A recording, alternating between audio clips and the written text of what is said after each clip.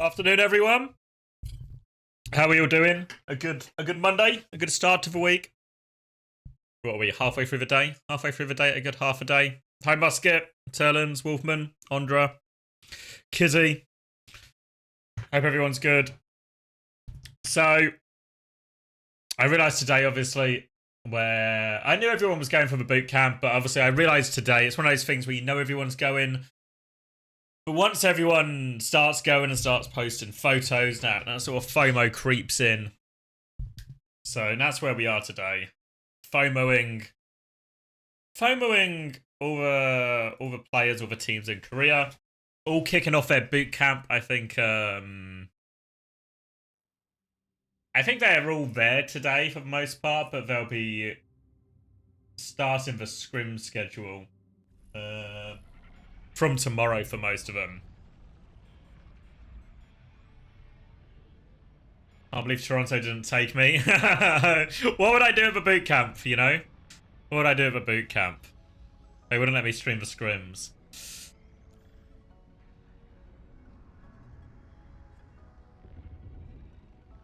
Oh.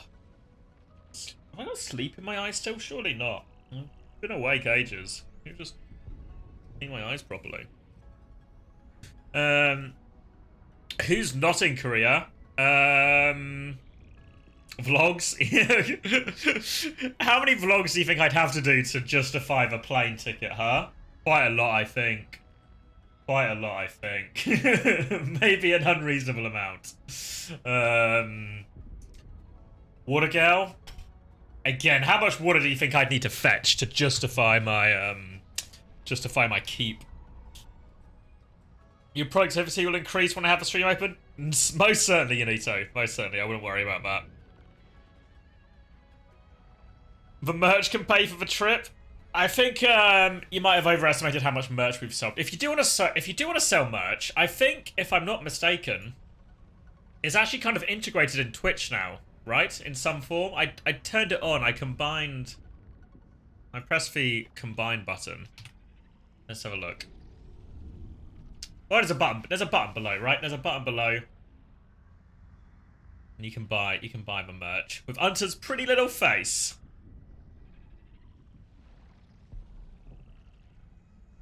I swear there was a merch command. What was it? Or did I make that up? Was it a Patreon command? Hold on. Let me add a merch command. That would be like probably what some people would call the bare minimum I could do. The bare minimum.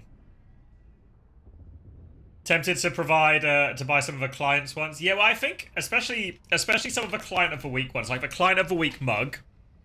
I feel like actually one of the few things that could transcend Overwatch and the real world. Buy uncoachable merch right now. Did I say exclusive? It's technically is exclusive. I like just saying the word exclusive all the time. Submit. Thoughts on the football yesterday?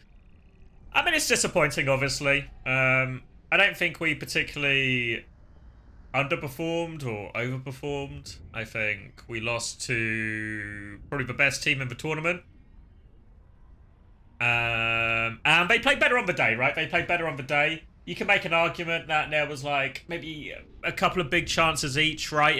If Mark Gay, his shot wasn't cleared off the line or something like that. Maybe it's another picture, but I think it's really hard to argue that Spain didn't create more chances and across the course of a tournament. Probably deserved to win it, right? So I don't think we can feel too hard done by. The question of whether Southgate is still the man, I think, is a lot less about Southgate and more about if he's not the man, who would the alternate man or woman be? Would it, like, because you don't want to, and this is true, you would use the same logic in Overwatch, right? Maybe we feel like there's a certain weak link on the team or something. If we can't upgrade it, there's no point getting rid of what we have already, you know? It does still feel like there's fundamental issues, right? Just in the sense that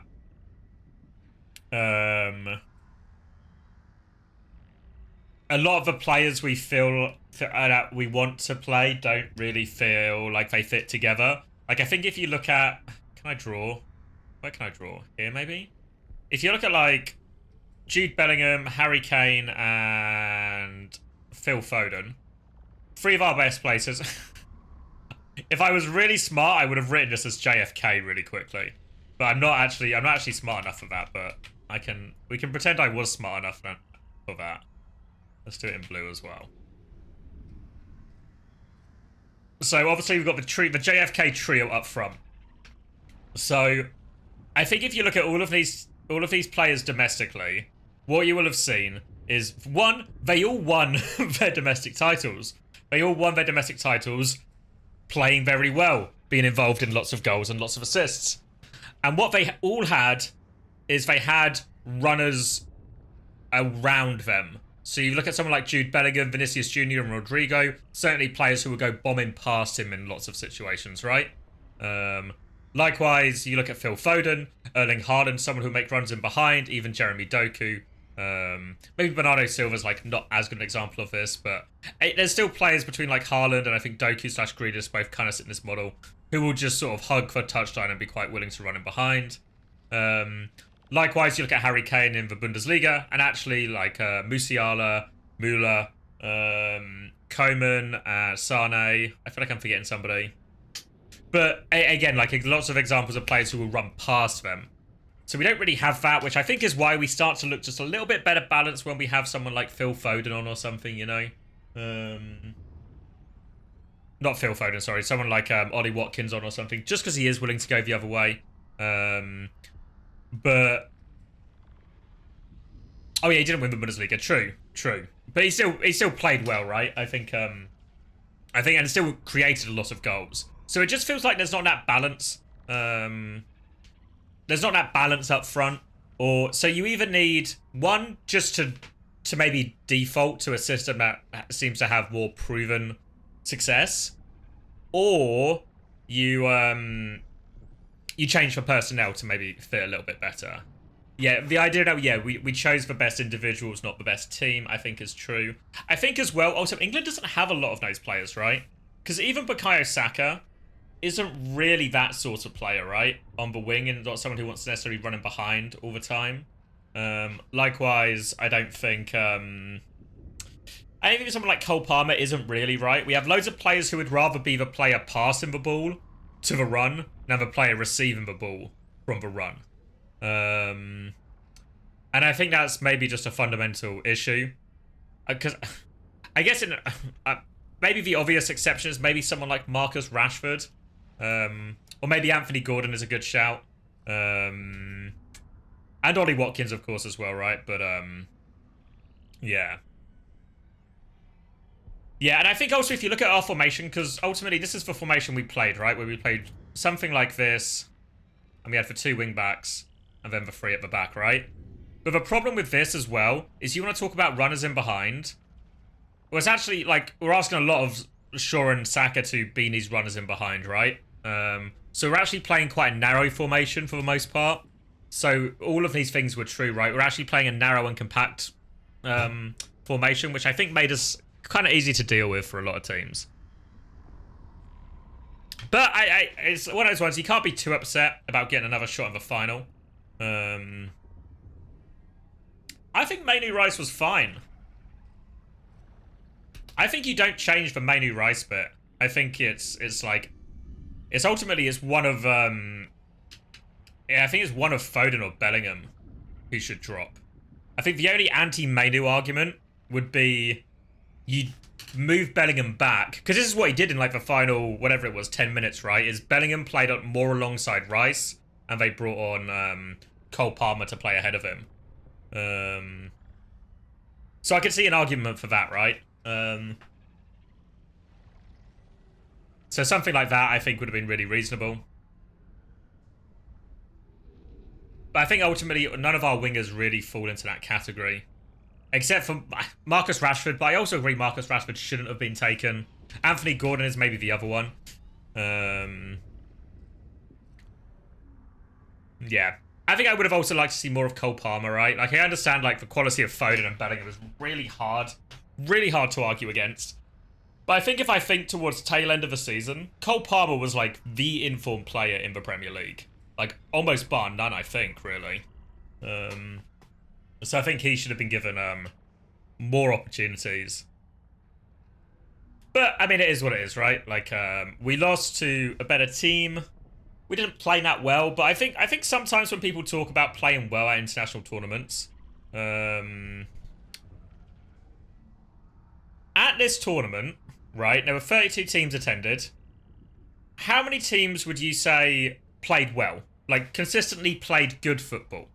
And I don't just necessarily mean, like, they played, like, fucking Barcelona football or whatever, like, but they played pretty effective, right? Because I think we can say, Spain and Germany are the obvious ones, right? Germany. I think Georgia as well. Like within their things. I think Georgia you could put in this category. Maybe Switzerland as well at times actually played pretty effective. Austria's a good example. Yeah, Austria. Right. But I think at this point, I think we actually start to struggle. I didn't even think... The Netherlands had like a few decent moments, but I didn't feel like they played that well consistently. There's maybe an argument that like... some of it... Oh yeah, Turkey's a good example actually. Turkey actually played really well.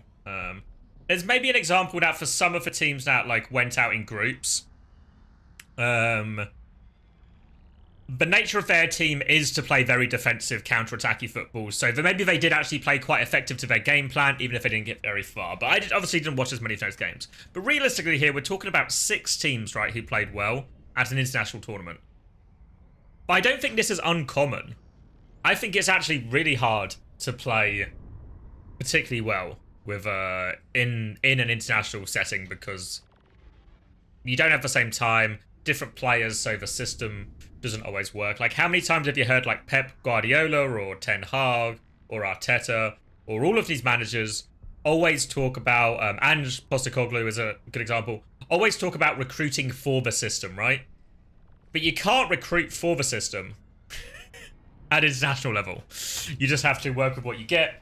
But the argument is that England actually have should have enough players that they have.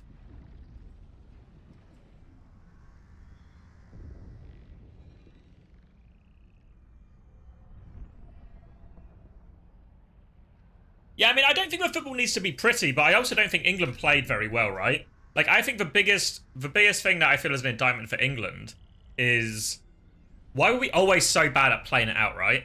Because all of these players exclusively play out from the back, right? For the most part. Maybe like, not Luke Shaw, right? Not Luke Shaw at Man United. You can make that argument, right?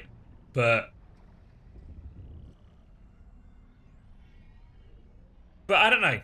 It felt like that was a consistent problem. Why is this a problem when, in theory, City do it all the time, Arsenal do it all the time, Liverpool do it all the time? A lot of the players we're asked who are being asked to do this can do it consistently. So it depends how much you wanna put on the players and how much you wanna put on the coach or the system. How much is column A, how much is column B, right? But you look at, do you remember when England scored? When Cole Palmer scored, and then there's like 2 or 3 minutes where there's like 2 or 3 minutes where it looks super scary, right? It looks like England are actually going to take it, right? It looks like England have just got them rattled. They're just pounding on the door. And then Spain just keep the ball for a little bit. And it all sort of dissipates, right? It felt like England were never able to do something like that. Wrong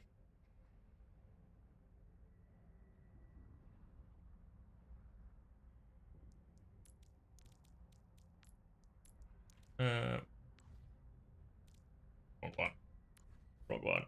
Heroes. considering what England wanted to do in the finals, they played pretty well, no? Just for 10 minutes at the start. So, I mean, I think they played fine. I mean, the thing is, though, like, if you want to play like a more conservative style of football, defensive style of football, right? That's fine. But isn't a fundamental part of that probably being able to play out from the back? Or consistently keep the ball in these situations, right? Be able to control and slow down the game. And I think, especially once we got to this, like a level like Spain, we weren't able to dictate how that game went. They were able to dictate the game. And then, well, if that happens, obviously, if that happens, obviously you are going to have a bad time, right? And that's how a lot of these games are decided, right? Again, when it's like two top teams or two very talented teams, the ability for one or the other to who can control the game better. Better world is possible today. 1966 was a long time ago. I was not a middle-aged man by then. I was actually not even born. All right. We should be careful, though, because if we start talking about football, I could quite easily talk about football forever. But I think, like, the TLDR, the summary is... I would have liked for more, but considering how we were playing, it wasn't the worst performance in the finals, but, I mean, really hard to argue Spain didn't deserve to win that match, and really hard to argue that Spain didn't deserve to win the tournament either. I was not coaching in 1966.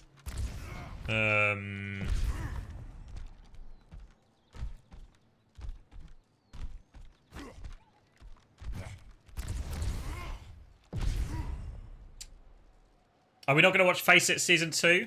We'll watch some of it, yeah. When there's a good game on, we'll watch it.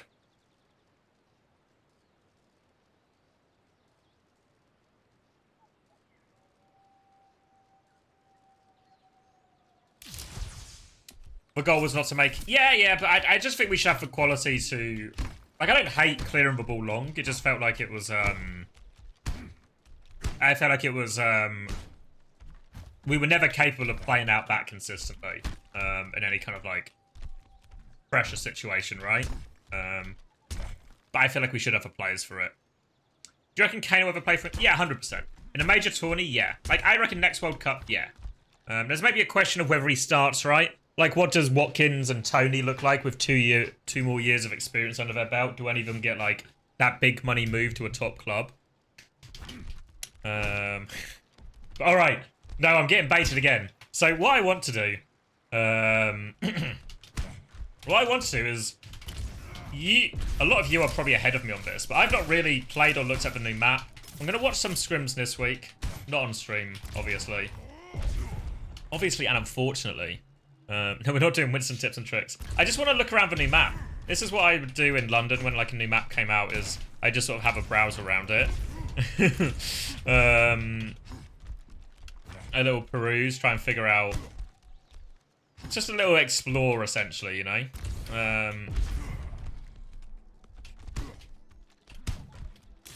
So that's what I want to do. So I guess we should, since it's a push map, we should maybe start at the middle. But some of you might have to fill in the blanks with me. And then what we'll do afterwards is we'll watch some of the, I think we're going to watch some of Dallas major games between the top teams. You've only gotten this map 3 times. Why has everyone gone to Korea? To boot camp. To boot camp. The Esports World Cup, I think, is being treated by most teams as the biggest event of the year. And I think that's probably pretty fair, pretty reasonable. And as such, they want to go to Korea so they can scrim against the best teams. And if you scrim against the best teams, hopefully you get the best practice, you're able to improve the most, you're able to learn the most, and all of this. Do you get to watch some of the scrims? Yeah, I've asked to be in a few of the scrims. So I'm actually going to have a quite busy week, because I'm going to be streaming every day. I'm going to be in scrims lots of the mornings. Not on stream, but just, I was going to say for my own private research, but I don't know why, but in my head that makes it sound so fucking creepy, you know? Just my own private research. Just watch and practice in Korea. Just my own private research. Nothing weird about that. Just some private research. But then I also want to release maybe... I had this idea for like a series of short YouTube videos. Just kind of previewing all the teams, you know, like major storylines and all of that. So I think I want to do that as well, but I'm also conscious that what I've just listed is quite a lot of things to do in a week. But I'll try. So yeah, I think I'll aim to do a bunch of that, and then with the streams this week, I just want to watch more of the games in the sort of lead up, right? We took a look last week at let me remember now. Fnatic, Zeta, and Toronto were probably the big three we looked at. So I want to look at Crazy Racoon and Falcons for sure. Some of the European teams from Face It playoffs. Will I get to interview the teams? I've not asked, actually. I've not asked. But I don't think I'm going to, just in terms of time-wise. I'd rather do the preview stuff.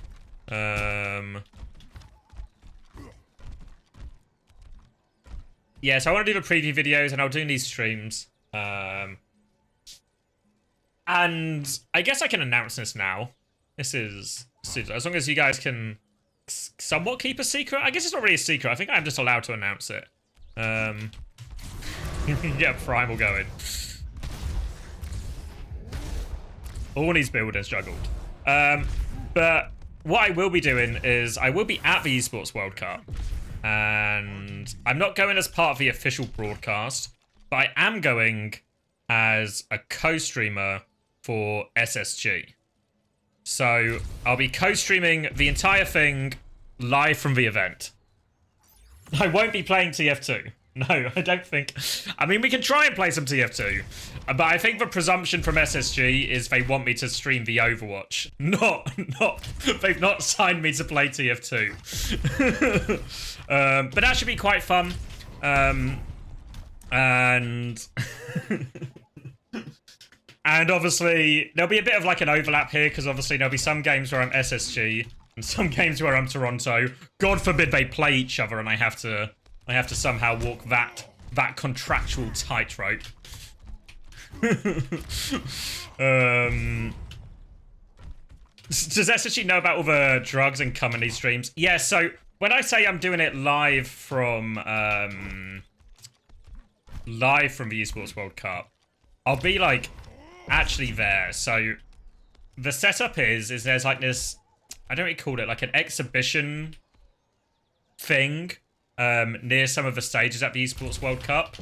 And during the Overwatch tournament, SSG are responsible for like hosting it, you know? I think all the club partnership teams have like a turn hosting it, essentially, you know? And it's their turn, coincidentally, during the Overwatch event. So I'm going to be there streaming all the Overwatch games, following along, and hopefully, since we're kind of like there in another venue, we'll be able to grab a lot of people for little interviews. Either I'll just do it on my phone on Twitter, or hopefully live on the stream we can get people in quite often as well. So we should be able to do a lot of that. But it probably means in general, since I'm going to be live at the event itself, we should probably talk about like 10-20% less common drugs. Now I think that's going to be at least my the goal I have in my head. Can we get a Chris and Rush 1v1? Yeah, I think we are gonna. Can I say this? I don't know. Yeah, I can if I don't say the details. I think that we are gonna have like there might be some show matches and stuff there. But yeah, they've shown me like where the expo hall is. I think Team Liquid are hosting it, or were the first team to host it. I don't know if they're still hosting it now, but they at least were in the original one. But it's actually super close to the stage, so I think, unironically, if it's where I think it is, I might have one of the best views in the stadium, or in like the arena. I'll take you guys on the webcam, we can look out the window.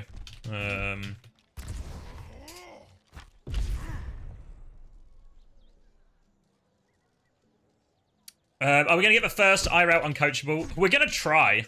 Because obviously, it's a relatively rare situation now where me, Hunter, and Chris will all be in the same place. Especially with how how Luminosity seems to be going as of late. So it feels like this is going to be one of our rare opportunities to do a live in-person one. And they've been quite accommodating in terms of like willing to help give us equipment and help us set up and stuff. So you're gonna have to rely on me for the technical stuff, which is the big barrier right now. Will you co-streaming the Faceit matches? I'll co-stream some of them, but for this week, it's going to be all Esports World Cup. Then for the Faceit matches, I'll just do it like on a case-by-case basis. Thank you though, Pennyworth. Appreciate the 3 months, 5 months. I literally can't read.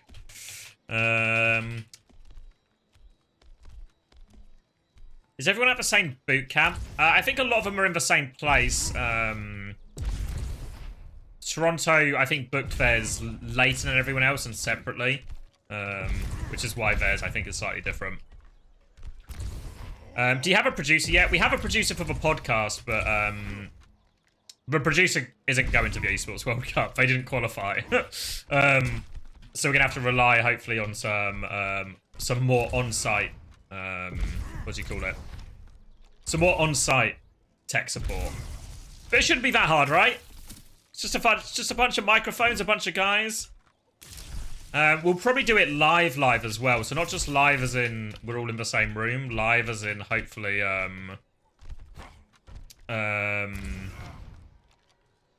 live as in live on Twitch. That's the hope, at least. That's our aim. And I'll update you guys with how close we actually get by the end of it. That answered all your questions about this map? Yeah, we've not started looking at this map yet, so...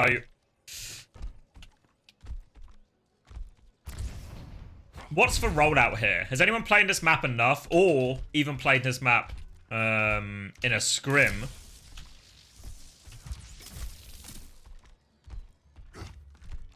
And know what the rollout is? Like, where do I expect? Do I come in? Do I roll out this way? Do I roll out and fight for the mega?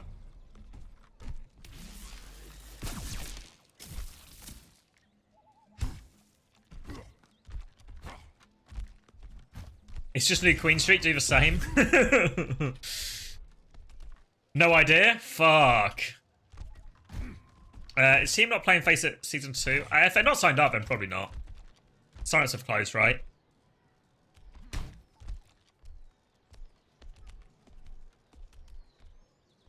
Most teams fight around the mega area.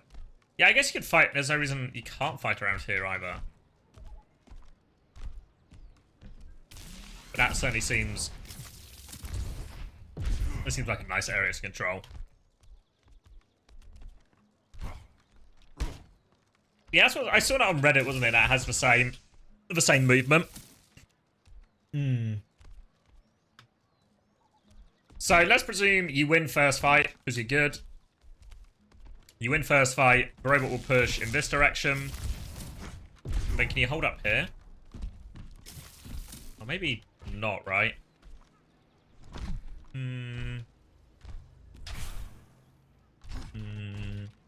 Just want to hold the corner.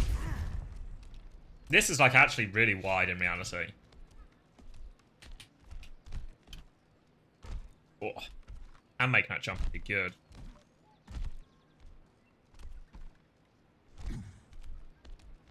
Really new Queen Street 2. Yeah, because I guess you'd want to hold here, right, in theory. Maybe your tank can play here. Depending on, like, the type of comp, right? Like, I'm just on Winston just for movement, but if you were, like, playing some kind of Ram or Sig thing, the idea that you'd maybe have your backline play here. There's maybe even a cheeky flank option here. Or if you're really frisky. This is very new Queen Street-esque, right? This flank from here to here. I think it's actually a little bit easier for attackers than new Queen Street. I mean, if you want to turn the corner, this actually feels, like, really wide in terms of turning it. I guess you have got, like, all this cover here is pretty reasonable. I guess if you really want, if you're playing dive, you could also just hold like this, right? Like, I'm here, backline's here, and then at a certain point, I try and snake my way in some kind of dive.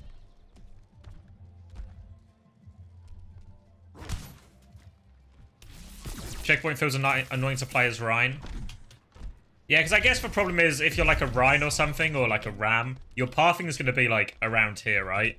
Using this as cover, using this as cover. But the problem is that sort of means payload does get away from you potentially, right? Compared to New Queen Street, where it's a little bit tighter. But it feels quite open, though. Like, I feel like actually if I swing this corner versus dive, it's really hard.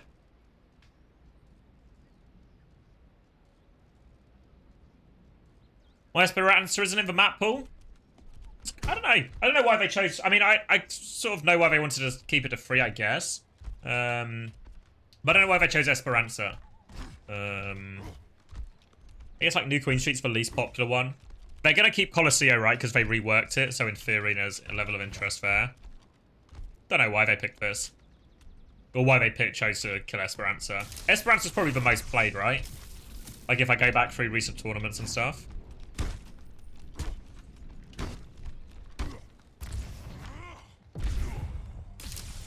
Yeah, because I guess if I take my offense cap off and I put my defense cap on, then I have my backline up here or something.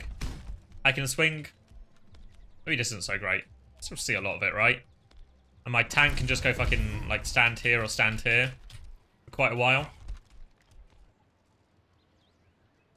And this is probably really obnoxious to play against, right? Like if you're a Rhine team and you swing around and the tank's got a decent corner and they're all up here, it's really annoying. I guess the advantage... I guess you can sort of force point a little bit, right? Because this is the cap, right? So if you're forcing the cap here and I'm the defending tank, I sort of have to peek into a fucking semi-dangerous position, right? To try and prevent cap. Can you contest from up here? I guess he can, but you'd actually be pretty exposed. It's not as covered as I thought it was. But I feel like dive would be good again, right? Because let's say... let's say I do something like this, where... I don't even know what my backline would do. Did my backline do this, maybe? My backline do this, or something. And then you can just dive high ground. Because this is like a really nice place. You go once, you go again with bubble. You just fucking go again. You just keep them contained for ages. Maybe you do a bubble that isn't fucking shit like mine. Like that one.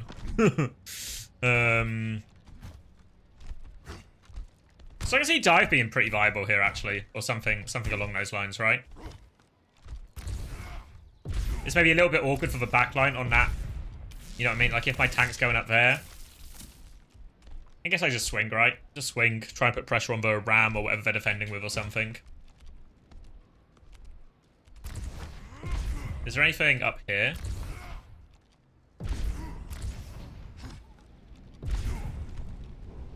What's this? I feel like it's gonna fucking... Like, if I jump through it, I feel like I should get a speed boost, you know? Like, if this was Sonic, I'd be getting a fucking speed boost as I jump through that right now. I do some kind of rollout where I jump through this and I get turbo sped into their spawn. Whoa! I could do something like this and, yeah, fuck. I just get launched onto their backline. They should add that. Someone add that to the suggestions list.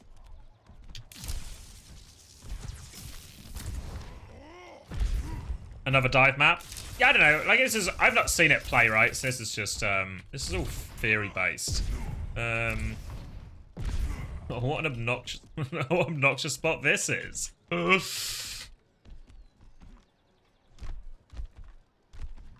So then, let's presume everything's going really fucking great. I win this fight as well. Where do I want to hold? I guess I hold here, like this corner. But this engage kind of far away, right? Yeah, like, well, there's so much space just up here, right?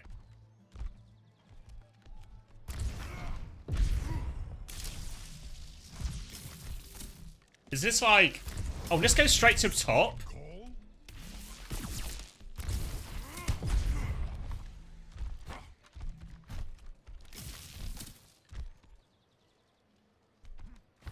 got the feeling in scrims playing this that no other team has played it before, so difficult. Yeah, I mean, what is always true is same. It's the same even in Overwatch League, right?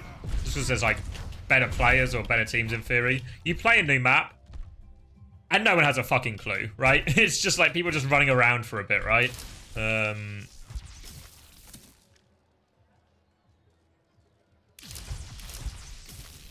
don't know really, in theory, where you'd want to hold here. Because obviously this corner feels relatively good. But also your disengage is a little bit tricky, right? Kind of exposed. I don't know if you'd actually... Do you want to flip the map? Your backline here or something? You just hold forward, like on this choke? Is that crazy? You just hold forward here. And hopefully a tracer or something's pushing cart. Hey, Oren.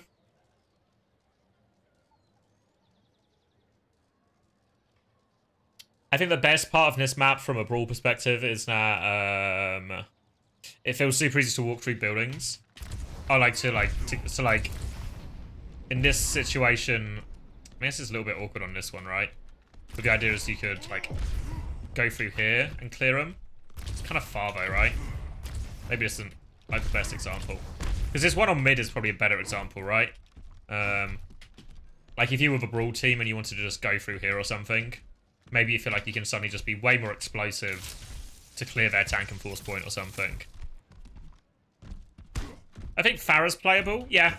Yeah. I mean, I've not like seen it or anything. I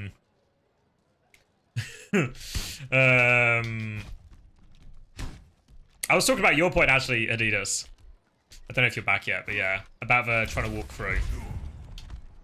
But yeah, I think if you would hold forward here, if you hold forward here, this point seems really hard to attack actually. This last bit. I mean, I guess that should be the case, right, for the last bit. You're back. You were just talking about what you said about builders we can run through as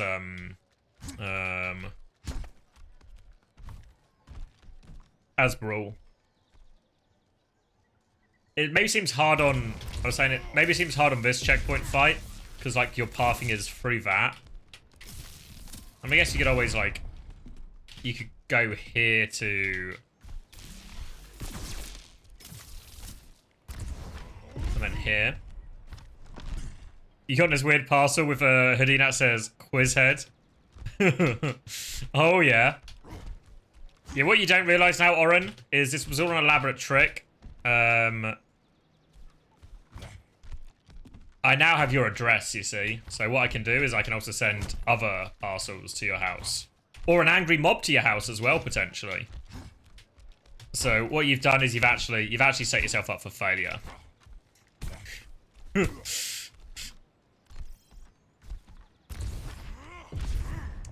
Yeah, if you scroll down, if you do want to buy a hoodie just like Oren has, and you want to open the threat of the uncoachable guy sending an angry mob to your house, who wouldn't?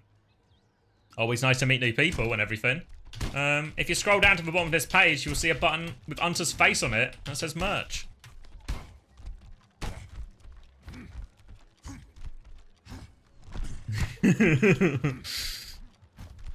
There's so many rooms to go through after the long winding cut path. Yeah, it feels like, because this whole bit of a map as well is like...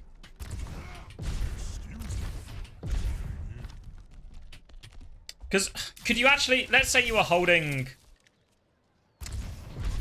Because in theory you could hold forward here, right? And then you could just disengage. I guess this is the same as New Queen Street, right? You know, like on New Queen Street where there's like... If this is the big pole in the middle of the map, then there's the statue here, and then there's this choke here, and then there's like the corner here, right? So you can go from holding forward all the way back here and just reset on mid. Same thing you do on Colosseo, right? When you drop off the high ground, when you drop through the big doors or something to reset. All right. So there's probably like loads of good ways to optimize how you play in terms of how you disengage, right?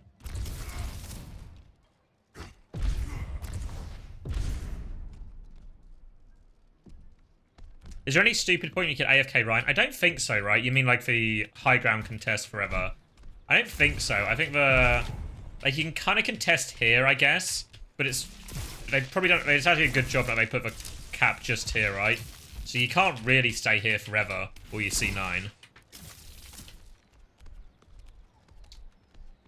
And then obviously this is too high, right? This isn't really relevant for touching the point. I think similarly on mid, right? It's all quite open, really.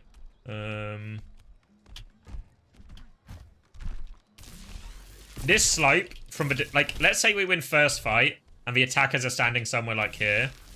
This part of the map is probably so hard for the defenders to recontest, right? Like, let's say I'm the defenders and I get to this corner like I want to retake, and they're all just fucking standing up here. It's probably just impossible, right? Maybe it's not so bad on dive, right? Maybe you could do dive, you send your tracer fucking up here. You Winston jumps through main. You do something. But yeah, like if I walk around this corner and I'm in like a ram mirror or something. Like I'm not going, right? I'm not fucking going up this hill. It's not possible. Fuck it, you know? Maybe there's some crazy things you can do with like, you fucking speed onto jump pad, right? And then you come out here. Like maybe you can go from there to here quickly. Maybe it's not so bad. Or there's maybe even options for you to sort of like maybe push main and have like your DPS flanking this angle or something. TP looks quite juicy. Yeah, like if you sim TP from here to here. Where is the enemy team? They've cowered Oren. I've scared them away. So that seems quite reasonable. The actual last point, though, I don't really know. Because even if you're holding forward, like here, I mean, I guess you just walk through this door, right, and try and take a fight. If you're defenders, it's probably important you hold this. It's kind of like Hollywood-esque, right? Where it's got like the free chokes.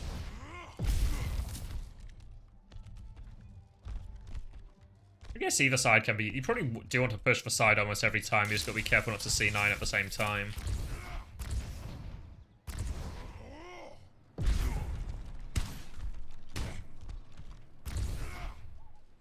Fuck.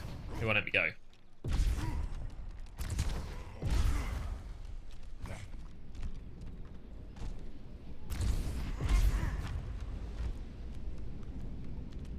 Don't know if this flank is useful for anyone.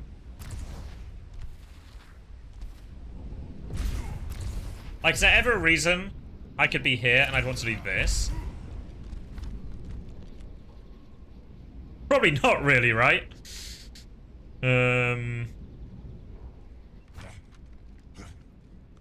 Warmed up enough, now get into ranked. No, we're gonna watch some games.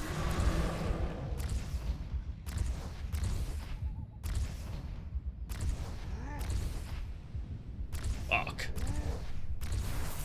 I hope I didn't upset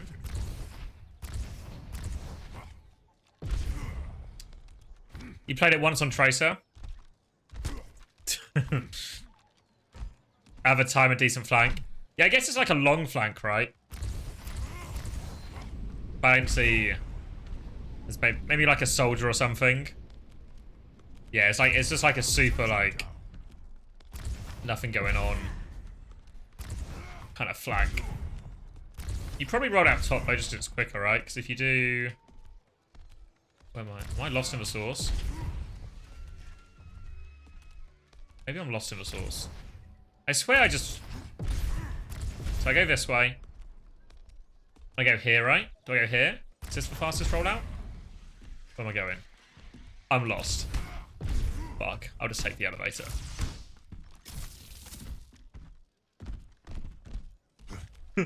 That's forward spawn. Oh, okay. But let's say I roll out from... Because this is real spawn, right? I roll out from real spawn. I go left.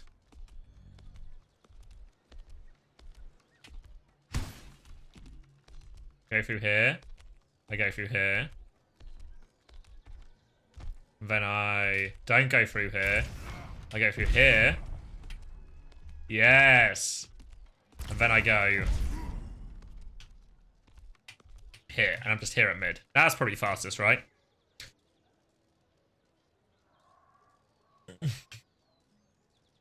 You think it's a flex DPS heaven? Lots of high grounds, lots of like decent amount of cover everywhere. The only like truly bit of a map that feels like there's like no or like whoop, really hard cover is the actual checkpoint here, right? This feels really exposed in terms of like attackers or defenders. Really hard to get one. You think Tracer's really good on this map? Yeah, I could see like I mean it seems open enough that dive could actually be really viable. Maybe like first fight's a little bit hard, right? I can imagine if I'm an Anna Brig or something, or an Anna Kiri or some version of that. Where the fuck am I playing on this first fight, right? Because if I stand here and I run into like a Rhine team, fuck, I'm gonna feel kind of bad about this.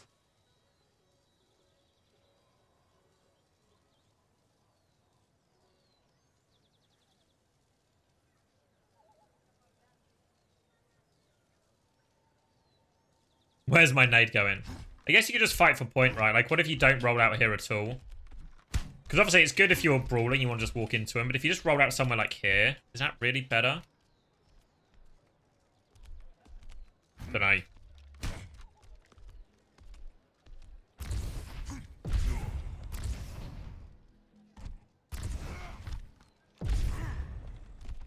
But I don't think it's so bad for Winston or something on this first point. You do a lot of those jumps, like the kind of jumps you would do on, you land on these walls as well? No. Fuck. It's probably for the best, actually. It's kind of rough for Anna, yeah. I mean, you could obviously do, like, it could be a Kiri Lucio version of dive as well. There seem to be lots of, like, quite reasonable areas to, like... I stand on that. Let me on the tree.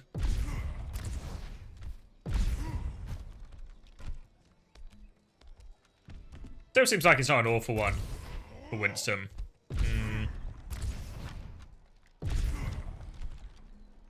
You get pizza or a kebab? What kind of kebab? Like a proper like chip shop kebab type thing?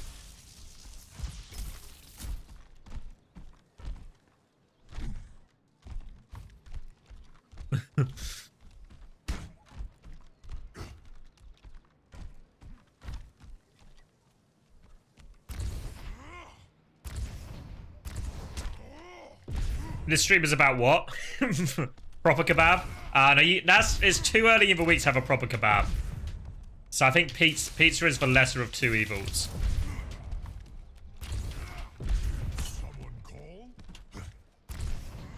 What's this stream about?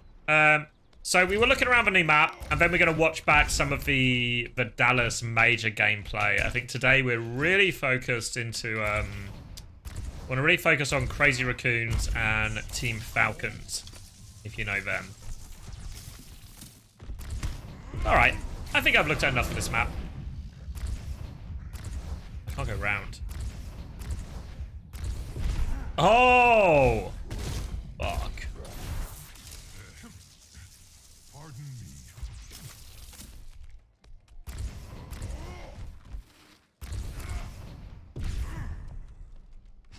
How fucked do I think Ents are? I just like soft fucked.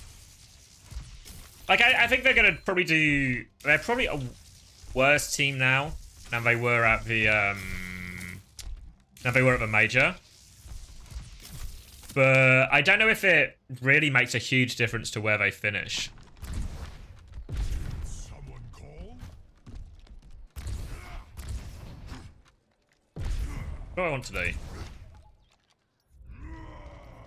Symmetra.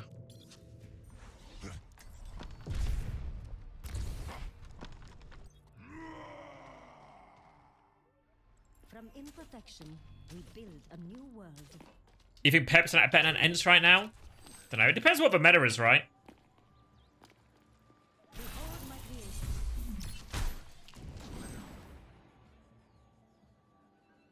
Teleporter manifested.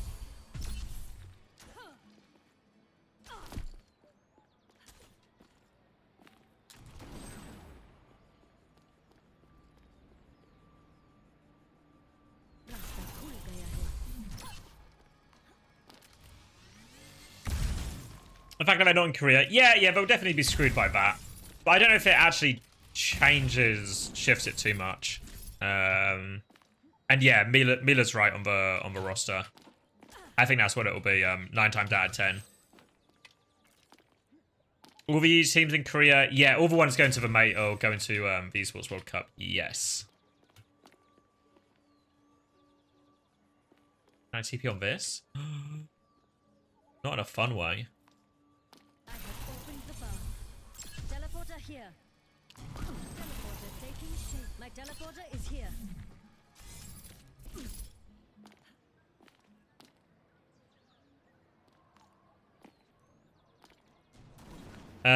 Did the players of ENTS refuse for bootcamp? That's already how it works. Like the bootcamp that everyone's going on is like it's like an org expense. The orgs have paid for it. So it's not like it will just be a budget. My best guess is it's just a budgetary thing, you know.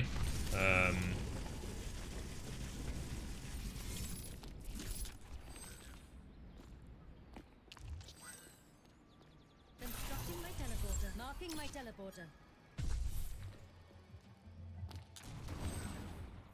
Teleporter manifested. I'm going in. Teleporter materialized. Over here.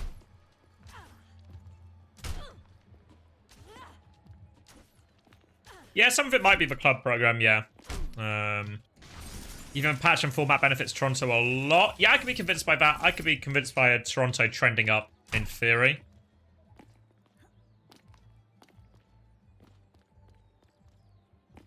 Constructing my teleporter. Watch there. Screen bubble's a huge advantage. Yeah, it's only a week though, so it's like I wonder how much of it will actually be. Why can't I TP? Oh god, I have opened the bar. just out of Teleporter range. here. It's only a week, so you know. I mean, it'll definitely be helpful for sure. I'd definitely rather be in every other team situation other than ENTS. Teleporter materialized.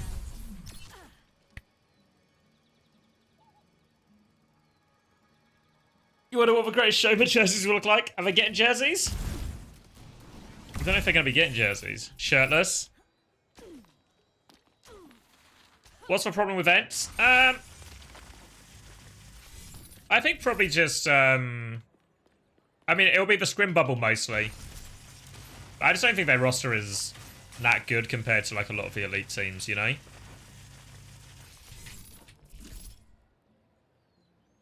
But the fact that they can't go to, or no, they're not doing a boot camp,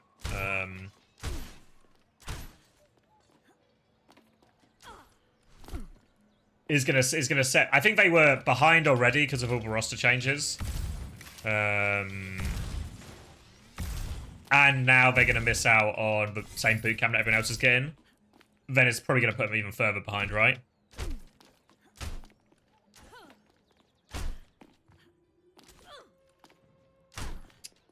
Do I still rate TVNT highly? Yeah, I think he's like high talent. High talent, I think. Sigma, Orisa in particular. He genuinely does look like one of the best.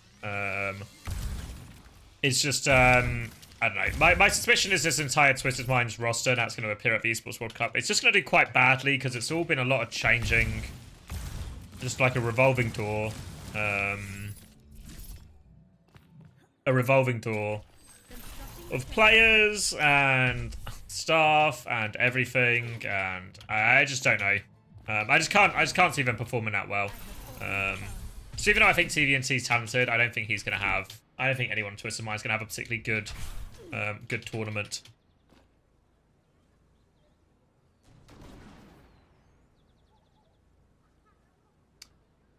Why did UB tweet at ENTS? I didn't see UB tweet at ENTS. What did he say?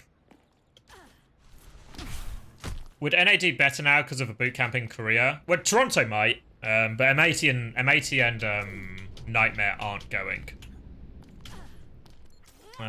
Is Ghost not going? Yeah, Ghost isn't going to the Esports World Cup. Behold my creation. Yeah, I think Nightmare are bootcamp in Florida, maybe, was it? Somewhere on the East Coast, maybe? So they can at least scrim ENTS a lot. Let's see this.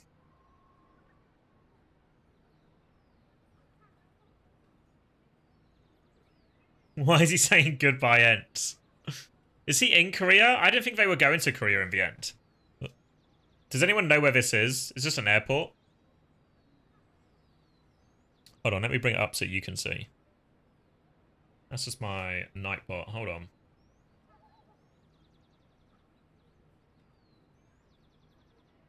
There we go.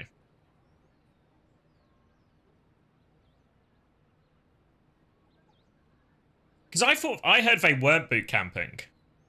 I heard they were just going to play Korea from, or they, because they've been doing it already. They'd already been playing Korea,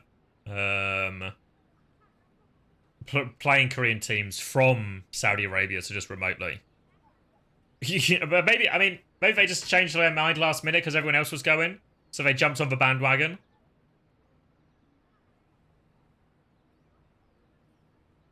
What microphone do I have? An Audio Technica, I think it's an A2020. Yeah, A2020.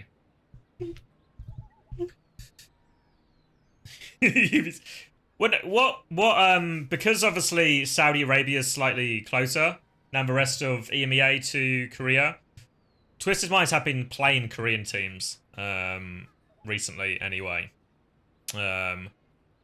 So originally I think that was their plan, but maybe they just packed up shop and fucking went as well. Yeah, so I mean, fair play to them, right? They see everyone else is going, they don't want to lose the arms race. They hop everyone on a plane. Nightmare is not going to... No, they are going to Riyadh. They are going to Riyadh. They're just boot camping in Florida first. So this next week, maybe it's not Florida. They're boot camping somewhere in America first. And then they're going to go on to Riyadh next week.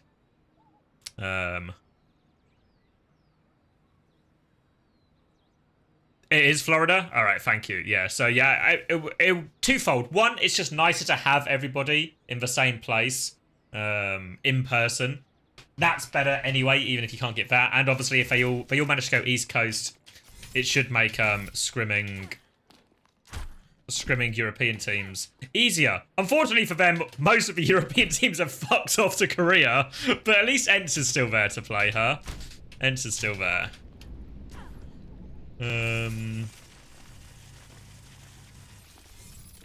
What's happening with Ents? No boot camp? Yeah, no boot camp.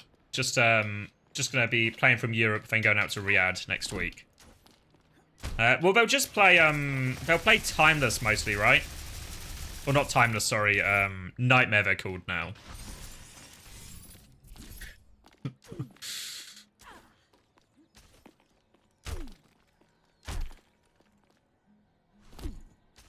They said they're gonna have a boot camp in Finland. Oh, okay. That's decent. I mean, it's better than nothing, right? And obviously doesn't help with the scrim bubble, but better than nothing. Nice to be in person with each other. Yeah, I don't think they are in the esports club program, but I have no idea how the selection process for that went. Or if it's like a selection process, or if it's like a monetary thing, or anything like that. So I don't know, because presumably when Ents bought the Overwatch team, their intention very much was, to be in the Esports World Cup program. Easy for me to say.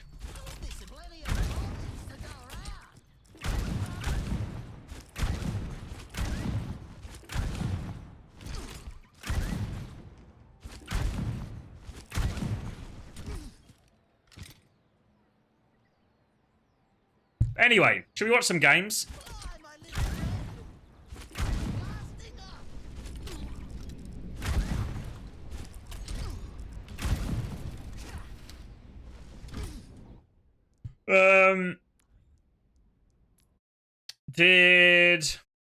What's the question? Sorry. Is boot camping in Korea going to become common before events from now on to diminish the screen bubble disadvantage? I think some of it depends where the event will be. I think, and the size of the event. I think for most teams, this is like the premier event, right? This is the main event. This is the biggest one of the year. So if you're going to invest in a boot camp and all these resources, it makes sense to do it for this one.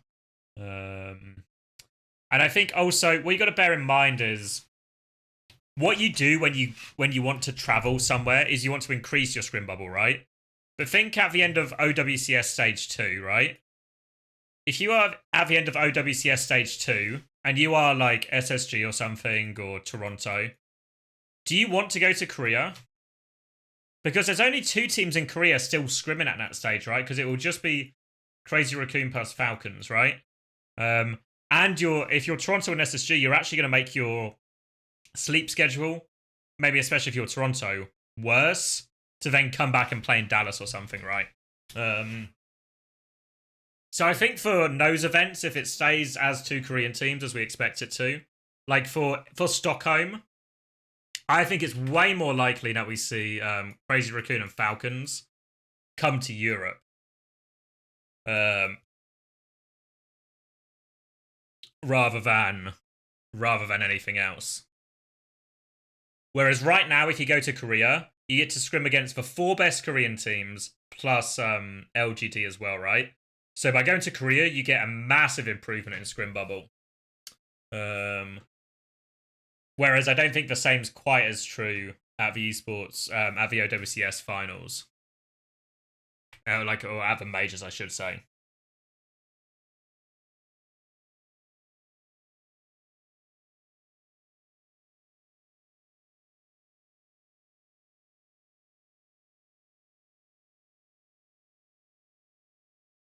Did Ramon and Rat changes get announced? I think not officially, right? But they're on the page.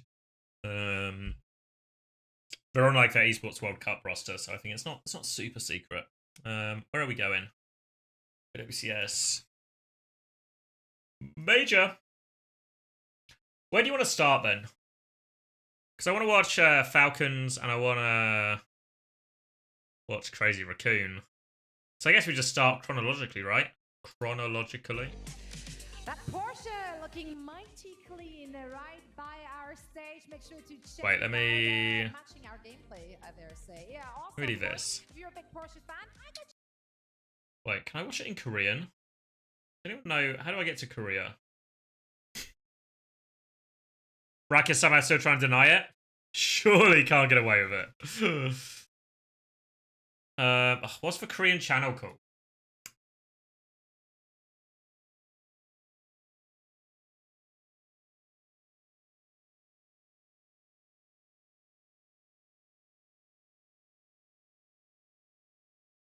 I think it's just like Overwatch Esports Korea or something.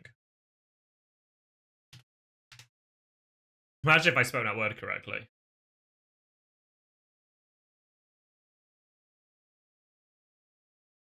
I don't know if I'll go that far back. I'll start with the more recent ones. Oh, check out that podcast. Seems good. Spelling check. Should we just watch the Flats video? Oh, where's the Korea channel? Oh, does anyone know how to get to Korea?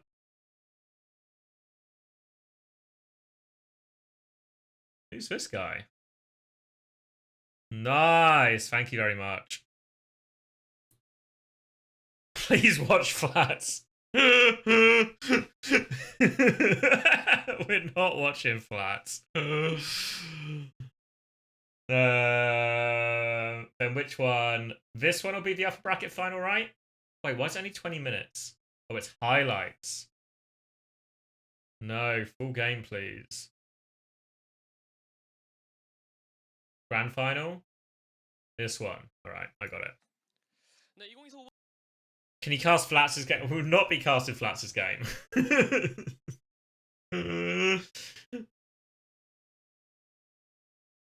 Yeah,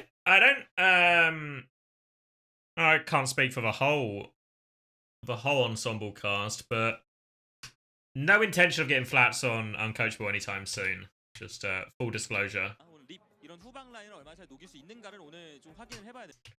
Preds? We're not doing Preds, you know the results. You know the results. Can't gamble on something that's already happened. Wait, Ramon, what's your current geolocation? Are we in Wales, or have we? Are you going to go to? Word on the street is you're going to Finland, Ramon. True? True or false?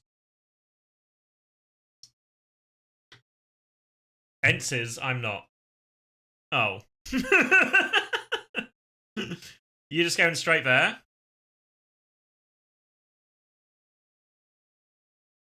As in straight to Riyadh?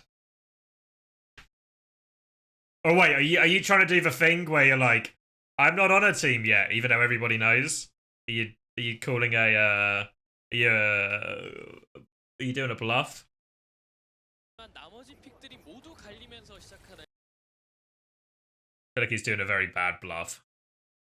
That has fooled exactly no one.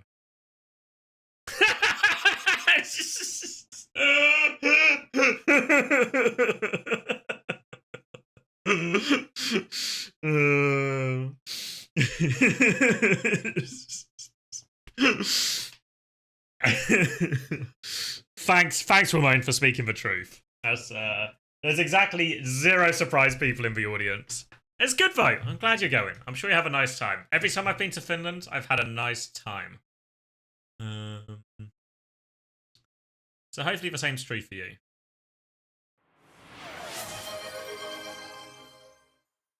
Get on that plane now, lad. Get on that plane now. I heard you're going Saudi. Actually, true, Ramon. I announced it earlier, but for anyone who's new, I'm going to be co-streaming live from the event on the behalf of a little org called Space Station Gaming. So I'll be there. I'll try and grab the players. Maybe I'll end up spending a lot of time with Ramon, depending on how much he's benched or not, right? I'll get some of the bench players to come and join me on the co-stream, since I'll be on site. Let's grab a beer. We will not be grabbing a beer, Ramon. Fuck's sake, this guy. Somebody ward border control. There's a Welsh man attempting to enter the country, and he's trying to get his fucking drink on. Thank you as well, Ofish not. Appreciate it. But yeah, I will be in Saudi Arabia. I'll be co-streaming live from the event, so we're going to watch all the fucking games live from the event. I'm sure I'll do my absolute best to get as many guests on as possible. And there's seriously no beers? Yeah, there's no alcohol, right? There's no alcohol in Saudi Arabia. I believe for like the equivalent, or like the closest equivalent, as in something to go do socially, is like shisha, right? As like a communal thing for like a team or a group of friends to go and do together instead. So maybe we'll hit the shisha.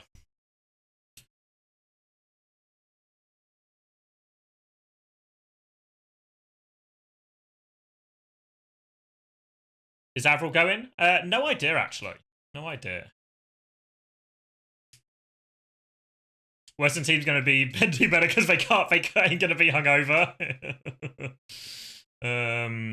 Is it like pot? No, it's like smoking. It's just like flavored tobacco, essentially, right? I did it once when I was at uni. I didn't really enjoy it that much. But it's just like flavored nicotine. It's only going because of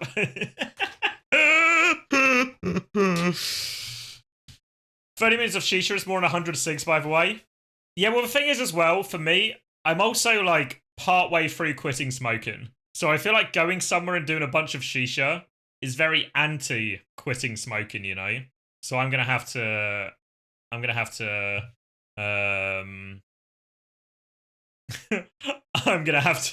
avoid it, I think.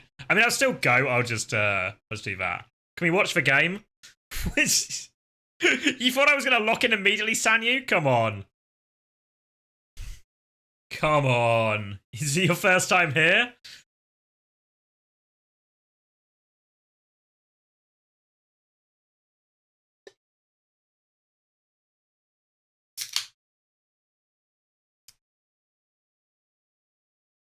I know, to be fair, with the no drinking thing, were you there? When did we do? Was it on Uncoachable where we talked about drugs.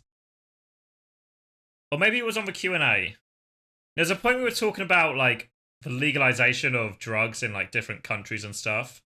And Chris was talking about his experiences in Korea. And he was saying that even though when he grew up in England, he was very much of the opinion of, like, just legalize it, you know? Legalize for drugs, don't get why, need to regulate it, blah, blah, blah. Shouldn't be illegal. People should be free to choose to do it if they want to do it, right? But then he said after his experiences in Korea, he actually experienced... Because in Korea, if you don't know, the anti-drug laws are very severe. So, as such, it's much rarer than maybe it is in England. You put Subway Surfers while you speak. Fucking attention. No fucking attention span. I guess it makes sense, right? I guess my audience is mostly a bunch of Overwatch fans. So they said actually, Chris was actually, since his time in Korea, he's actually aboard the no drug bandwagon, you know? It was interesting. Interesting perspective I hadn't really considered, because until then, I probably would have been on the same page as well of just like, let people choose it. Put the TikTok on. It's fair to say I do not have a TikTok account.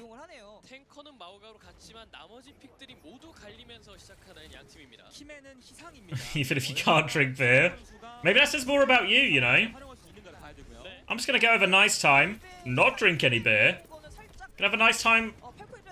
Imagine hanging out with your friends without being surrounded by some form of drug. Imagine that. Alright, so here's the TLDR of what I want to figure out. 1. Suspicion is Smurf underperforming? Let me use a different colour. Is Smurf underperforming? Because I think yes, but is that true or is that not true? Is Chio underperforming, right? I don't know if people have an opinion in chat, but I feel like the consensus a little bit is that Chio equal fraud recently. So I want to find out if that's true. And I want to understand the comps a little bit more. Because Fielder played so much BAP, right? And it felt actually pretty effective. And one of my big takeaways is that in this Malga Mirror, a classic MVM situation, I think Falcons have a better team.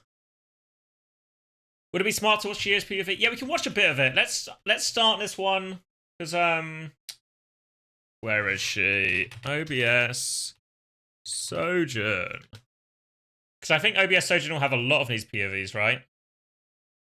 All of Falcons are washed. That's the next take? Fuck. Let me do playlists. Major. Alright, grand finals, upper quarters. I want the upper finals, upper grand finals, no, upper quarters, upper quarters, upper quarters, upper quarters, upper quarters, upper quarters, upper quarters, upper quarters, upper quarters, upper quarters. Lower round 1, no, upper semis,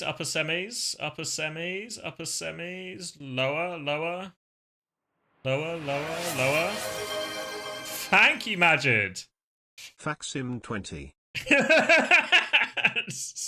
There you go. Majid proving he is not in the old and washed category. Where are the upper finals? Lower quarters. Lower semis. Upper finals. There we go. So who have we got? We have Chio, Fielder, Smurf, Stalker, Proper, Lip, Esang. Do we have all of them? The whole sweep? The whole sweep. Didn't Majid retire? Yeah, word of the street is he did retire, unfortunately, yeah. Once you get an airport named after you, you can actually just live off the royalties of that for forever. So there was no need to do anything dramatic or burn himself out.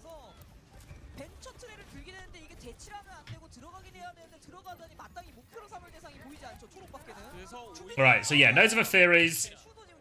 Falcons are better at the Malga Mirror. And how well did Chio and Smurf do?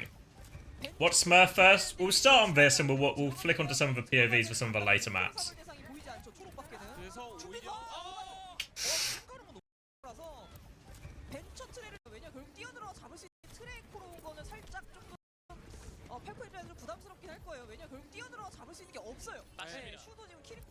So a slow pokey fight.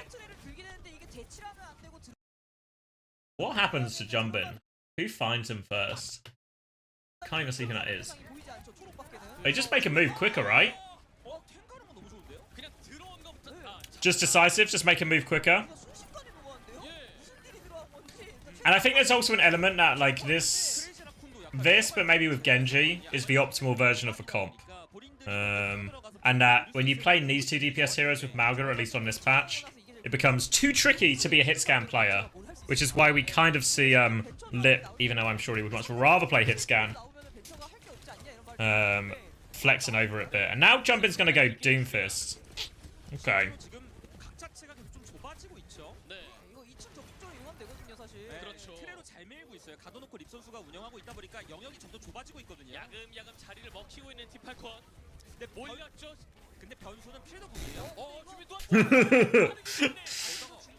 Alright, easy so far for Falcons then.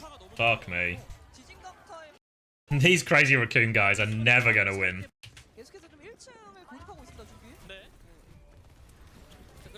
Alright, so far just been quick, decisive from Falcons in terms of finding a target. Both times they punish Jumbin.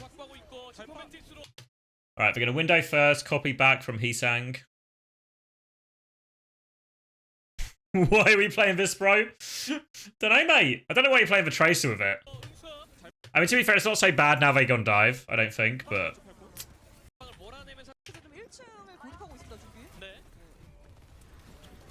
Oh, you mean the VOD? There's nothing else to watch, Majid, you know? We're trying to reassess a lot of what we've seen already to get a read on how strong the teams will be going into the Esports World Cup.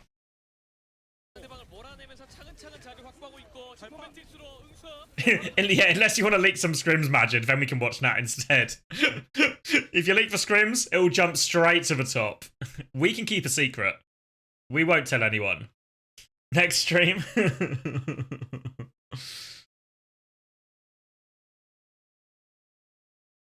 Next stream, but you're acting stupid. Oh, wrong button. Ah! I accidentally only leaked maps we won as well. Fuck. It can happen. Alright, so they back off. Window's going to be used. Help clear point. They're going to try and copy and go through it, but he's saying Grid doesn't make his way through it. They're going to beat on top as well. Deal with a copy. Kitsune rush now 2.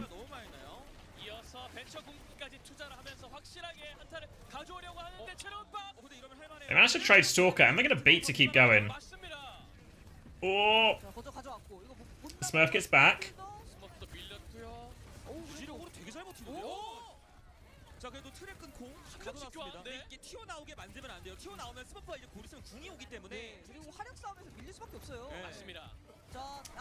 They managed to get the flip.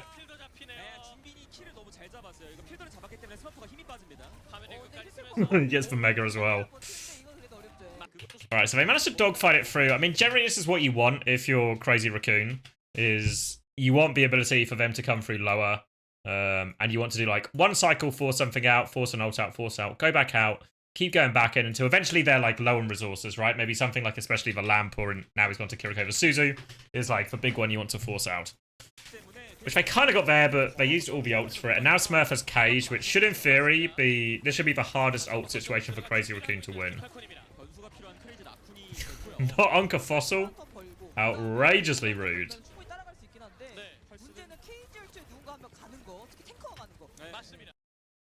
Alright, so you see, rather than just walk... Falcons have done a pretty decent job here of managing to clear stuff without committing. Because if you just commit here and they're all still full cooldowns, you're going to have a bad time. But they've managed to poke stuff and probe stuff out a little bit.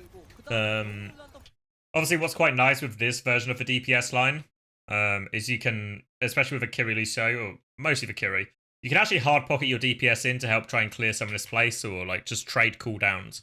Because if I'm proper a Stalker and I trade cooldowns with their DPS or with Jumbin, that's one less cooldown they can use when like my Malga and my core walk. So you see here, a little bit of pressure. They force Jumbin to reposition. Heesang's been poked back as well. And now you can see, look at that, Stalker and proper, not wasting a fucking second. Not wasting a fucking second. What are they caging?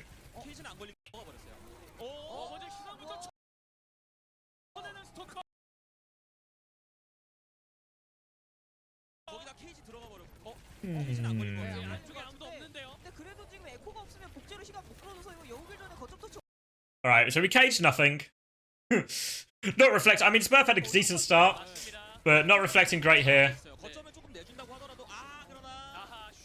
I'll chase out the Tracer. Alright, Falcons back in control. So it was a bad cage, but they win the fight regardless. Again, many thanks for the DPS. Are we going to get this late kill as well? Suzu out.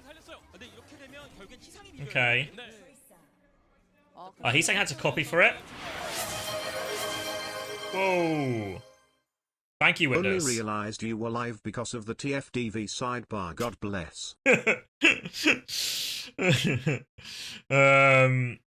Yeah, I think the only groups I'm on Twitch are all like competitive TF2 and the TFTV one still. So, no Overwatch related ones, but maybe one day.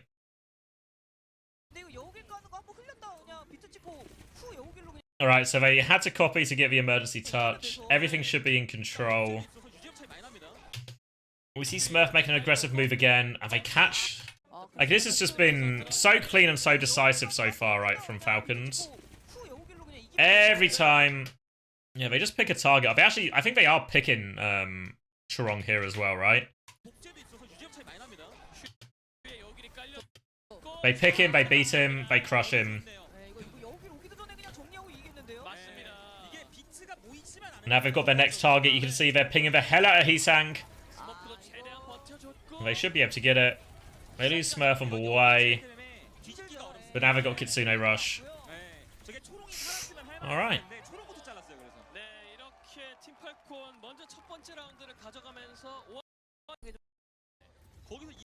Alright, clean, decisive. Now it's ball time. 다시 한번 근데 이러면 진짜 이제 벤처가 잡을 만한 게 맞죠. 준비도 도망다니는 걸로 바뀌어서 CC기가 없는 조합이잖아요, 팔콘이. 그렇죠. 이렇게 되면 스토커 뜨고 필더만 조금 본인이 고통스러울 만한 구도가 됐다 보니까 게다가 맵이 넓어서 이 맵은 또 볼이 괜찮거든요. 네. 지금 이쪽 저쪽 중앙문진 휘젓고 있잖아요, 준빈이. 어떻게 보면 들어가시나? So again, they start Tracer. I presume Fielder's again going to make the same swap over to Kiri versus some kind of dive version. I feel like they're sort of gambling a little bit here now. They will be on dive because I think the mirror they want Genji. I think that's their logic at least. Alright, one dive comes in. Falcons have weathered the storm. They want to try and get his. They want to try and get his lamp out from Fielder or a cardiac overdrive out without anyone dying for it. There's the slamming. Fielder's still holding onto that lamp importantly.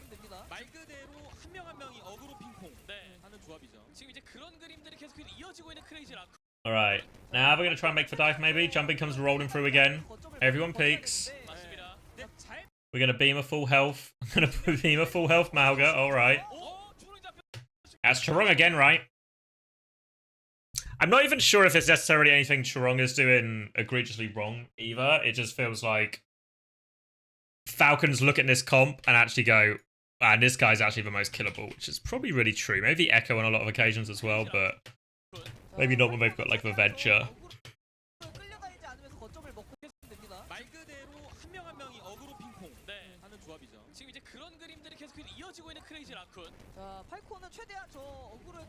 Yeah, so they just see like the Echo, like Heesang going strong peak one side, and they go and follow it.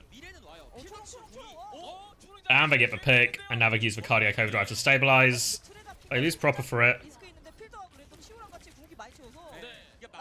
Fuck! Fielder's fucking coming.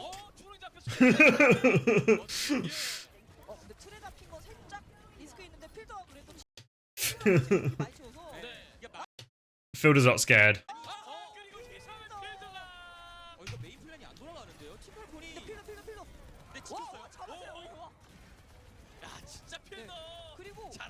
Wait, hold on to it. Okay.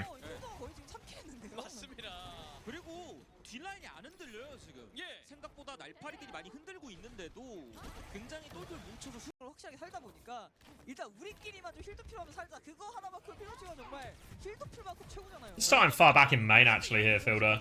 힐러들에게 가해진 부하 T8군이 잘 견. They cardiac overdrive back, and they're going to beat. And again, it's just Chirong again, right? Should we watch some of this from Chirong's POV? Because he's getting fucked. Where are we? City Center? After this one. In many ways, this is like a really ugly way of using the replay viewer, where we can go watch anyone's POV we want and rewind, but we have to go and find it on a separate YouTube video. So it kind of works. It kind of works. Alright, so all eyes on Chirong here, because he's getting caught every single time.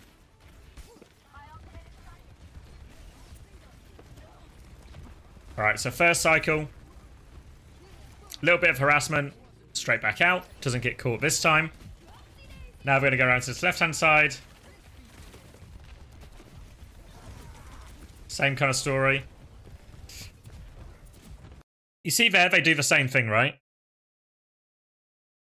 Where like Smurf is just Smurf does a little ring around the Rosie just to see if there's a chance to catch Chirong, but this time Chirong is able to get out in time, uses the amp to save himself. Do I think if there's a world where Crazy Racoon side a second for less DPS player? No, I think they're just gonna stick with Lip. I think one thing I think is true of Lip is that's the obvious weakness, right? And I think like Falcons being able to force a double flex DPS comp was a huge win for them. In theory, at least, at the Dallas Major. Because while Lip has looked competent on Tracer and stuff before, he's not the same player as he obviously is on Hitscan. But then, map 6 of the Grand Finals, Lip just goes like turbo carry mode on Tracer. Just hits every pulse bomb, kills the backline every fight. So I think they will just rely on Lip Tracer where they have to. Even though I don't think it's like their strongest look, you know?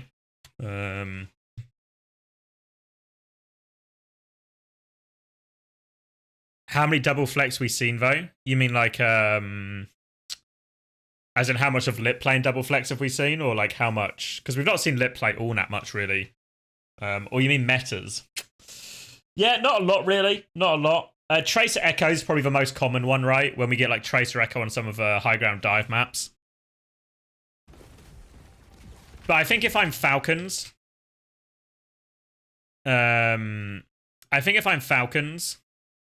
I'm actively looking for these type of metas way more than a lot of teams historically would be, right? Because I've got such a distinct advantage over what are my main rivals on it. So I think if I'm Falcons, I'm really trying to find versions of this comp that works. Yeah, because even though to be fair, because even though we can play Tracer, I think there's a distinct gap between him and either of these two fellas on Tracer as well. So it's still if you can force Lip on Tracer if you're Team Falcons, I think you're really happy with it. I think you should feel you have an advantage at least.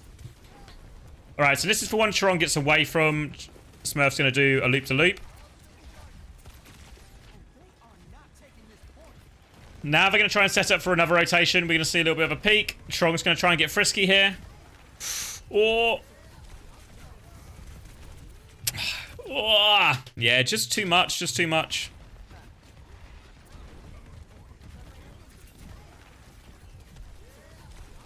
What about Shy leave? I don't think Shy's Tracer is that good.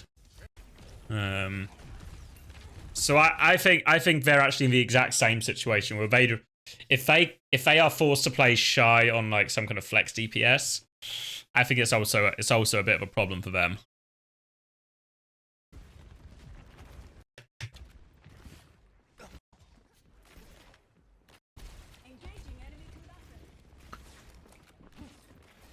Right, so same thing again when they just find him.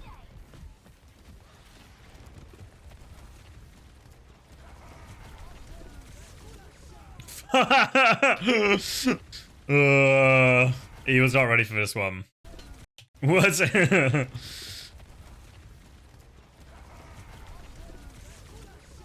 Fuck. Yeah, that one's maybe on Chirong a little bit more. One before I think was like hard. I don't know. It's just it's these classic situations where the urge to do something on Lucio is too great.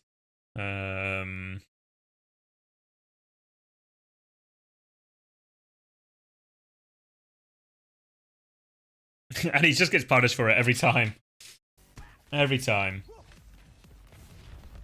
She had a great Echo in 2021. Yeah, unfortunately, anything that happened in 2021 has been erased from my memory. So, I'll take your word for it.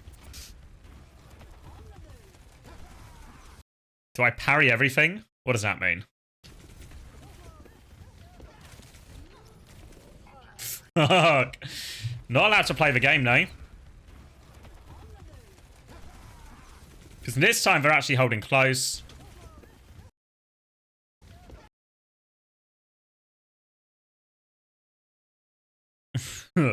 Just don't get shot, and that's the answer. You've used my spreadsheet to rank pro League of Legends players? Nice! But you're gonna see the same thing again, right? Smurf is trying to trigger the burn on him, and then Proper is so keen to try and follow it up or something. And right now we've seen Charong just on the wrong side of all of these ones.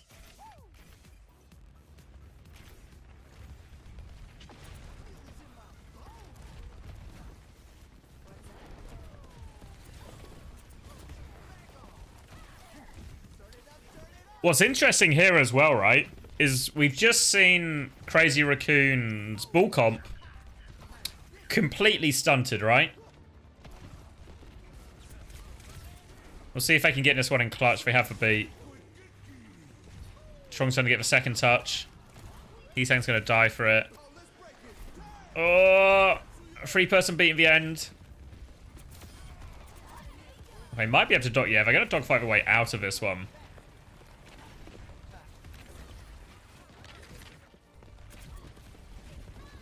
Master takes the duel with Proper and this is him. Luckily for Proper, he'll be safe then, won't he? He'll be safe at the Esports World Cup. Oh, just trying to stay alive. Now they're going to beat push. Every single beat push from Chio has been on point, right? Every beat push from Chio has found a kill almost immediately. So I'm actually a Chio believer. After this one single round, I'm a Chio believer. I've been converted. Reconverted, I should say, I guess.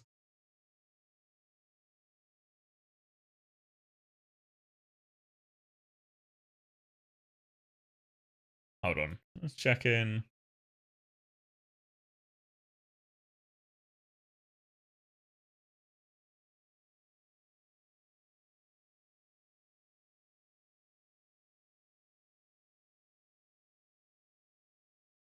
All right. So we can skip through this one. I don't think we really missed anything too much, but Falcons seems to be able to play very, very much through Charong. He was the most killable target, which I think this becomes increasingly true in a lot of comps, is when the comps are quite brawly or something. You saw this in like the Winston Reaper Sombra comp as well, is that actually a lot of the time Lucio is the most vulnerable target.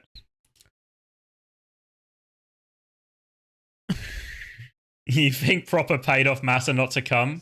That's the working theory? Okay.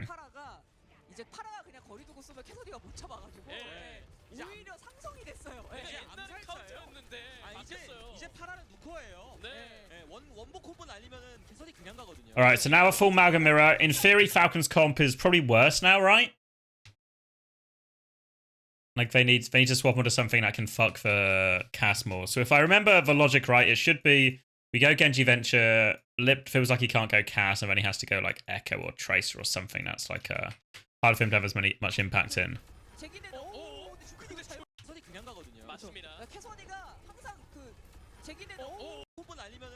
Don't know exactly what happened to Stalker there. Maybe just catches a dink. Smurf gets the trade though. Oh.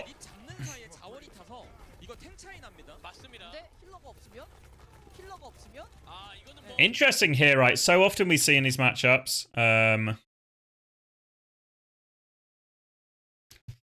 so much we see in these matchups where basically two teams will engage and then it will just be like who can burn the other Malga first. But here, Falcons, I think obviously probably rightly presume they're not going to be able to actually get more damage through. And they focus everyone else.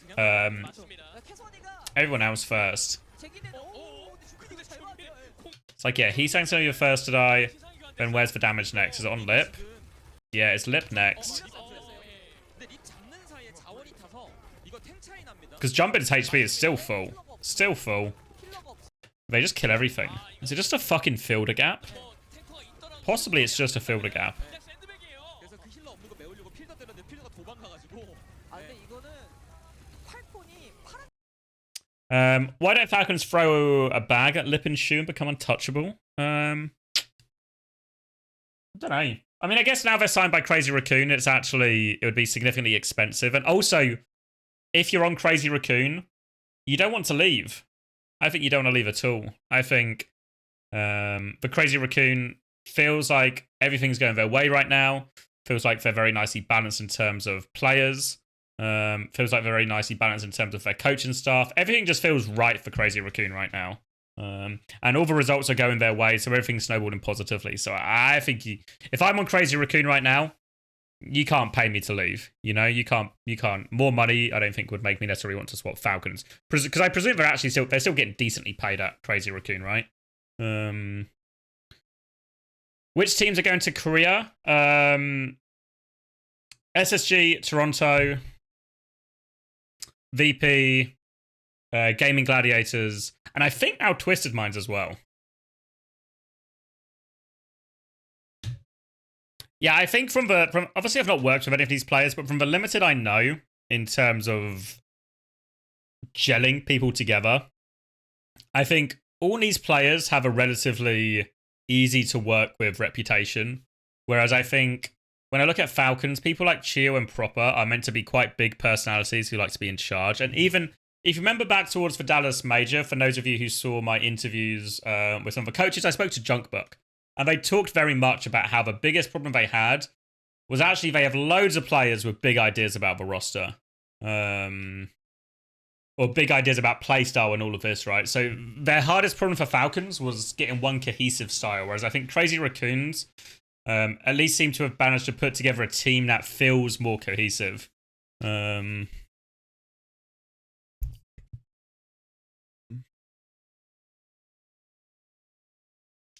The Japanese org supposedly invest. Yeah, I think you're right, Tup. Yeah, I think you're in right, Tup.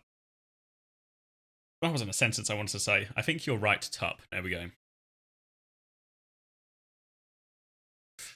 Do Falcons trust Proper hit scan? I think so. I don't think they're... I think if they have to, Proper will go hit scan versus Lip. But I think also if I'm Falcons, it's not that I don't trust Proper versus Lip hit scan. It's just like Lip... I think Proper goes toe-to-toe, but Lip obviously has the advantage, right? But I think as soon as if you can force a double flex DPS kind of mirror, then Proper has a clear advantage, right? So it just makes sense for Falcons to swap away from it, even though I don't think they actually inherently wouldn't do it, you know? Name one underdog and one underperformer for Esports World Cup. I think Toronto are probably underrated by a lot of people now after their Dallas showing. I think they're much better than they showed in Dallas, and I think a lot of the things... a lot of the things going into this tournament should, in theory, suit them. And one underperformer, I think Fnatic will underperform people's expectations. Maybe LGD as well. I think they'll underperform people's expectations. Proper was a hit scan before. I don't know. My memory of Proper was always as a Tracer player, predominantly. Well, that's at least what he played mostly in Contenders. But I think he's always just been good at everything. Yeah. Is Proper like someone? Yeah, I think the difference is Proper might actually genuinely just be like one of the best Tracers, one of the best Genjis. You know? So I think he's like, never underestimate Proper. He does always come second, but still never underestimate him, you know?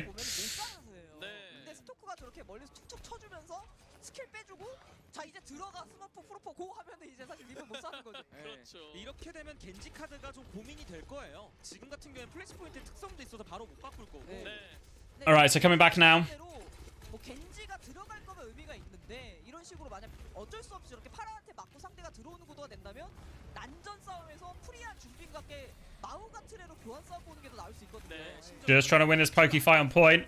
They nearly flipped it. Oh, Pulse Bomb's a whiff, actually. Drummer gets out just in the nick of time. And this is part of a problem, right? If you let the hit scan free, and this first point is very wide in terms of how it plays. Plays really pokey, really point control-y. So the casters a lot, and we're going to see proper swap off onto Genji. 본인이 원래 했던 식의 플레이를 할 겁니다. 맞습니다. 이미 경험해봤던 그런 팔콘의 전략이에요. 익숙한 맛이 나올 거예요. Alright, trying to find... You can see them again focusing now. Beat Barrage over top. They just burned through it, though. 비트가 너무 완벽했는데요. 근데 이거 겐지 들 거면 파라고 He seems to find all that much with Blade. 그래서 궁 시원하게 털어버린 것 같아요. 그리고 그렇게 털어내는 사이에 슥슥 그쳐진 기상입니다. But the damage is done right. They survive the beat push. 곳에서 파라로 Maybe it's just not a good plan. 식의 플레이를 할 겁니다. 맞습니다. 이미 경험해봤던 그런 팔콘의 전략이 본인이 원래 했던 식의 플레이를 할 겁니다. 맞습니다. Right, they only have beat Barrage, so I'm just going to try and use both. They try and kill through it. Yeah, they drop both support ults in response, but yeah, I don't know. 겐지 들 거면 파라고 그냥 바꾸는 게 나을 수 있어요. 방처럼. Don't know what they should have done instead. Maybe they just take a slower fight again. 그리고 그렇게 털어내는 그래서 파라로 Venture just better? Yeah. Yeah, well, like, he's made the swap now, 공부해서 너무 as we'd expect. 그러니까 수업을 뚫을 수 있나 없나. 네. 결국 메인 DC가 된 거예요. 모두 이제 본 궤도로 크레이지 라쿤이 돌을 던졌으니까요. 맞습니다. 근데 크레이지 라쿤은 아직 한 가지 보험이 더 남아 있긴 해요. 만약 립이 정말 못 산다면. Alright, so this is the matchup in theory. 벤처가 된 순간 한 턴만 버티면 소전 Why is everyone in Korea? To boot camp, Groovy. They're all boot camping, but they didn't invite us. Fuckers. 유리해 보이긴 합니다. Left behind. Alright, Cage v Cage. Lip has high noon, though. If they wait for Kitsune Rush before they go... Oh, what happened to Proper? He's going to drop and go for point. He just dinks. 아, 그냥 겐지 헤드를 이겨버렸는데요? They just have to go back now. Jumping wants to not let them get out, though. 빨간불 제대로 켜졌습니다. 맞습니다. 여기를 쓰더라도 이 딜을 더해줄 사람이 근데 이게 없어요. 절박적인 게 팔코는 저렇게 변신할 때 준비 자세에서 치면 안 되는 게 이게 러시니까. 아니 겐지 벤처라서 거의 Why not go to Saudi now and scrim the Korean teams there? I guess because the Koreans aren't there, yeah. Like, if everyone agreed to go to Saudi Arabia earlier, I guess it would be possible. But it's probably... This is... Maybe someone has more knowledge of how much these things actually cost. But it's probably cheaper in Korea as well, right? For that kind of thing.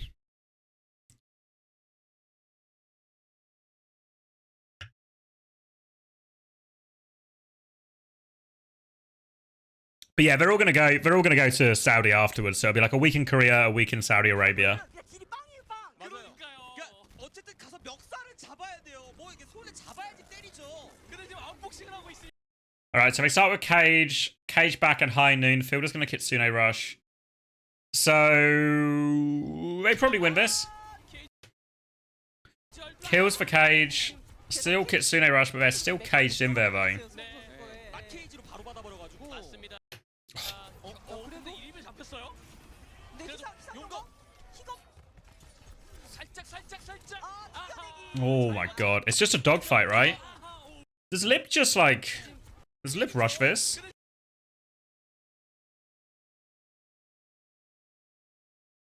지금 아웃복싱을 하고 있으니까요. 케이지 Because like here they're still caged, right? 지금 게다가 케이저도 좀 매끄럽게 들어가지 않았어요.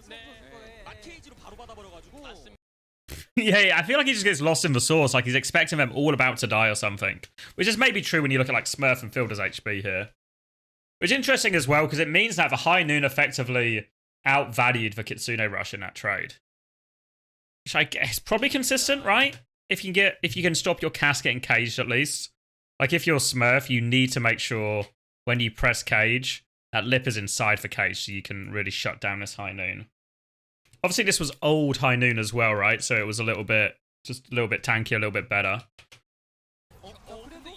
But I think that has to be a key from Smurf. Ooh. And then it's just a dogfight. Heesang doesn't get a huge amount out of his blade. And then this is a common situation, right? Falcons against every team. Falcons runs into this situation where maybe you kill Smurf, maybe you trade a couple of kills, but it's just Proper and Stalker just there, cleaning everything up. 저 분들 다 빼고 결국엔 지각 충격까지 이어야 된다라는 얘기인데. 자, 오늘 이게 득점의 메인 이슈. Alright, retake now. Beat Blade combo available for Falcons. 만약에 팔콘이 이기면 오버워치의 I think he may be Blade in here. If they commit. And then you beat to sustain. They presumably beat to match. You tectonic shock afterwards. Does that make sense? Maybe if Falcons, you just wait for both DPS ults and try and use both. It looks like they want to go. Again, Falcons are going to initiate. They're going to actually beat through the choke. Strong will match it. They are all over Lip. Shu's going to Kitsune Rush with the primary intention of just saving Lip. And again, if we look at like what's happened to the HP here, somebody's lost so much HP. Where did he even lose it? He's lost a decent chunk now.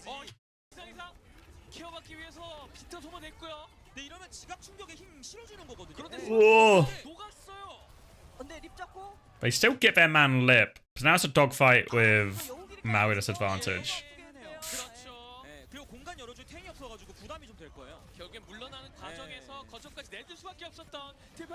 They've lost control of point here, so they're just going to try and live. Stalker has Tectonic Shock if they overchase, maybe. They Suzu him out. Smurf's back now. Need to get a touch in all of this as well. Chio's making the money move for the touch. Oh, they see 9. Wow, indeed.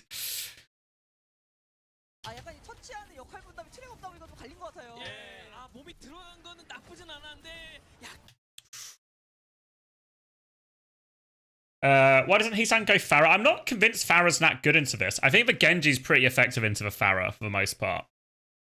I think Genji...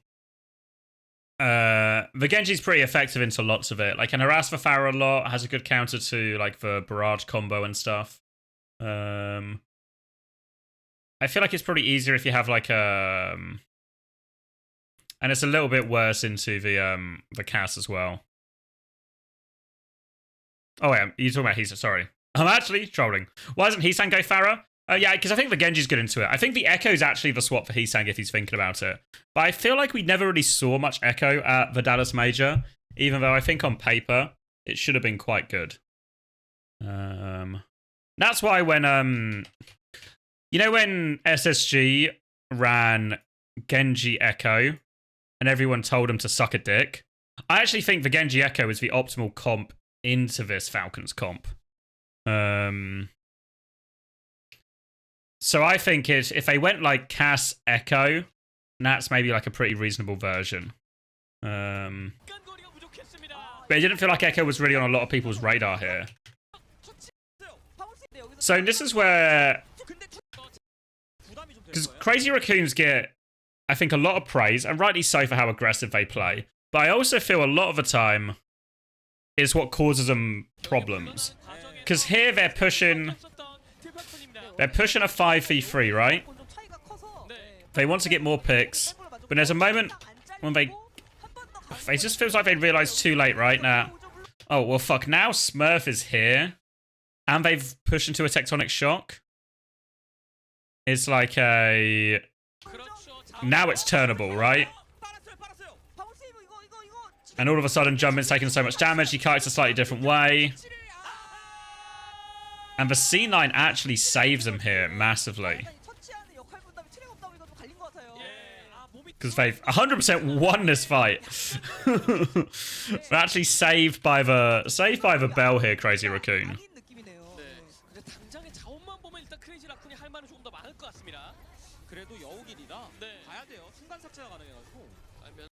Oh, wait. I locked out for a second.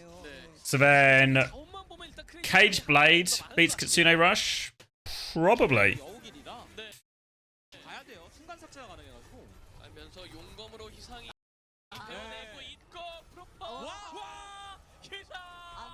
A classic combo.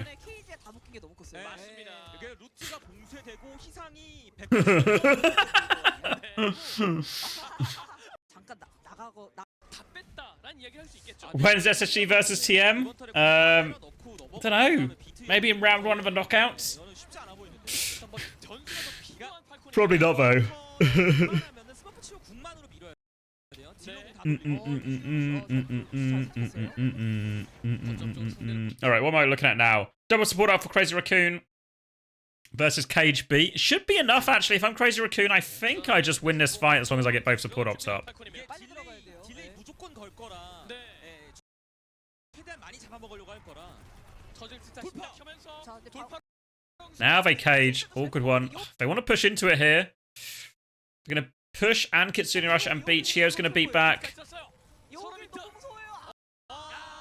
Yeah. 지오도 갑니다. 이게 스코어는 3대 0으로 좀 일방. And that's just it. 의미가 들어갈 준비. 잘 선택했어요. 거점 쪽으로 상대를 좀더 약간 이건 진짜 맵 유어. There's two really difficult ult situations for Falcons on this third point. 일단 크레이지 라쿤이 할 말은 조금 더 많을 것 같습니다. 그래도 여우길이라. 네. They cage bladed and high noon for this, so they do. It's actually an outrageously good trade, right? 희상이 배워내고 In theory, if you're Falcons, because they've only just cap as you die. 희상이. 네, KGR2랑 The stag is a little bit annoying. 아, 근데 이거는 3대 0 흐름이네요. 이번 턴에 궁다 던지면서 기가 잘 선택했어요. 거점 쪽으로 상대를 물러나게 한데 성공했고 이제 들어갈 준비를 한 이게 팔콘입니다. 빨리 들어가야 돼요. 딜레이 네. 무조건 걸 거라. 네. 예, 최대한 많이 잡아먹으려고 할 거라. Is there this weird thing where I don't know if I'm thinking like way too specifically about stuff now, but if I'm Smurf, is starting with cage shit? Because ideally, what I want is they Kitsune Rush, as in like if I'm Falcons, I want shoot. We want to take a fight. Hopefully, they Kitsune Rush. I disengage it, and then I want to cage somewhere where they can't really use Kitsune Rush. Because if we have this, it's fucked. They win the fight.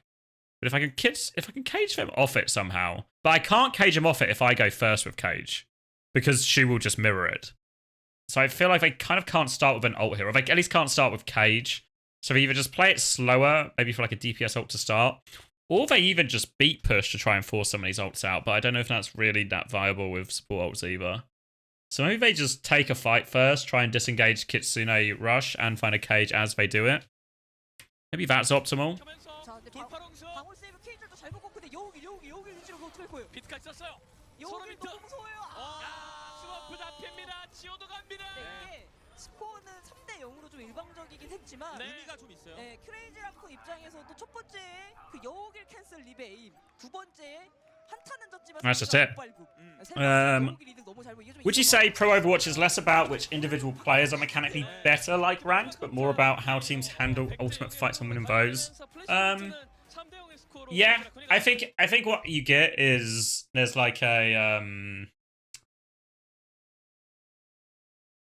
if there's a big gap between like say the macro of one team, like say the macro of one team is here and the macro of one team is here, then it actually doesn't matter if your players are like, even if your players on this team are like 10% better or something, you'll just lose. You'll still just lose, right? Especially if it's like quite a macro heavy meta like the Malga one we're watching a bit here, right? But if like your macro is about level, I think then all of a sudden like player difference is what comes into it again.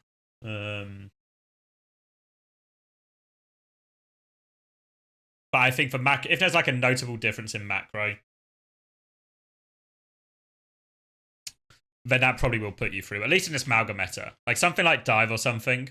Something like Dive, I think there's much more scope for the individual to influence.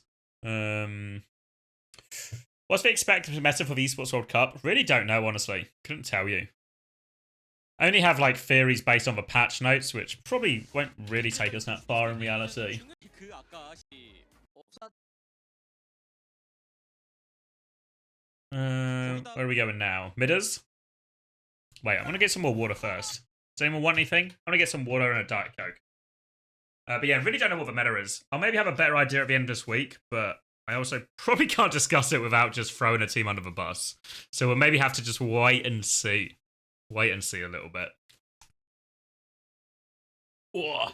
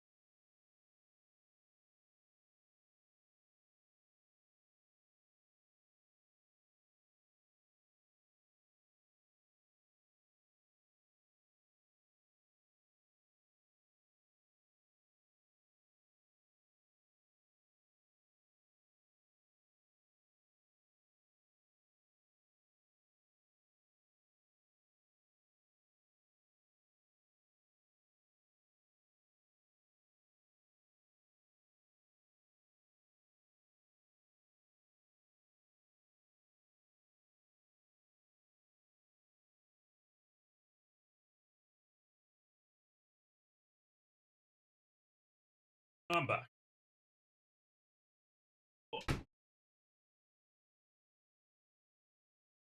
Did we find the Hammer Cup? Can't remember when it was on. Someone do a fact check. Not Hammer Kick, Hammer. Not Hammer Clash either, I think. No. Hammer Cup? I think it's 7. Whoa. None of these are good teams, right?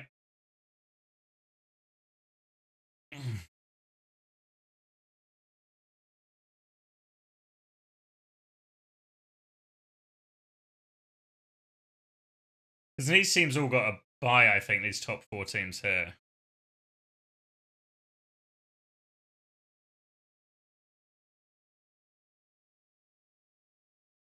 Wait, he's on Super Shy. He's on Super Shy China. Alright. Co-streaming tomorrow's Face It games. Who's playing tomorrow? Anyone good?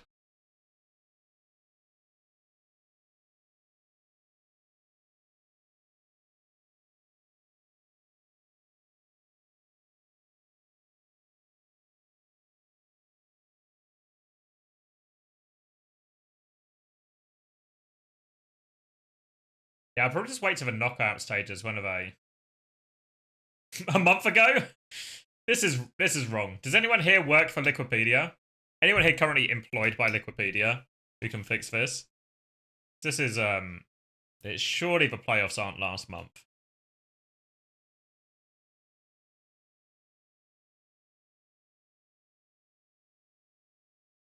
Is there actually Ents versus SSG? Are you sure they're playing? Where am I going? Face It. This is season 1 I've clicked on. Yeah, because I'm pretty sure they're not. Like if I had to put money on it, I'd say the game is not going to be happening. Upcoming.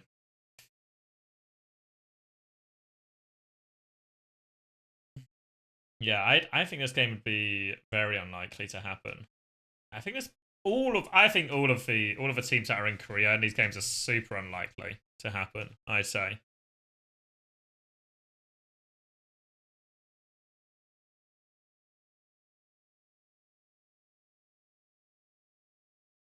And I can ask if you want, but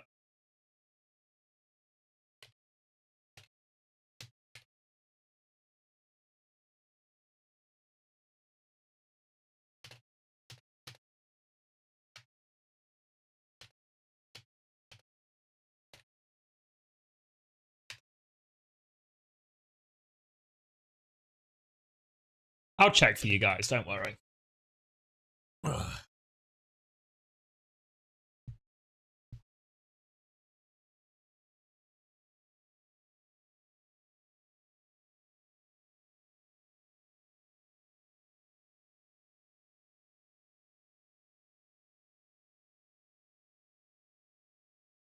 Any up and coming coaches who reach Overwatch League standard?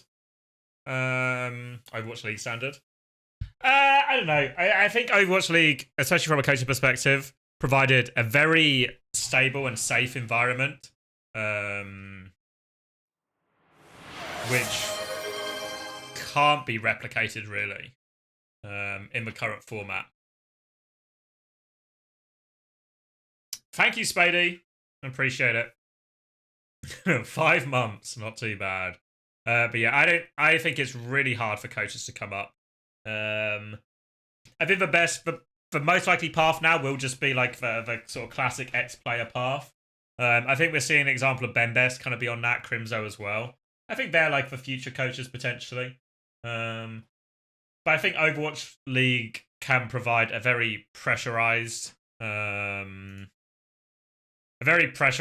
focused amount of like improvement, which just doesn't exist now in any form. So without that kind of like practice environment or ability to learn and improve as a coach. I think any kind of development will be slower. It doesn't mean they can't necessarily reach Overwatch League level, but I think it will be much slower. You know, like how we see the development of, say, someone like Crimzo or something.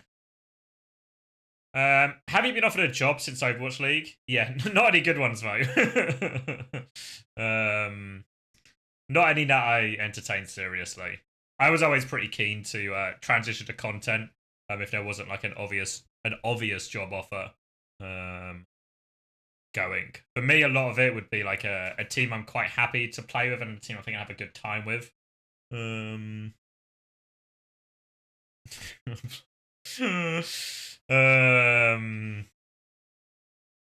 I think that's obviously me being quite particular. And as such, those jobs are really rare.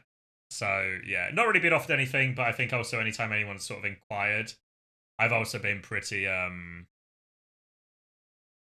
cool. Like I've been pretty clear about how I've been pretty clear about the particular things I would want from the job, and there aren't a lot of jobs that sit in that category, honestly. Which is why the ones I have been offered, I've said I'm not interested in.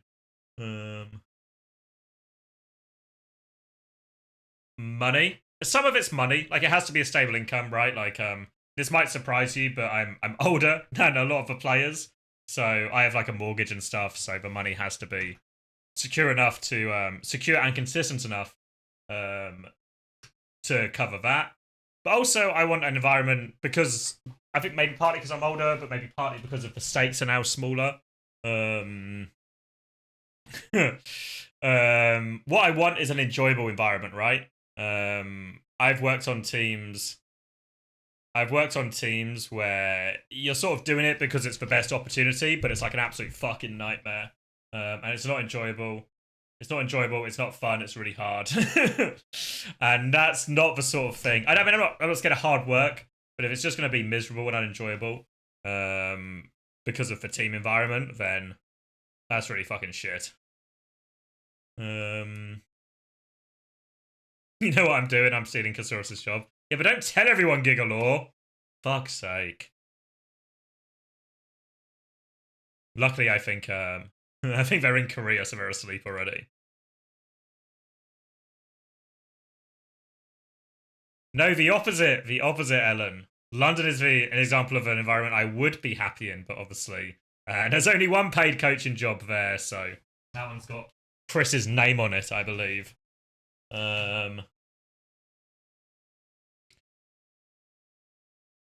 If you do it like Nat and coach 3 to 4 teams to add up to a decent income, yeah, that sounds rubbish.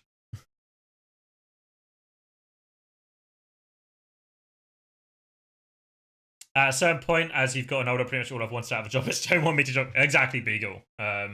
Like, as long as the money's okay and it's enjoyable, that's enough for me, right? And right now, the content ticks those boxes, you know? Obviously, it doesn't quite have the same stability as a contract, but it does give me the autonomy to control a little bit more if I'm making money or not.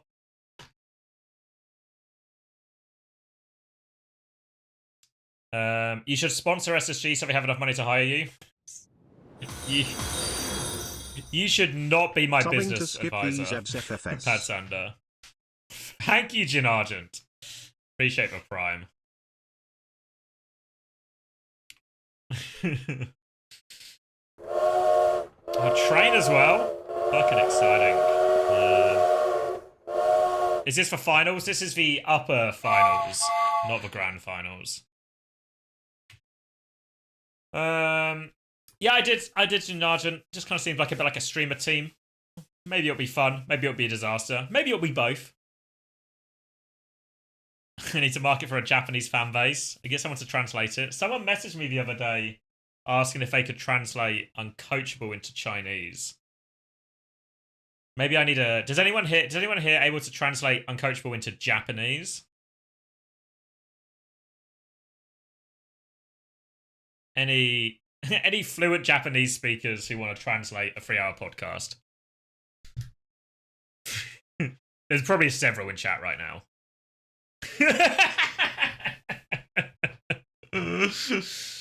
Yeah, exactly. You've studied some Japanese, you could do it in a few years. Hoping for a quicker turnaround.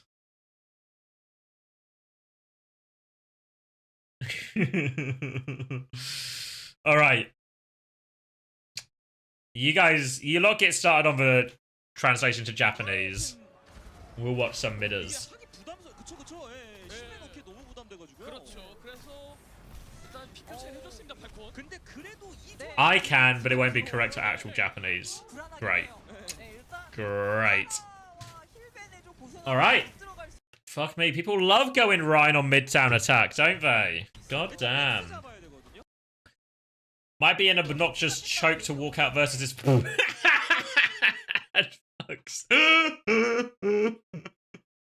This Farah has not been cleared at all. 일단 맥스 잡아야 되거든요. Guys, please shoot for Farah a little bit. Fielder gets naded into one bopped. Fuck. Fuck. 필더부터 잡히네요. 근데 칼과 칠변이 Now they turn on for Farah. 잠깐만요. 1-for-1 trade, but no healing means they just need kills. 필더가 잡혔기 때문에 Alright. 세르프가 안 힐 들어갔죠. 공급이 안 So the Sig and a Brig is a really weird comp. I don't... It doesn't feel like it should work. 어쨌든 경기 보고 있는 SSG는 좀 웃으면서 Alright, they swapping it. 이러면 The Ryan Adventure's dead, now we're going back to Mauga. 서디가 됐든 아나브리가 So this is interesting to note as well. I feel like Proper is playing Tracer against anything that really just isn't some form of mirror. Stalker seems to just be playing Venture versus Hitscan, and I think Fielder is playing Bab every time as a Farah. That's how I think the swap system is working right now. 들어갈 건데 그 타이밍 때 희상이 허리 잘라주는 게 중요하고요. But we'll see. 포킹으로 애초에 한번 턴 멈춰주거나 아니면 들어왔을 때 충격탄으로 그냥 Right, Cardiac Overdrive just a swing and peek, and they just deal with it, right? 턴 멈춰주거나 아니면 들어왔을 때 Because what's interesting here is a lot of the Sig's playstyle versus the Mauga is involved around this classic setup, you know, the Mauga goes in, the Sig will shield him off, and then the Sigma will try and turn and rock. But if the Mauga just swings kind of wide like this and peaks with Cardiac Overdrive, it just means Fielder's really peaking. And then you see Proper and Stalker, and it feels like Proper and Stalker have been like fucking... Their minds have been melded together so far in this series. And every time one of them does something, the other one does something as well. Like, it's actually Fielder who claims the kill here, but again, you can see the idea is in question, right? 상황은 좀 더 봐야 돼요. He's tried to drop in aggressively as well, but they've dealt with that threat at the same time. 네. 이러면은 그래도 한 칸도 안 준 상태고 시그마 아나부르기 때문에 뒤로 빠지면서 아나가 한턴 3단 We just watching old matches because we're bored. Well, I do want to see them again, because I'm going to do a preview series on YouTube for all the teams. So this is kind of just like 조금씩 앞으로 자리를 잡아 open, doing some research, watching some of the games, and just streaming and chatting at the same time. 나노 강화제가 살짝 애매하게 안 맥스 올것 체력 압박 크게 같아요. 받네요. So retake super hard. 타이밍 좋게 맥스 힐못 받게 그냥 끊어버려. They kill through max. 에서 하기에는 We're going to see swaps. Heesang's going to swap. 안 들어가겠다는 생각 좀 있습니다. 예. 우리 화물 밀면서 프로포로 포킹하겠다는 생각 좀 있거든요. 결국 화물을 터치하면은 마우가 How does one tell the difference between a good Mauga and a bad Mauga besides tracking? It'll be the amount of damage they take before a fight. I think that's a huge, especially on Mauga, because it's really easy to take a load of damage. That's a huge red flag. If you take damage before the fight, that's generally a sign that you're doing something wrong. Their ability to connect for stomp, I think, is super important. There's a big skill expression in that, right? But other than that, it's mainly about macro-based decisions, right? Like, can you just, can you win that HP trade? Can you not take 1 billion damage before the fight? Obviously, it depends a little bit what matchup you're in. You know, like, if you're playing versus the Sig version, not taking damage before the fight is really important. And your stomp target choice is really important as well, where you can find these engages. And whereas if you're in, like, a Mauga mirror, there's a lot more in, like, the mind games of winning that HP trade and finding the right angle and all of this. 당할 거고 안 터치하면은 캐서디 위도우로 궁중에 맞 Why did they let Lit practice Venture? I presumed they didn't think they had to.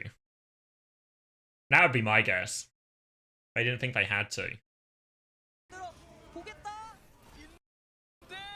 안 터치하면 터치하면은 캐서디 하겠다는 생각 좀 있거든요. 결국 화물을 터치하면 Alright, so we're just going to swing aggressively here with the nano. With a nano cast. Which I guess is a reasonable play. 당할 거고 안 터치하면은 캐서디 위도우로 궁뜨게 만들어 보겠다. 인데 립이 머리를 뚫어버렸어요. 치오에. 근데 립 나노 달아서 머리 판단해주고 머리 터치하는데 Alright. Alright. 시간 좀 많이 탈 것 같아요. 그리고 립 필드. Alright, now, oh my god, right. So a Crazy Raccoon Classic where they have gone to spawn. So we're seeing this time, does Crazy Raccoon push into spawn? Does it help them or hinder them? Maybe in this case it's actually going to really help them. Are they flux in that previous fight as well? 위도우로 궁 Why are they fluxing as well? 들어가겠다는 터치하면은 Does it not start with an immediate pick? 안 터치하면은 캐서디 위도우로 궁뜨게 만들어 보겠다. No, I guess the flux help sets up the kill right on the beat as well. So maybe it's not the end of it. It's like 2 for 2 upgrade. It's really fine. 립이 머리를 Oh. 뚫어버렸어요. 치오에. 근데 립 나노 Cops a couple of headshots, but he gets pocketed through all of it. He's saying he'll clean up. So now they're going to go to spawn.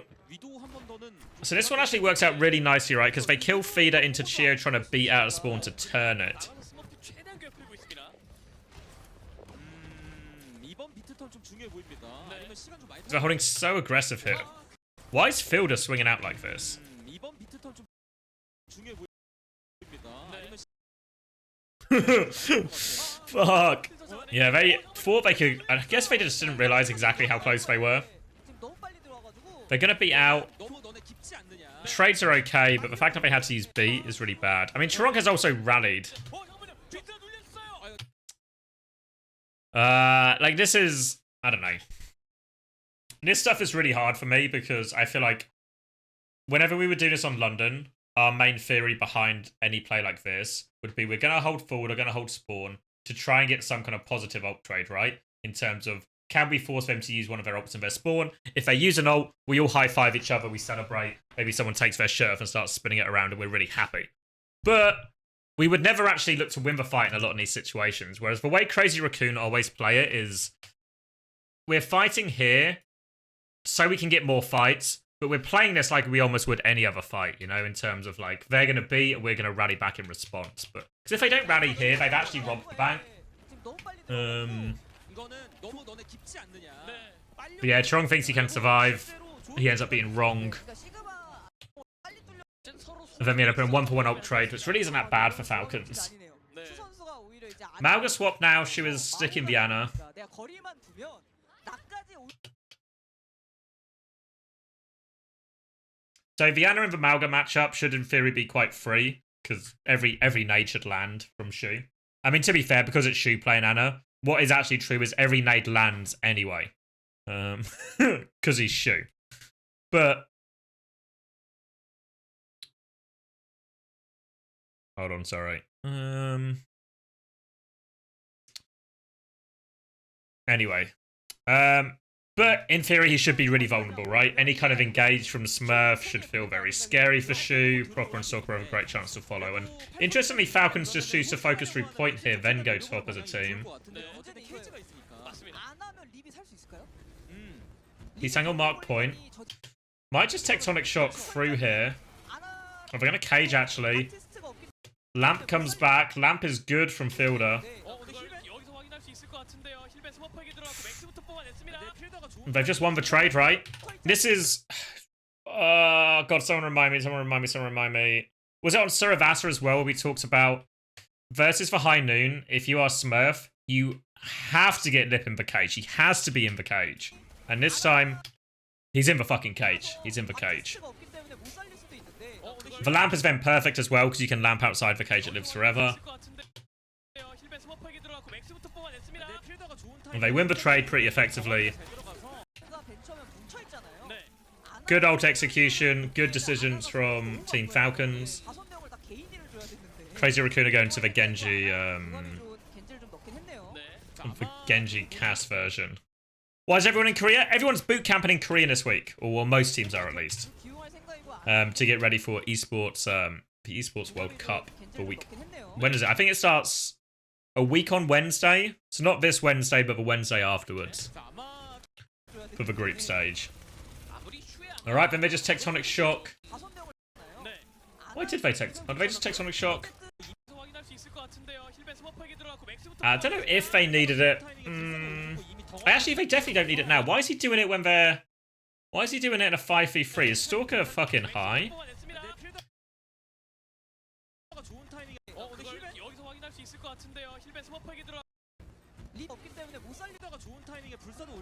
Because it feels like the fight feels pretty won.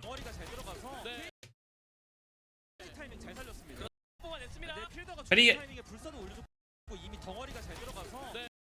What is he doing? Is he just... I guess if he gets the Saggers right, he thinks they just full cap. But then he just also gets slept. Thank you, Gandalf. Appreciate the 5 months. I mean, they probably just get the kills anyway, right? And it'd be just better to just have Tectonic Shock if they try and recontest. Alright, so we're going to try and walk. Because now it would be great to have a Tectonic Shock. Yeah, P can trade for Cardiac Overdrives early. Or Chorong's going to get blown up for that one. They're going to nano the Malga, but the window is good. Counter pin is good. I mean, Falcons are just a better Malga team, no?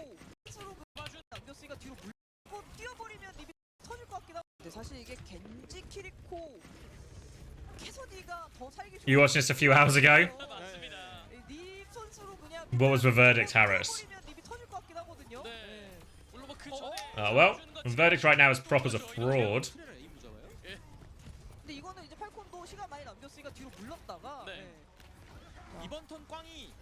Crazy Racoon Classic, we're going to the spawn.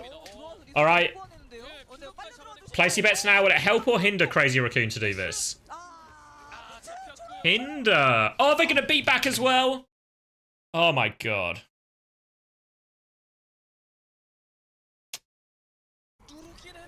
Again, I still have that same feeling if they just don't beat here. It doesn't feel as bad.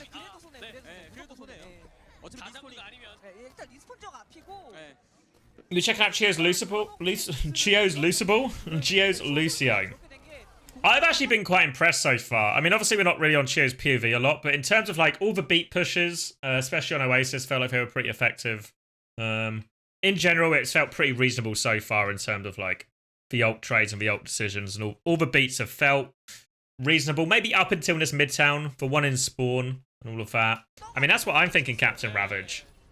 And I think also Chorong's been the player caught the most on Crazy Racoon so far as well. So there's a little bit of them moving in moving in opposite directions.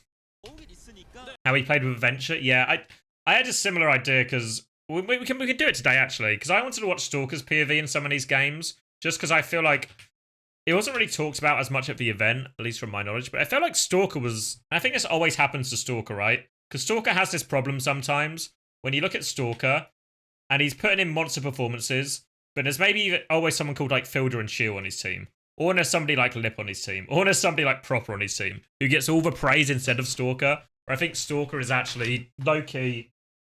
He's good at every hero he's asked to play, at least in the Flex CPS pool.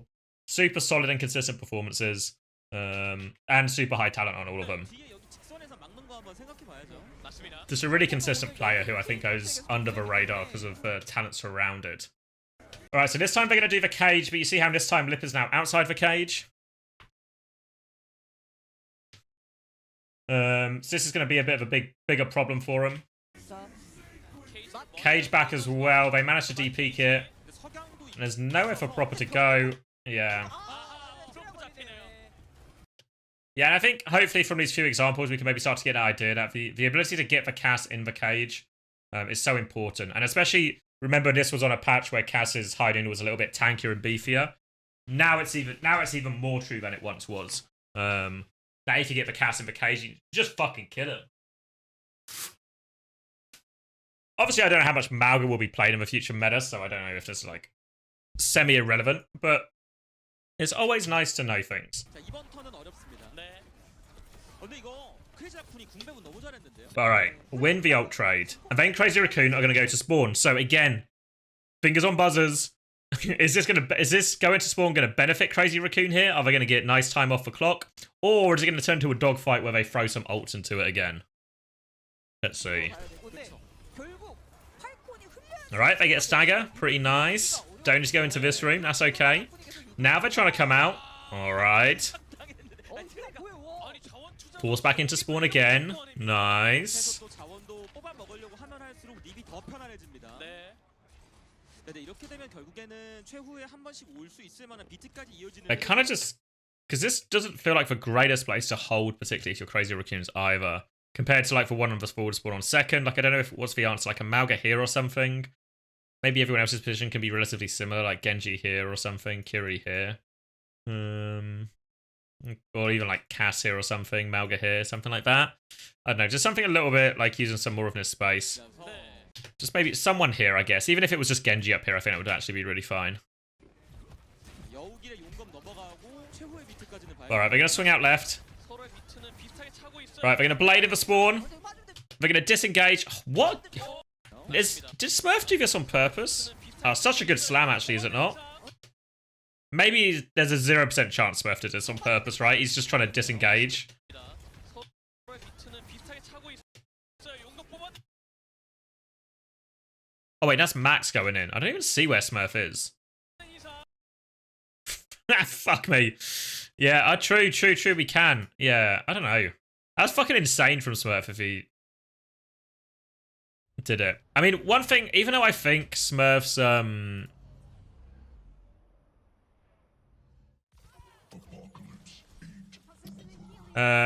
even though I think Smurf's been one of the weaker performers on Falcons, I think in terms of like slam value, what time are we going to? Sorry.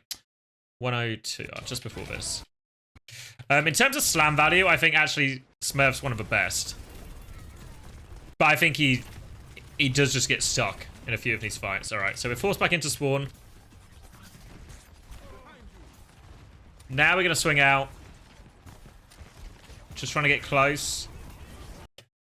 We see the blade go in. Fuck! We just can't. It's just on the intercept.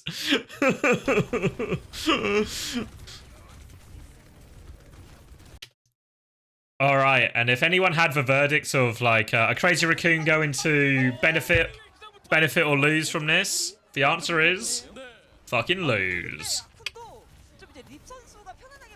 So now they've bladed in spawn and got nothing. Fielder's going to window for no reason.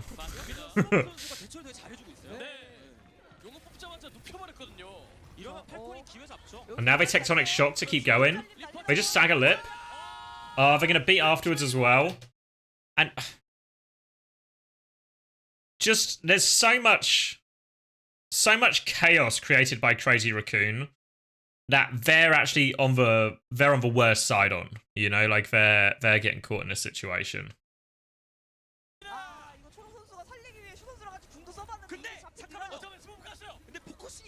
Wait, do you manage to trade Smurf though?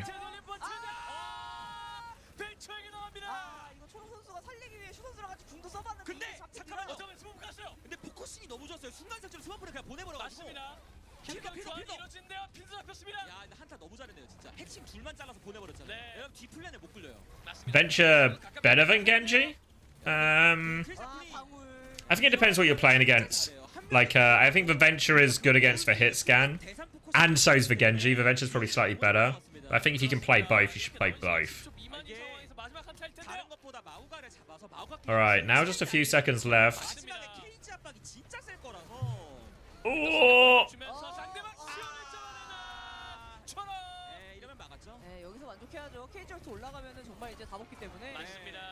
Just a good high noon swing, no ults from Falcons.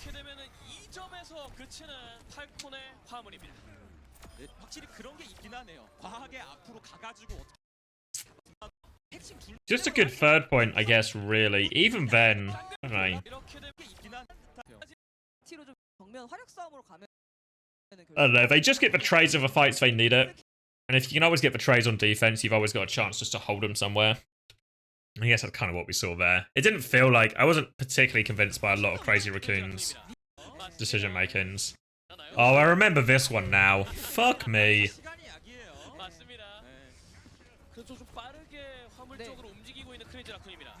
Alright, so they're going to run behind. They're going to hunt down this Life Weaver. They do leave lip.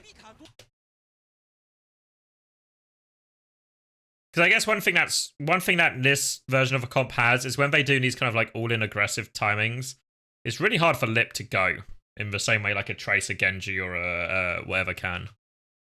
또 치유가 가면 필더. You have to say this. How is he so cute? 자리를 너무 쉽게 내줘. Thanks for sharing. 버티고 있긴 한데 아 그러다 이거는 If I could, would I switch jobs with Chris?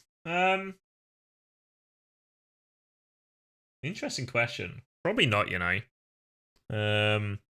I think for longer, if you asked me at the start of the year, like say in January or something, and he just offered me like the SSG job or something, it would probably be like a really quick yes from me. The further I get down the content journey and like the fun I'm having and the different things I'm learning and all of this, I'm leaning more and more towards the content, you know. I'd never rule out coaching again if like the right offer came up. But yeah, right now. What's the YouTube page where these are posted? Like the full ones? You mean the Korean ones? If you want the Korean ones, I can link you to it.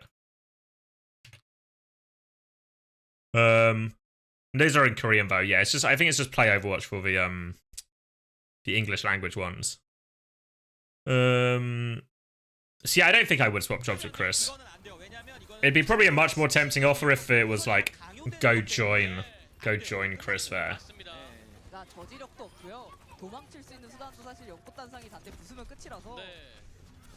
Is this game changing my opinion of Fielder at all? Yeah, I think so, yeah. I think it's going up in my head. Going up in my head. I think this is actually convincing me that maybe I'm not buying into the Chio hate yet. Maybe I'll feel differently after the final, but so far, not buying into the Chio hate, and actually think maybe Fielder vs Shu is actually pretty close. Pretty close. 네, 그리고 펄스 Alright, so now Farah Tracer 그러면 이번에는 여우길이 좀 변수가 되겠죠? 아까처럼 스머프가 노출도 with Fianna Life Weaver. I remember this is like the worst barrage pull. Fuck me, Rack would never.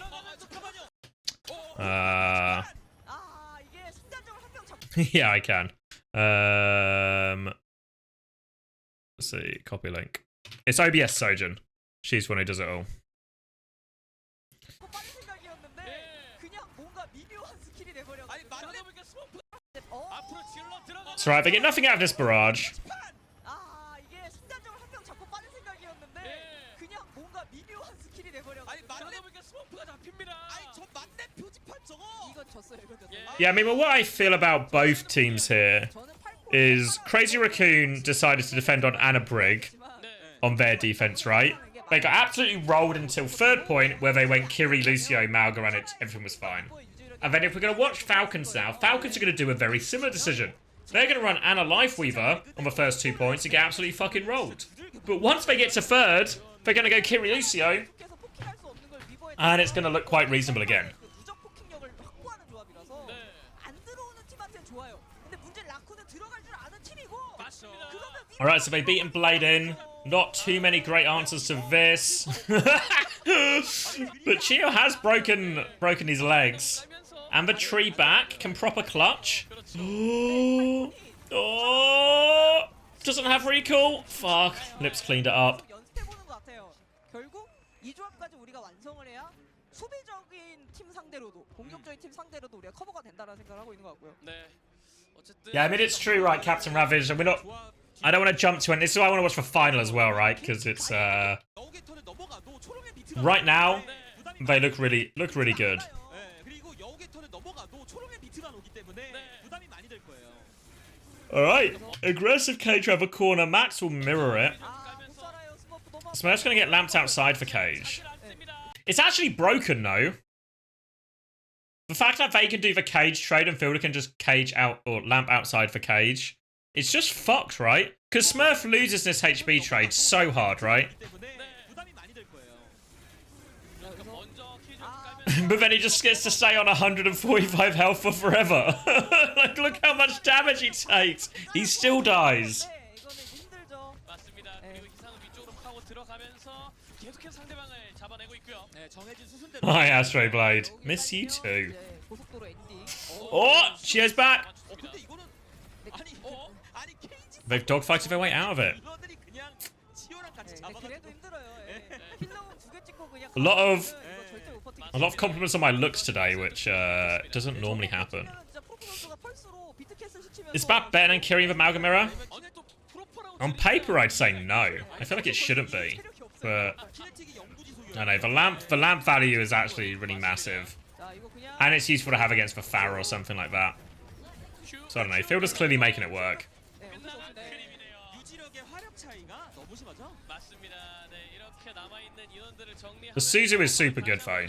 So I don't know. I still think Kiri should be better, but I think there's an argument for the BAP as well. But Kiri ult is definitely better too, right? It's just if you can play around it often enough. This was kind of just a dogfight as well, right? 스마프 선수가 키네틱 들고 와야 됩니다. 맞습니다. 자, 이거 그냥 큐 When for Saudi, it's 24th. 24th. 큐 끝. 네, 어쩔 수 없이 네. 유지력의 화력 차이가 너무 심하죠? 맞습니다. 네, I don't even know what that means, Maxim. Maximus. 움직이기 시작하는 크레이지 쪽에 홀딩인 Alright. 용거 뽑아 긴 했어요. 네. 이거에다가 파라. 네. 시간을 위버의 연구 He's right though. 계속 포킹을 하고 네. 들어와 버리니까 Thanks, Ymir. Alright. I don't really know what I've... Yeah. That was a really weird map just because the teams were just on like fucking shit comps for so long. 네. 네. 어쨌든 이런만 아니라 준비선수 순간적으로 노려주면은 그러니까 이게 물론 겐지 벤처라서 캐서디만큼 탱커에게 꾸준히를 순간 What's more difficult to master? I don't know. 이러면 슈도 고민되거든요. 아, Different skill sets, really, I think. 딜을 해야 되나? 불사가 있어야 되는 거 아닌가라. 아, 그렇죠. 그리고 Alright, this one should be a full Amalgamera from the start. Both teams, I think this is very much their preferred version of the comps. 네. 이 선택이 충분히 이해가 되는 오늘의 팔콘입니다. 그리고 여러 번 크레이지 라쿠를 만나면서 본인들도 느꼈을 거예요. 네. 리비라는 히트 스캔 상대로 굳이 Trying to punish Chirong, but he's away. Fuck! What happened to jumping? 리비라는 히트 스캔 상대로 굳이 우리가 Fuck! Alright. 아, 그렇죠. 그리고 이렇게 되면? 뿐만 아니라 준비선수 순간적으로 노려주면은 그러니까 이게 물론 겐지 벤처도 고민되거든요. 아, 이거 키리코 맞나? 바티를 해야 되나? 불사가 있어야 되는 거 아닌가라는 고민을 I know, Amalga just one shot. Just peeks and takes exactly a billion damage. 위기에서 벗어납니다. 매서웠죠. 근데 결국엔 크레이지 라쿠는 한 번 생각하고 있을걸요. 한 번 밀어내면 된다는 말이에요. 네. They're playing on live. No, this is from a Dallas major, so this is like this is when Malga was very much the go-to, at least for all the Korean teams. 결국엔 크레이지 라쿠는 한 번 생각하고 있을걸요. 한 번 밀어내면 된다는 말이에요. 네. 네. 어쨌든 여길 턴에만 이기면 된다. 거짓말 심장 켜자마자 녹아버린 준비. 이거 크리지라쿠 상대로 팔콘이 어쨌든 여길 턴에만 이기면 된다. Tries to swing the corner. Smurf's able to get the later Coyote overdrive for Genji deflect in front as well. Where's Heesang in all of this, right? Is it just Heesang's fault? 한번 밀어내면 된다는 말이에요. I'm trying to see when Heesang deflects.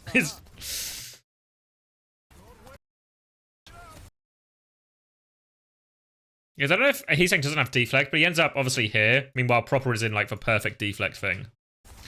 Is Smurf a fraud yet?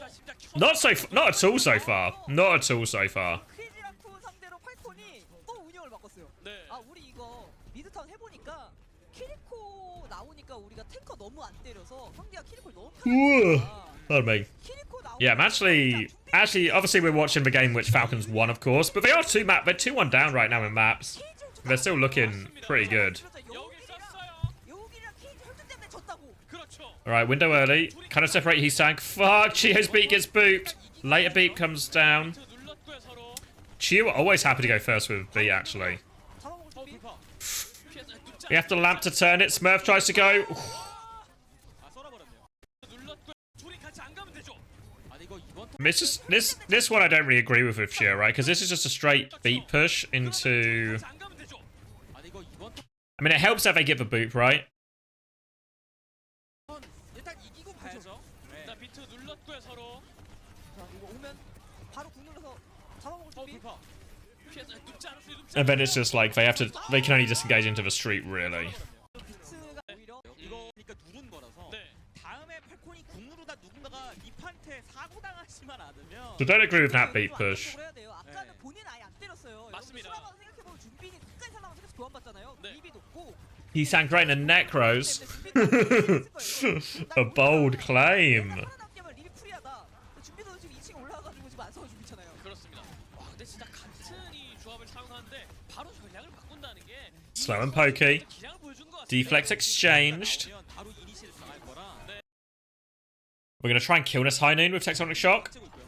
We're gonna literally kill this High Noon with Tectonic Shock. Did Shu have no Suzu? 이니시를 당할 거라. No Shuzu? 각지고 있고요. 립 잡기 이번에는 또 네. 바꿨어요. 이게 중요해요. 같은 타겟만 포커싱하면 결국 상대가 대처를 하거든요. 네.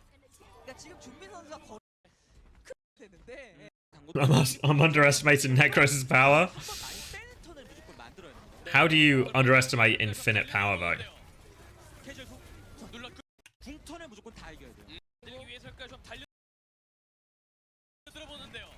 So they window and cage. Jumpin's going to take the cage trade. Trong nearly has beat, as does Chio. 버프가 7억 받고 있는 상황에서 용거 Trong beats in response to the blade. Chio's about to have the beat though. 여우길이랑 비트 턴이 중요해요. 시험이 왔어요. 눌렀습니다. 립 잡힙니다. 근데 여기 용검이 확실히. 네. Fuck. 어쨌든 상대방이 움직이면 강요하고 본인들의 움직임으로 이어가. Smurf dies again, but I really don't know if it's 또 이제 이러면은 that avoidable, right? With the nature of being in these Malgar exchanges. 바꾸기도 애매해요. 57대 31이라. 이번에 김건우로 빠르게 그냥 전면을. Hot take central in chat right now. Alright, Smurf's going to take more damage as they come in. It's... Yeah, they're just going to try and, I guess, trade effectively ult-wise here. 근데 뭐 이거는 And we do get both ults out, so I think you're actually pretty happy with that overall if you're Falcons. 아니라서 그리고 한타 늘어진 게 아니라 본인이 You traded 0 ults for 2 ults. 한타한 건 아니거든요. 이거 약간 분기점 될 수도 있습니다. 빠르게 한타를 끝낸 게 좀 Tectonic Shock up next for Stalker. 끝날 수도 있겠네요. So last time they swung with Hiding in this situation. This time Lip takes a more safe place. 프로퍼 진짜. That's actually pretty nice from Falcons, right? They just get in, they force for fucking High Noon, just dip. Happy with that. Tectonic Shock from Stalker coming around the corner next. 이제 지각 충격이 왔으니까 저걸로 가면 돼요. 그렇습니다. 선제트타 심작. Now they'll just take the trade. 이제 지각 충격이 왔으니까 저걸로 가면 돼요. 그렇습니다. 선제트타 심작하고 들어갈 준비. 보시면 준빈 선수가 이제 돌파를 무조건 Force them inside. He'll take the car. 이 부분에서 이제 팔콘도 선택을 해도 준빈이 이제 무는 거 눈치채고 좀 수비적으로 한다. 네. 립도 수비적으로 한다. 이거 운영을 어떻게 해야 되나 이런 고민을 좀 해볼 때가 왔습니다. 맞습니다. 지금 포멘트 펼쳐주면서. The window's a little bit shallow from Fielder. 내 팔콘 입장에서는 어쨌든 급할 필요는 딱히 없죠. 어차피 미토도 앞서고 있고. 맞습니다. Ends up being an easy disengage. 립 선수에게 또 변수가 날 수 있으니까. Now Falcons with a big 잘해야 ult 됩니다. bank though. 야, 결국 우리가 립을 먹었으니까 너네가 어떻게 Well, they're close now. Smurf comes around the corner. They beat in response. Chio's going to beat. Keep going. Bubble DPS ult. They should just burn everything. There we go. 동체다 뺍니다. 감당이 안 되죠. It's so expensive though. 실교환도 이루어지지 않은 상태에서 일반 So expensive. 야, 크레이지 라쿤 머리 아플 것 같은데요. 예, 준빈 선수가 수비적으로 하자니 립을 밀고 준빈 선수가 그렇다고 해서 공격적으로 하면 준빈 높고 네, 또 늦게 잡아주네요. 한번 밀고 빨리 홀로 가야 돼요, 준빈. 못 갔습니다. 중요해 보이네요. 이번에 크리즈라쿤이 궁이 3개고 팔콘이 방금 전에 진로궁 2개를 눌렀다 보니까 이번이 중요해요. 크리즈라쿤이 만약에 궁을 좀 배분하면서 가면 기회가 좀 생깁니다. 맞습니다. 그리고 어쨌든 크레이지 라쿤이 그래도 여우길턴에 계속해서 필수하고 있기 때문에 네. 이 여우길턴 잘 살리는 게 정말 중요하고 팔콘이 여우길턴 All right. It just feels like both teams are in situations where when they've sort of got like their big opportunity, they've had to spend so many ults to do it that they have to use all their ults in the fight before. All right, so they cage, they Suzu it.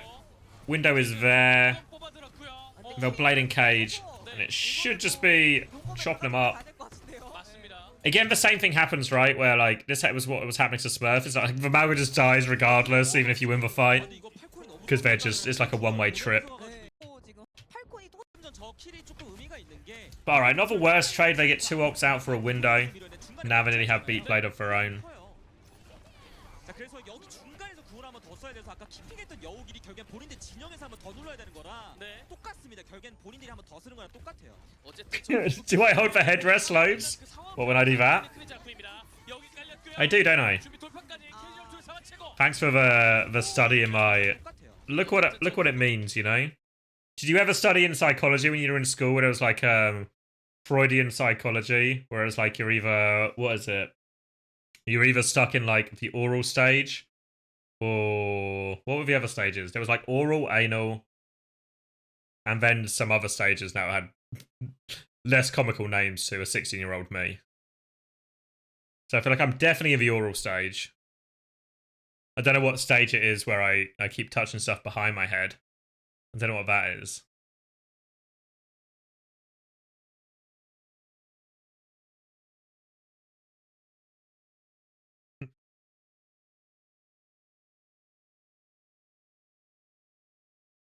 How do you train a team like Falcons which mentally booms? I guess the question is, do they mentally boom?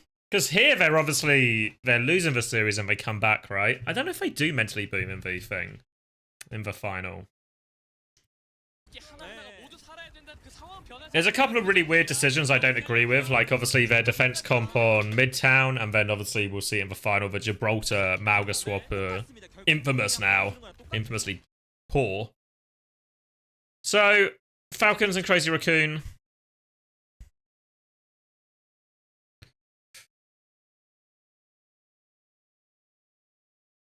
You think people paint a bigger gap between Racoons and Falcons than they? Yeah. I think there is something to be said.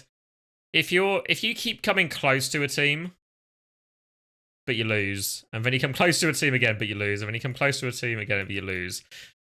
As much as you're close every time, there is something to be said that actually, if you always lose, something must be fundamentally different, or something must be going wrong, right? Because if it's close, but it happens every time, maybe it's not actually that close, you know, because it happens every time.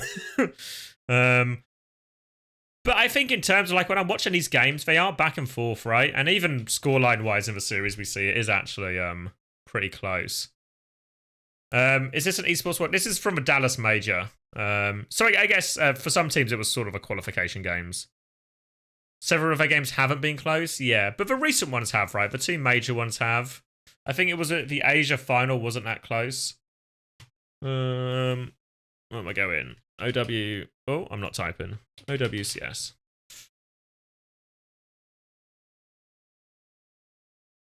Yeah, this one didn't feel that close, did it? 4-1.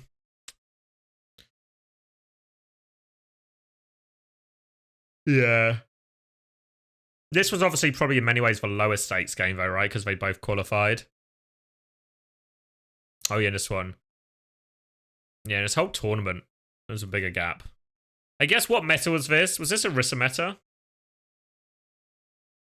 Anyone remember off the top of their head? Let's have a goose.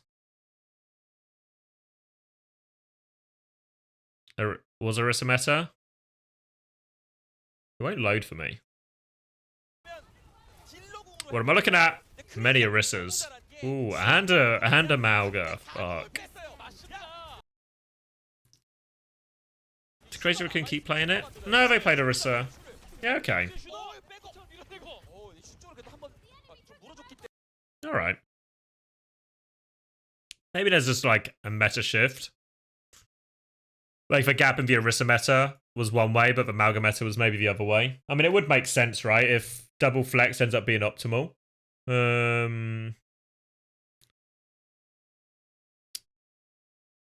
If it does end up being optimal to play double flex, obviously that's got to be the perfect meta for Falcons, right? So it should, in theory, it makes sense now. It makes sense that they're closer.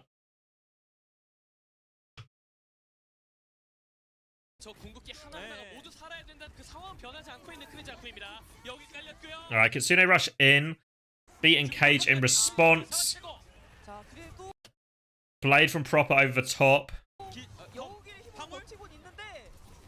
I mean, Falcons surely have to win this one, right? Strong's gonna get the beat. They're trying to clutch it. They don't win it.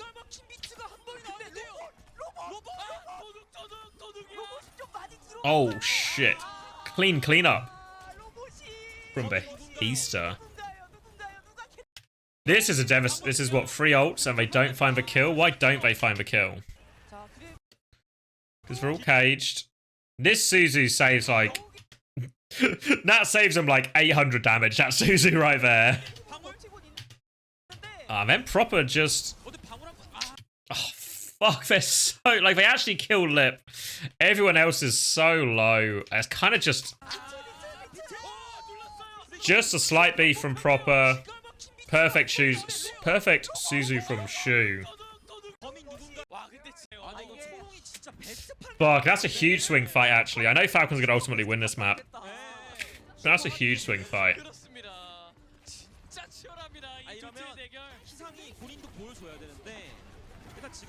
Tectonic shot early here. Stuff's happening all over the place. If they Tectonic shot to start, Heesang's going to blade back. Doesn't find anything.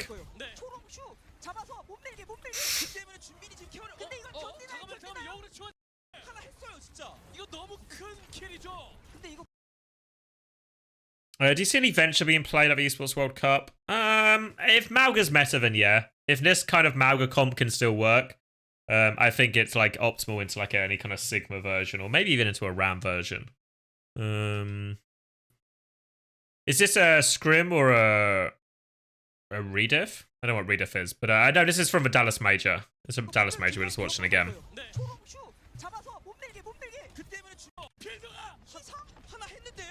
So this is really weird because they've traded cardiac overdrives and then now Smurf. It's because they lose Fielder, right?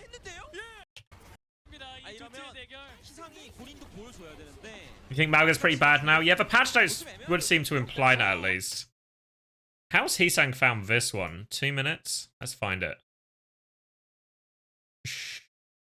Heesang. New Queen Street. Where are we? New Queen Street. Like there, maybe? Just before this.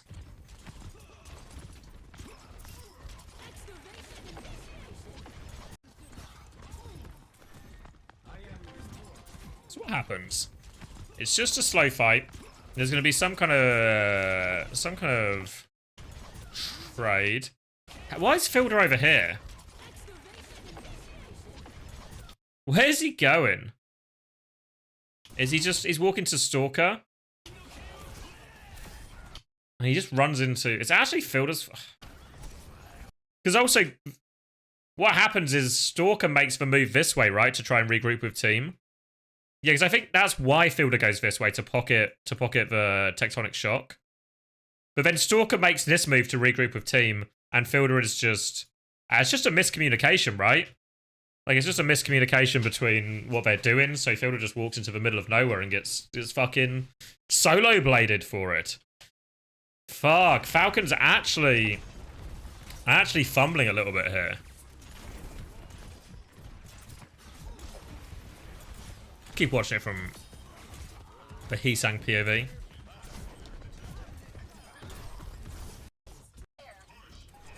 Alright, what a great chance to close out the series now if you're Crazy Raccoons. You have High Noon, they have Window. Seems pretty reasonable. They're going so aggressive again. Obviously they kind of forced to, right? They... Like, it's so... I mean, it's not so bad on the current patch, but these kind of plays to cancel High Noon, like to try and hit the start, is so scary, but they just try and get all the way in. Stalker gets underground. Proper's going to hit the deflect. Oh! And yeah, Smurf gets chunked for it. How often did we see something like this? Let's go to Stalker's POV. Because how often did we see something like this where, they go all in, Smurf will die for something, but then... and then the DPS from Falcons clean up. It's OBS Sojourn Ninja. OBS Sojourn. She's got all of them. Alright. So we do that, we disengage this.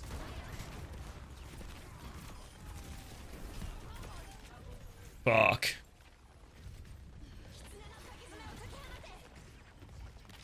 And they try and disengage for Kitsune Rush. Oh! Again, Stalker and Proper so clean with it.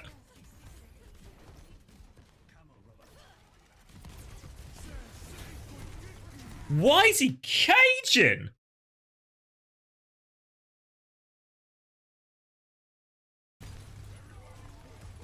He's killed Shio. Surely he doesn't win it. Okay. They've traded 2? Fuck. Oh my god, it's such a bold take to cage here.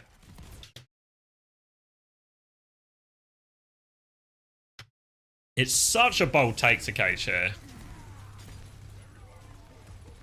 I mean, it works out. Like, I guess I didn't see that Heesang was with him.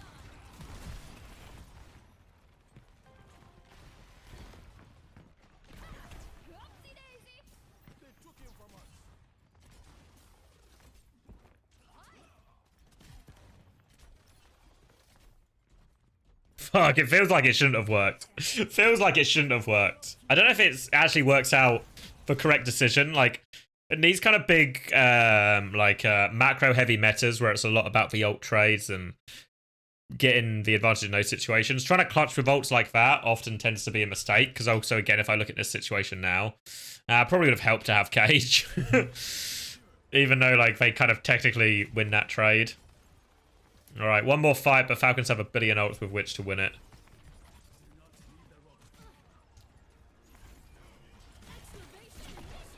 Start with a tectonic shock. Beat comes back, so now we can have a later beat.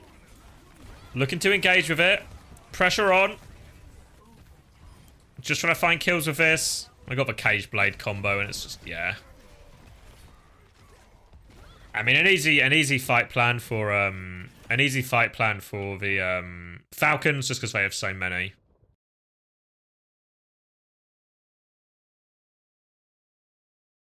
All right. What map was it to finish? Was it Root? Root 66. Amalgamir it again. 근데 결국에는 이제 자존심도 걸려 있거든요. 네. A 플랜을 포기하고 싶지 않은 느낌들도 있어가지고요. 맞습니다. 네. 자, 근데 결국 그래도 자리를 야금야금 확보하면서 필요. 결국 Fuck, Field has been rolled. 느낌들도 있어가지고요. 맞습니다.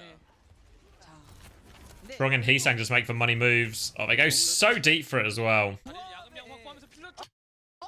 Just gets booped up so he can't use lamp either. 근데 조금과 교환. 교환이 살벌하긴 They might kill 한데 both for it, but they still have to give space eventually. 한번 저지가 되는 크리티컬 네, 쿨이죠. 물론 전진 수비는 풀릴 만한 환경이긴 하거든요. 필더가 결국엔 갔다 보니까 리스폰의 힘으로 가면 되는데 이걸 그냥 지금 완력으로 버티고 있어요. 근데 또 이게 잡아내면 이야기. You wanna watch this one? I was saying I wanted to watch Stalker POV actually, didn't I? So should we watch Route 66? Because I feel like Route 66 isn't a map I typically associate with, oh, this is good for Venture or something, you know?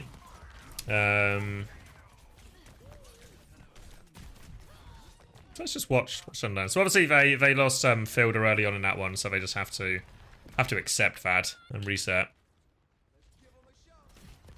Regroup on the high ground. Shiwa's Kitsune Rush. Shiwa's beat. Proper's gonna have a blade soon. Just a bit of poke damage. Turn onto the Genji. Force out the deflect. Burrow to disengage. Can stay in though. Oh, they're just gonna die on point. Look at Kitsune Rush. They choose not to ult back. So, a dry fight. I don't know if by intention or on practice. Gets the touch. Obviously very nice that you can just touch versus fucking everything here.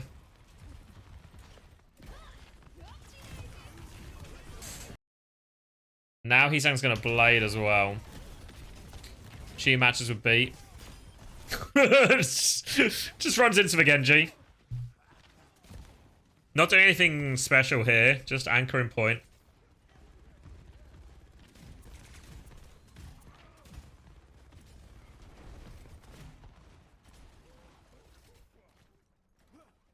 Alright. Continues to anchor point here. Spam the front line when he can.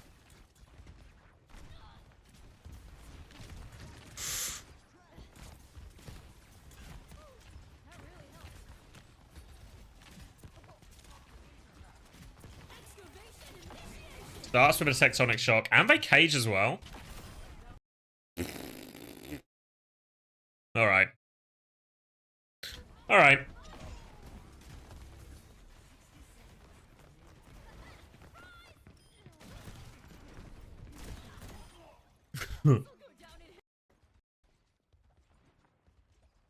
Don't know if they had to cage there. Don't know if they could have waited a bit later. We're going to go to spawn again. Not going to spawn again. Cancelling it. Oh, they're committing in.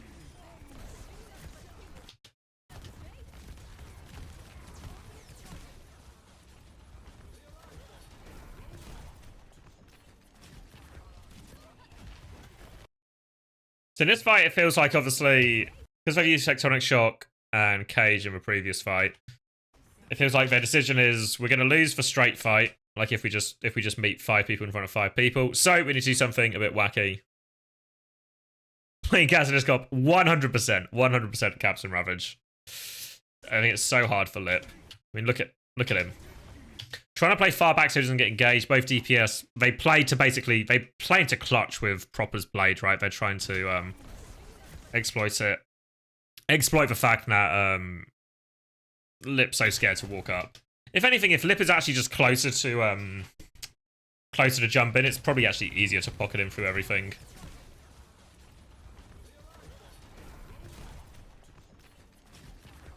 So they're not dying on point here.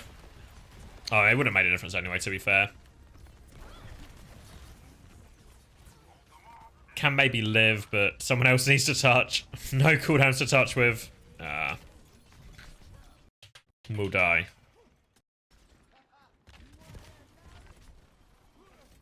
Yeah, so I mean, obviously, like, some of the ult execution, Falcon are just hitting their combos, right? Nailing that.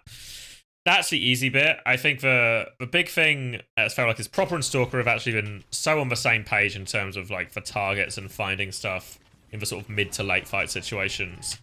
So navigating with a beat engaged, very aggressive from Crazy Racoon as we expect. Everyone turns. It's all a turn to peel here rather than a play to trade.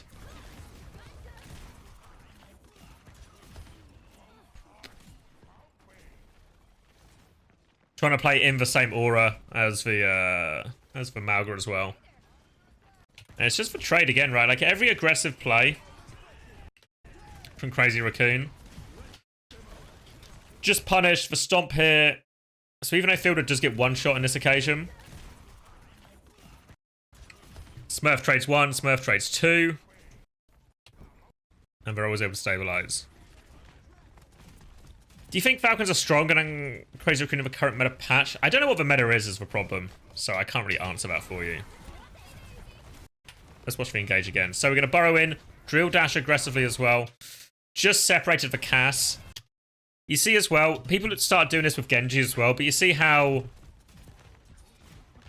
the Venture and the Genji, they're the ones to go first. Because what happens when the Venture does this?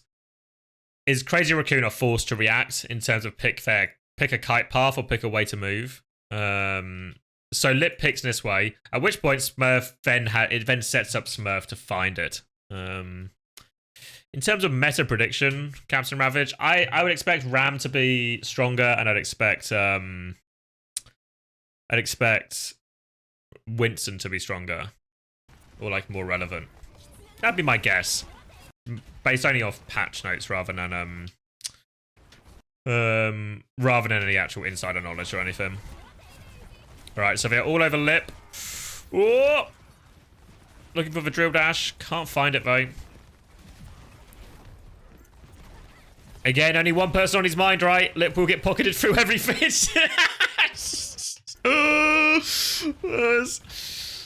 Actually just...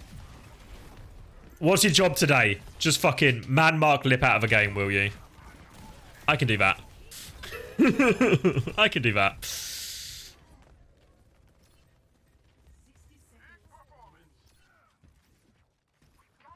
And again, leaves Crazy Racoon in a situation.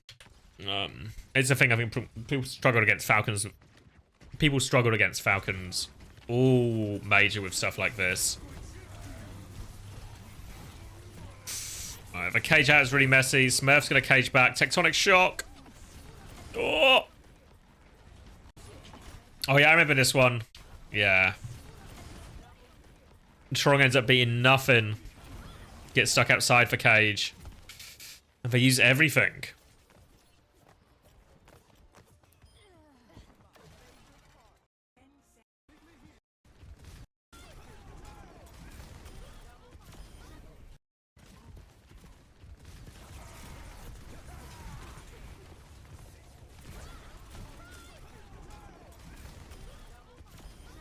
Fuck me. It's actually just so hard. If Adventure manages to get on you mid-fight, and Adventure has their cooldowns, fuck. Really hard. Do you think Falcons will get an advantage from playing in their home crowd? I mean, I guess the team will be. I don't know if anyone's watched the other Esports World Cup events. I guess the teams will obviously be very Saudi favoured. Or the crowd will be, rather. But it's also not like... Have you ever seen events where they go to, like, Brazil or something? Or they go to Ukraine? Or I'm thinking mostly of CS events here. Or even if they go to Denmark, right? And Astralis are playing. It's like, fuck me if you have to play against Astralis in Denmark. Hope you're happy or you're ready for the crowd to just fucking hate you and boo your every move and just shout abuse. Same if you go to Brazil, right? Fuck playing a Brazilian team in Brazil if you are not also a Brazilian team, because you will be in for a series of adversity tests. So you got to be ready to handle the adversity tests. But from what I've seen of the Esports World Cup, the crowd doesn't seem tame. The crowd does seem a lot tamer. I don't think we're going to be getting the same kind of intimidation factor you maybe get from like a Danish audience or from a Brazilian audience.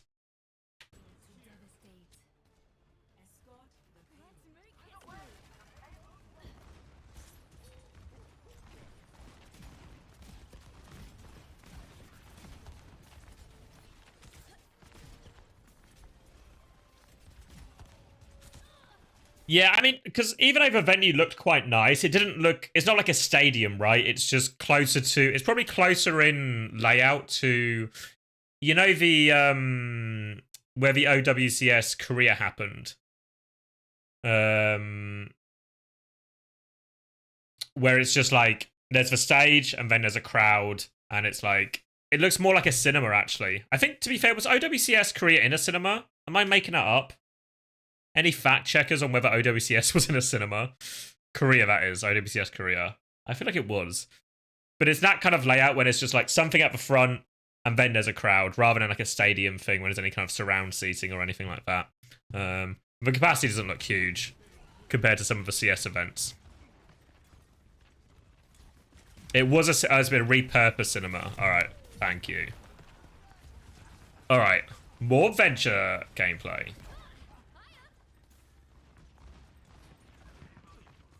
Korea Overwatch is always cinema. True. True. Unless we're watching Genesis play.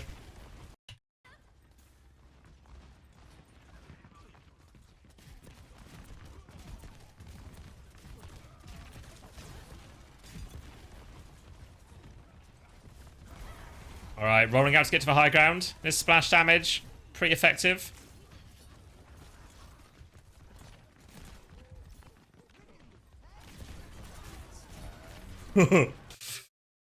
Geo caught there. Oh! Oof. Can't quite find the finishing blow.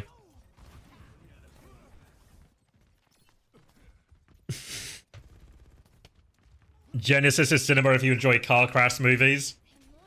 It's the yeah, Genesis is like what's the genre called? It's like disaster movies. Watching Decay try and live in a day after tomorrow situation. Not new, no, this is Dallas Major. The DL Major, as they call it. I don't think anyone's actually called it that before. Alright, so Crazy Racoons are going to try and go really aggressive around the corner. They window, Smurf tries to run out. Does successfully run out, to be fair. There's like a few options, right? It feels like for most part, Stalker's not doing anything particularly crazy. In a lot of the neutrals, we'll just be starting with team. Happy to farm the ult quite quickly. Obviously, the splash damage means it's quite effective spam, and it also charges their ult quite quickly. Then, when we're looking for engage time, it's like mid-fight decision-making. I think it's like, if we can find Lip, great. If we can find Genji, great. But in general, it's like we spam the Malware at the start, but mid-fight, we're always turning our attention to the DPS. Again, we're not even really that focused on the Kiri either, or in this case, BAP. I don't think we've seen Stalker engage that much on the supports at any point, really. And And then, to be fair, there's some flank engages, right? Particularly in fights where it feels like the Falcons don't feel they can just take an ult trade and win. We see a lot more situations where maybe Proper and Stalker try and team up on the flank. But that's kind of what we're seeing so far from the Stalker gameplay. What am I looking at here? Face It starts today. Bring it home. Who's this at? Is this at the expense of England? Is it meant to be a joke about it coming home and it's not coming home? It's in fact going to Madrid. I'm not sure what the joke is.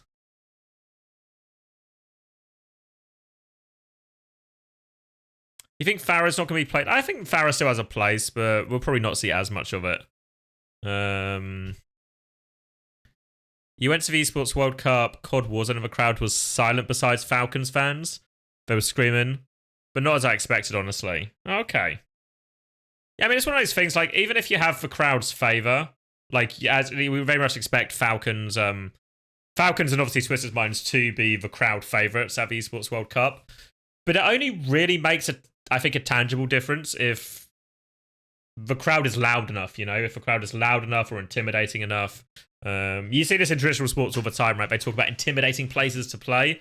I don't think the Esports World Cup is going to be an intimidating place to play for non-Saudi teams. Whereas I think there's certain places you could go in the world if you're playing against that country's, or against a team that represents that country, where it would become like a lot more intimidating. So I don't know if our home advantage is really that big.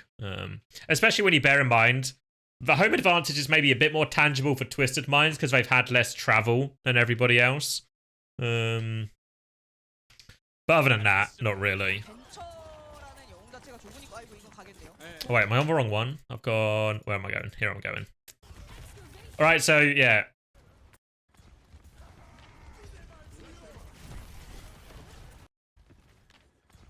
Do you know, Renato, like, what's the bigger org in Saudi Arabia? Is it Falcons? My impression is it's Falcons more than Twisted Minds, but I don't know if that's true.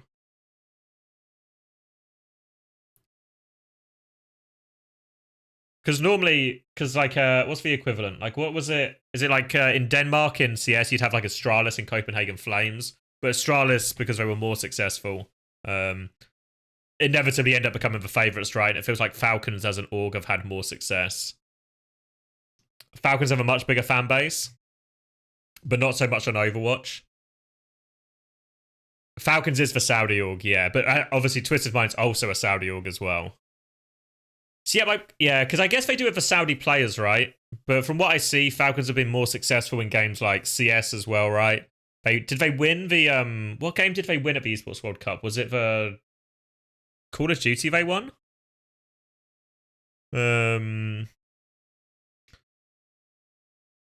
Rocket League as well, yeah. So it feels like Falcons, yeah, Falcons are the big dog.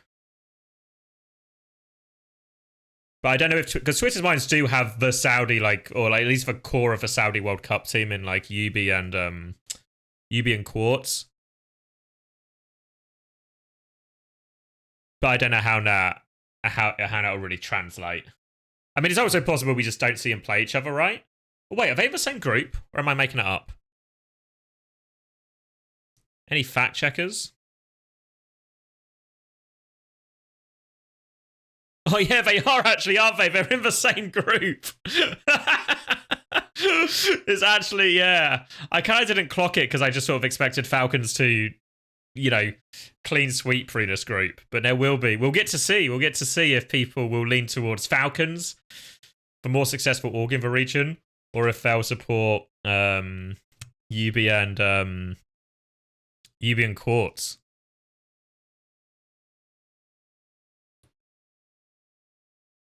Oh, they won the Free Fire as well. Oh wow, they're doing pretty. They're gonna win. They're gonna win the Esports World Cup, aren't they? The like, what's it called? The club prize.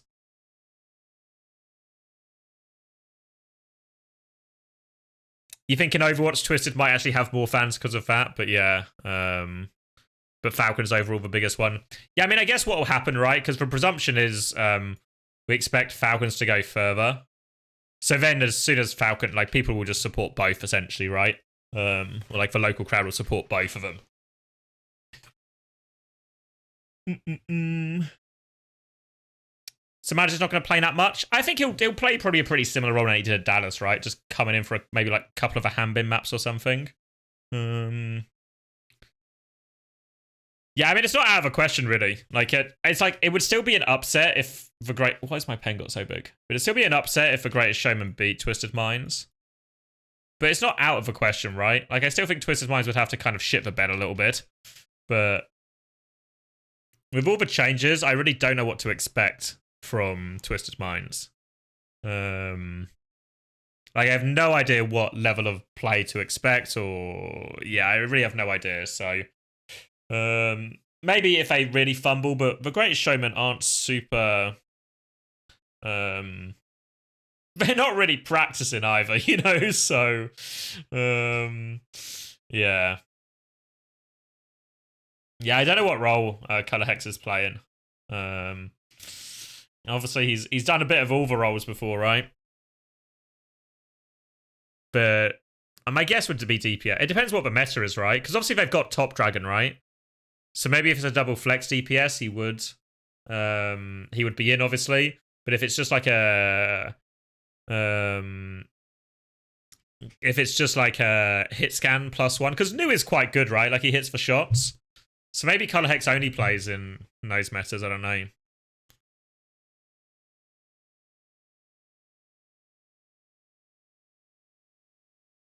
Yeah, no last row anymore. It's opener now.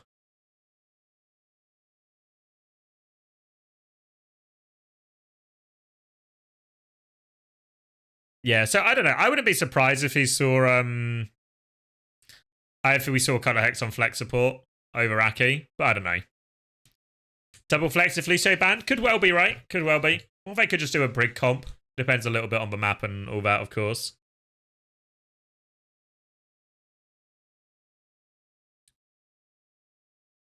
Chris said Brig doesn't look that good. Oh, really? Don't know. We'll have to wait and see. Have to wait and see.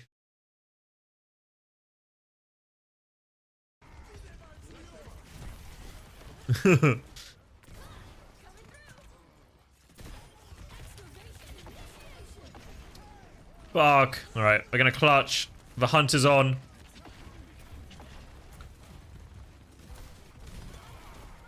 Alright, Lip will be the next target. Just so clean on it. Like, the 3-man squad. Proper and Stalker leading the way. Chia tries to follow. What matches will be on stage and what will be on stream? I think they'll all be on stream.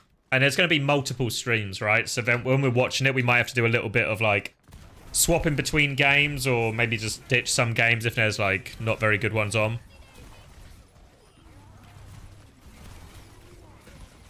Yeah, I know they're going to have multiple stages. Or, sorry, I know they're going to have multiple streams, but I don't know what the stage setup will be. Or if they'll just play it, like, behind,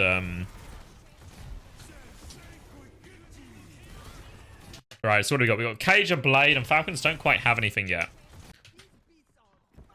So it's actually a little bit... I feel like Stalker... Okay, he does move. Yeah, he wants to take the flank, but then runs into this. Stuck in the cage. They just focused down Heesang. Oh, and this is actually a devastating fight for Crazy Racoon. You think China versus Falcons? Best group stage game? It's one of these two, right? It'll be this one. Maybe this one.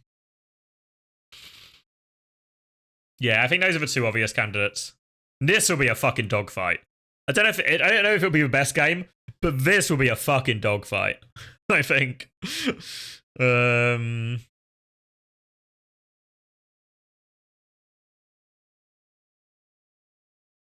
You got insider info on Ents? What's the insider info? You ran DPS against them? Well, how are they looking? Good? Bad? Medium? You stuck Kevster in a Tracer mirror? Fuck. Surely if Cow is diffing Kevster, their hopes of Esports World Cup are fucked.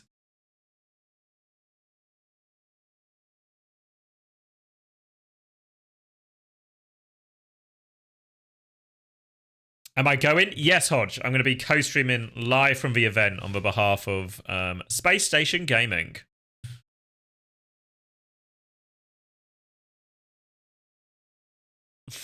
Kev's loaned you some gold as well in RuneScape. Great.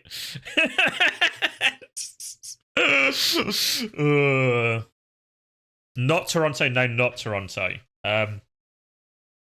So what happens is there's like there's obviously like the main stage area, and then I don't know exactly where I am, but somewhere nearby there's an expo stage, and this expo stage is run by different teams throughout the event, different teams that are part of the club program at the Esports World Cup. And it just so happens that while the Overwatch is going on, SSG are in charge of hosting this. So SSG asked me if I would co-stream at the event, and I said, yeah, that sounds like a lot of fun. Let's go do that. So I'll be there co-streaming from the event, and hopefully that means what I can do is I can just yoink a load of players to join me on stream or do some interviews and stuff while I'm there. So I'm cheating on Toronto. No, it's actually going to be what's the technical term for it? Polyamorous, is that the right word? An open relationship? It's going to be a polyamorous relationship. Yeah.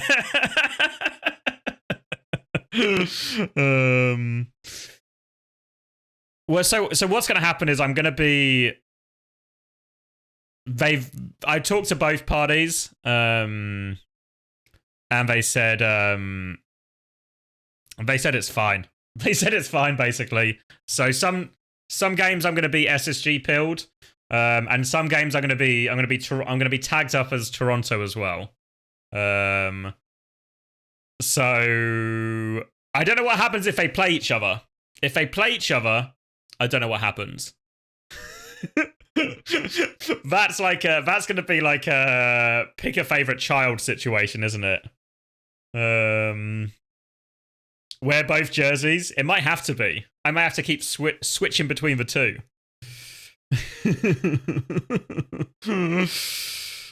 The most neutral cast of all time. I mean, can I cast if I'm biased in both directions? Is it possible? You need a jersey that has a print on both sides, so I can just like. I guess if I wear both and I just like I pull one over my head or I put the other one back down, that can work, right? Cut them in half and stitch them together. Yeah, we'll have to do something creative.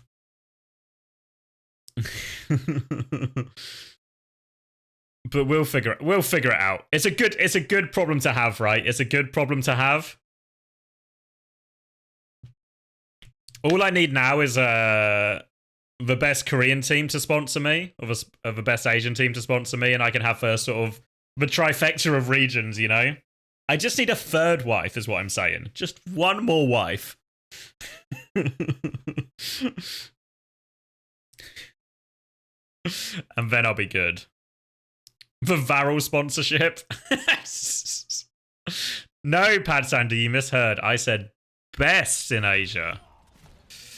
Is Falcons considered Korean? Yeah. Oh, what have I pressed? Leaking my Google Drive. Bleed also. Grow up. Grow up. Yeah. Just one more wife, bro. One more wife. So how do they counterplay this Blade? Did they just shoot him good? Not to dazzle you with my Overwatch knowledge. Because they go in, they cage. Jump in's cage seems reasonable. He sang. Suzu is good from fielder at this point. And then they just burn him. I guess what you want to do... I don't know if we can get like a good view of it, but like... If this is the cage, right, and you're getting bladed, do you have to just play around the center of the cage? Can you do this? Does anyone have pro knowledge? So you get caged. They are going to cage Blade, right? And what the Genji loves to do is just play the rim, right? Play the rim and just slice you where they can't take damage. But if you all stand in the middle, can you bait the Genji in? Because that kind of feels a little bit like everyone's playing near the middle, right? And that suckers he sang in to try and like commit for this and they're able to focus him down. I don't know exactly what happens to Shu's peel and stuff. Because then he just gets focused. You can't do anything. They literally just shot him. They just shot him. Is the technical term rimming or edging? I think it's rimming, officially. Your Platz, you consider yourself a pro? Great. Do you think Falcons overtake Racoons this Esports World Cup? I mean, some of it depends what the meta is, right? I think my big conclusion for Falcons, and I think this has been reinforced by this game we've watched so far as well, is that actually in the Malga Mirror, I think they're better. They're better in the Malga Mirror. So Falcons have come to an event, they picked the right meta, they were the best team on the meta, and then they lost the grand finals. So, yeah. I mean, obviously we've not watched those grand finals yet, but we'll see.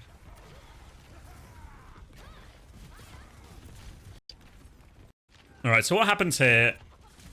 Just kind of poking, and then Chio just gets one bopped out of nothing. So it's going to be a disengage.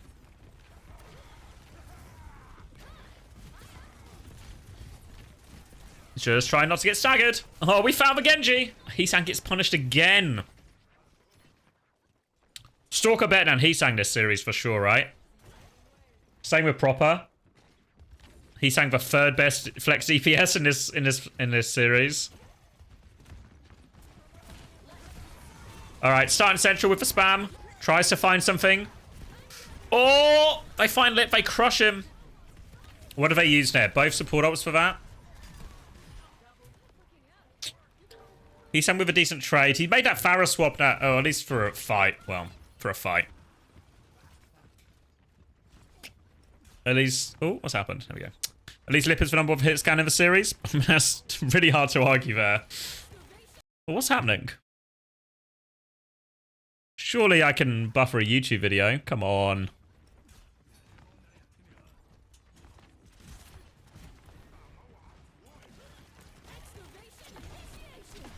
Alright. Happy to start with this one again. Where's he going? Just trying to force point with it. Eyes on the DPS. They don't have an ult back for this one. I'm going to try and disengage the beat. So this is part of why Venture's so broken, right? Because here they go with Tectonic Shock. They also go with Blade, and this forces the beat back. So Falcons try and disengage in this direction, right? But Stalker doesn't actually have... Like, Stalker disengages. But because of the nature of Venture, while everyone else disengaged behind, Stalker can disengage underground. Which means Stalker gets to hold his position and then still engage on this cast on the re-engage timing. Because they lose Smurf, but fuck. Now it's just a dogfight. And the Venture is actually so powerful in these situations. Also, Fielder apparently quite powerful in these situations.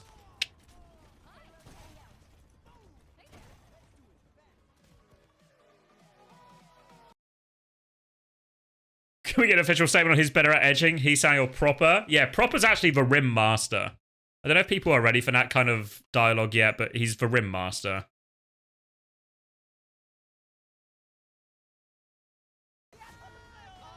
Who do the bands favour? I don't know. My impression, at least... Oh, these are highlights, not the full thing. Did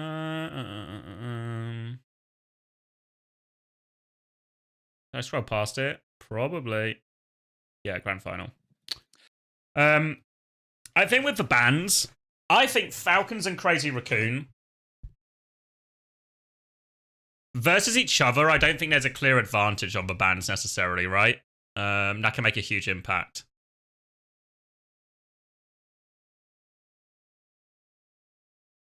I think the advantage that certain teams get, like Falcons and Crazy Racoon, if we look at the teams, I think Falcons and Crazy Racoon get a huge advantage over most teams, right? And I think the same's true for Zeta as well. I think Zeta, Crazy Racoons... Oh, I don't know what. I'll put a fucking star by their name. We put a star by their name. They get an advantage against most teams with the bans, right? Because they can play everything. Whereas everyone else, maybe with the exception of Toronto, this instance probably favours Toronto to a degree. They get an advantage over all teams. But when you talk about like Crazy Racoon versus Falcons or Falcons versus Zeta or vice versa, I'm not sure there's a clear advantage for any of these teams in the system, right? Obviously, their coaches might fuck it up or might outplay the other coaches in these systems, but I think inherently, based on roster strength and talent, I don't think any of these teams have a necessarily inherent advantage. Like, they can all play all the comps. You can maybe make an example that some of these teams still have, like, the dive advantage over Toronto, of course, right? I think that would be reasonable. But I think especially when you look at the 3 Korean teams here, I think they can play everything. I think Fielder's Kiri is good, no? Still think Fielder's Kiri is good. If you think about it, you just play in South America region, you can get a free Esports World Cup ticket. I mean, if you got the right connections to the top Brazilians, you probably can.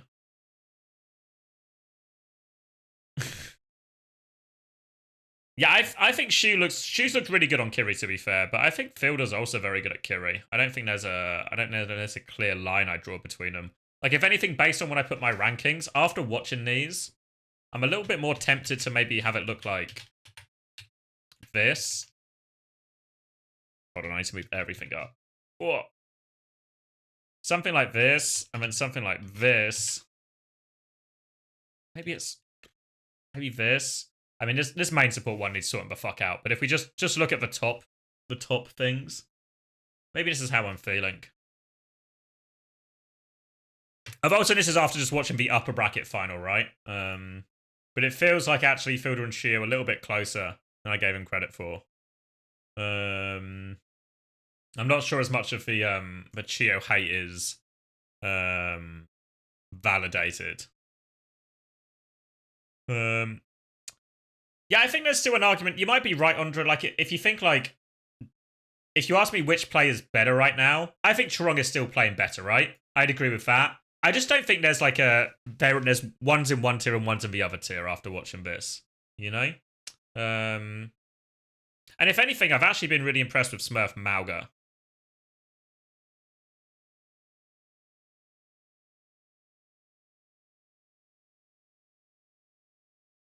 Strong, also more flexible. Yeah, I mean, it depends how much it really matters, right?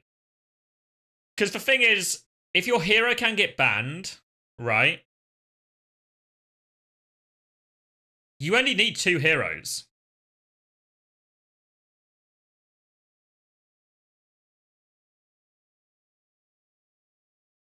What do you mean, sorry, Andra?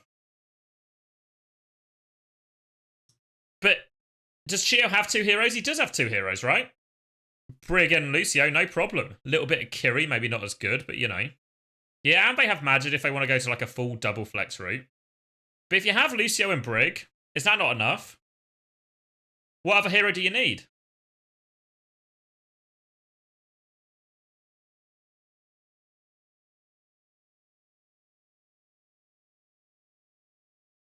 So Magic didn't retire? No. I mean, I'm not saying it's bad to have more heroes. It's definitely better to have more heroes. But I'm saying the ban system doesn't fuck you that much. Gandalf. Stop yapping. They're not ranked by tier. They're not ranked. The tiers aren't ranked individually. They're just grouped into tiers in the order we talked about them.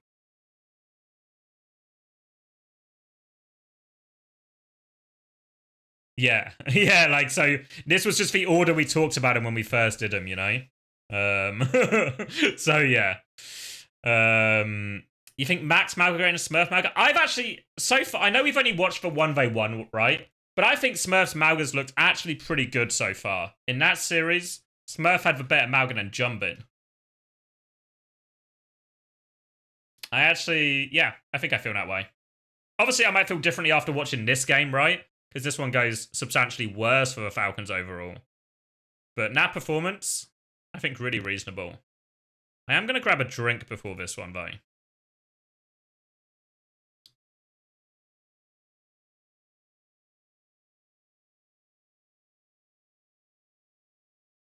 Yeah, there was less Malga in this one in these ones, right?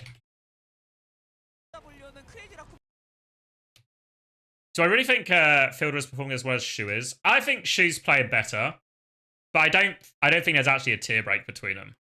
The same. I'm actually feeling the same way about both of these categories. Where if you ask me to say which one of these two is better in these two situations, I think Shu and Chirong are both better than their counterparts right now.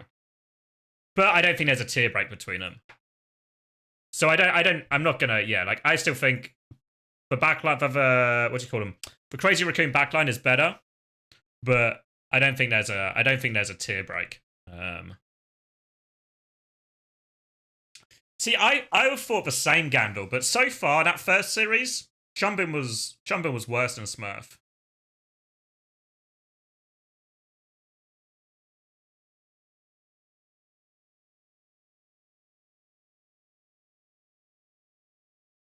What tier break do you mean? As in they're in the same tier, right? You can argue that one player's better than another player, but that doesn't mean they're like a tier better, right?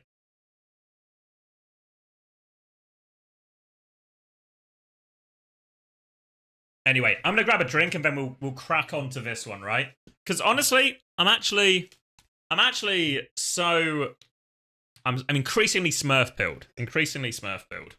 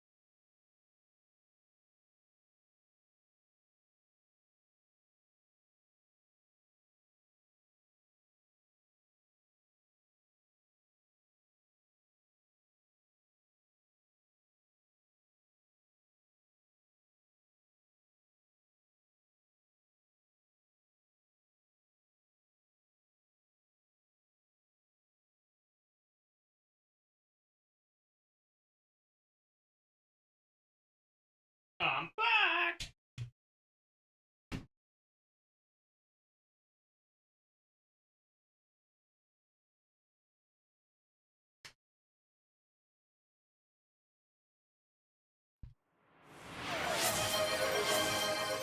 Thank you, Pineapple.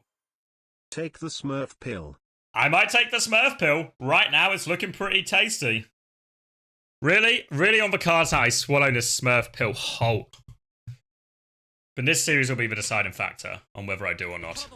잘 몰아넣었거든요. 네. 잘 먹었어요. 자, 충격파 일단 뭐 당하지 않았고요. 잘 빠져나갔습니다, 팔콘은. 팔콘 숨고르기 한번 나와야겠는데요. 네. 돌파까지도 빠져가지고. Alright, I missed first fight. 파라. 자, Maybe we'll watch one of these from Smurf's PV as well or something. 상대 템포를 막는 조절이 안 되다 보니까 좀 말렸거든요. 그래서 이번에 Alright, so interesting about into the Farron this time now, Crazy Racoon. 잘 몰아넣었거든요. 네. 잘 먹었어요. 자, 충격파 일단 뭐 당하지 않았고요. 잘 빠져나갔습니다, 팔콘은. 팔콘 숨고르기 한번 나와야겠는데요. 네. 돌파까지도 빠져가지고요. 근데 파라 상대로 저렇게 좁은 곳으로 들어갈 필요는 없죠. 네, 그래서 아이는 본 것 같고요. 정면적으로 좀 자리를 옮겼고요. 그리고 위쪽 그 지붕 쪽에서 희상이 때려주고 있어요. 근데 자리를 우와. 잡아서 지금 립 선수 포킹 That's a cardiac overdrive in his swing, but this position is really obnoxious from Hisang. What, Stalker's trying to fight him. 들어오긴 했어요, 그래도. 예. 스토커. 자, 방울 빠진 상태에서 다시 한 번 더 정면 쪽. 여차하면 거점을 주더라도 증폭 매틱스톤에 들어가는 것도. Alright, so Crazy Racoon backing into the corner. Did get the first flip. 이 다음 상황. What's Hisang's on a big flank? He's dead, surely. Oh my god, he's dead, surely. There we go. Oh no, Fielder! Fuck. Oh. Hisang's inadvertently baited them all on. It's just greedy to keep swinging, right? Again, this is actually the exact same as the new Queen Street one, no? You know where Fielder pushes right side to heal to try and pocket Stalker, but Stalker just dips this way. And Fielder's just like walking in here and yeah, just clearly not on the same page. Not a worthwhile trade. 백어퍼로 지금 슈가 날아와서 지금 스토커가 다 잡으러 왔거든요. 근데 일단 뒷라인이 없는 상태인데 이걸 잡아요. 다 잡습니다. She would never. Maybe. 액자식 구성이었죠. 자, 결국 드릴을 돌진으로 1%에서 끊어내고 있는 팀 팔콘. 되게 좋은 타이밍에 지르고 사이드. Alright. Wait, how did Falcons... Did Falcons actually win that fight? I actually just skipped over it. I presume they'd lost. 백어퍼로 지금 슈가 날아와서 지금 스토커가 다 잡으러 왔거든요. 근데 일단 뒷라인이 없는 상태인데 이걸 잡아. They just follow him in, right? And again, ugh, fuck me. The mid to late fight... The mid to late fight is unreasonably good. From Falcons. Why am I listening to the Korean broadcast instead of the English? Just because it's just easier to not be able to understand what they say. Like when I have the English, I can't help but understand what the English broadcasts say. So I just find it like slightly distracting compared to just having noise in the background. Because obviously I still want the game sounds, etc. But yeah. So if I can listen in like a foreign language, I often find it a little bit easier to focus, for purposes of this at least. 백어퍼로 지금 슈가 날아와서 Like if I just had clean feed, I'd do that, right? But 지금 스토커가 다 잡으러 왔거든요. 근데 일단 뒷라인이 없는 상태인데 이걸 잡아요. this is the easiest way. I do the same thing on London, like I'd always watch the replays rather than the VODs. 파라를 잡으려는 바티를 잡으려는 크레이지. I'm not sure the BAP is a troll pick at all. 근데 일단 뒷라인이 없는 상태. I think it's like way more 50-50, like worse ult, but lots of other things are better. 지금 스토커가 다 잡으러 왔거든요. 근데 일단 뒷라인이 없는 상태인데 이걸 잡아요. 다 잡습니다. 바티를 잡으려는 크레이지 라쿤 본대를 잡으려는 팔콘. Right, so we get the flip. 액자식 구성이었죠. Stalker at it again. 넘어가네요. 31%에서 It's also more hype. Yeah, they do shout a lot more as well. 사이드에 파란 So do with that what you will. If you're into shouting, this is the place to be. 그래도 크레이지 라쿤 입장에서 파라로 어느 초반의 거점을 가져온 다음에 딱 트레를 바꿨기 때문에 상황이 나쁘지 않아요. 영빈처에서 가면 됩니다. 자, 돌파해서 들어. How many teaspoons of sugar do I put in my tea? Don't drink tea. 0, 0. So 0, essentially, I guess, technically. 애매해요. 자르긴 했는데. I didn't pay attention to this fight. What's happening? 가면 됩니다. Jumping with the slam in. Builder with a window back. 들어오거든요. 중앙을 자르긴 했는데. 자, 근데 비트라 Cardiac overdrive.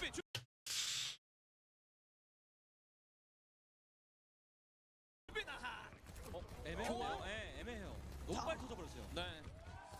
자, 이러면 팀 팔콘이 이번 싸움에서도 승리를 가져갑니다. 네, 선방했죠. 물론 크레이지 라쿤이 궁을 안 쓰긴 했지만 가장 중요한 비트 용검 Right. 좀 있으면 KG 알트까지 지금 준비가 된 상황에서 Oh, did they take Chuck as well? Maybe that's what I missed. I did think it was like surprisingly easy for him to win this one. 영빈처에서 가면 됩니다. 자, 돌파해서 들어오. Ends not boot camping, no. 자르긴 했는데. So yeah, Jumping tries to start on this at the exchange of all of it. They take tonic shock, but it does get shut down pretty quickly.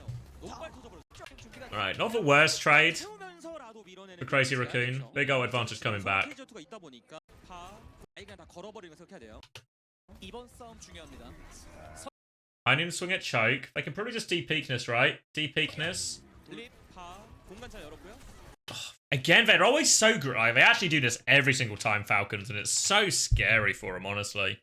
But it also works out every single time. So at least for ones we've watched so far, they actually win every single time. They cancel it. The beat is not in time from Chorong. 하긴 했는데 Do they not have Suzu either? 이번 싸움 중요합니다. 석양, 립, 파 공간 잘 열었고요. Surely this is such like an outrageous gamble, no? Because if they hit the Suzu, he just dies.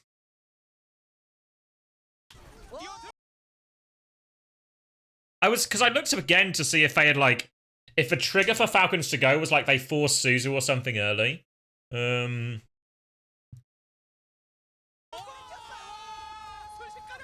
비트 반응 하긴 했는데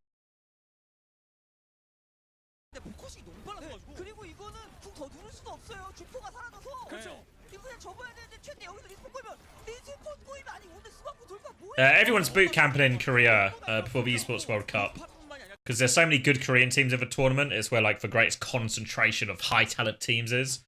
So all the boys have taken themselves out there to do it. Toronto there as well, yeah.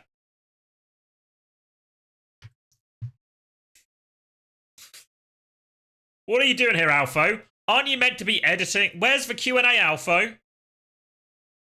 Alpha here slacking off. God damn it. 그 돌파에 맞춰서 들어가는 스토커의 그 합이 너무 좋아요. 예. 잠복이 왜 둘을 둘지로 기다리고 있다가 You've been out all day. Fuck. Well, see you later, Alpha. Thanks for stopping in.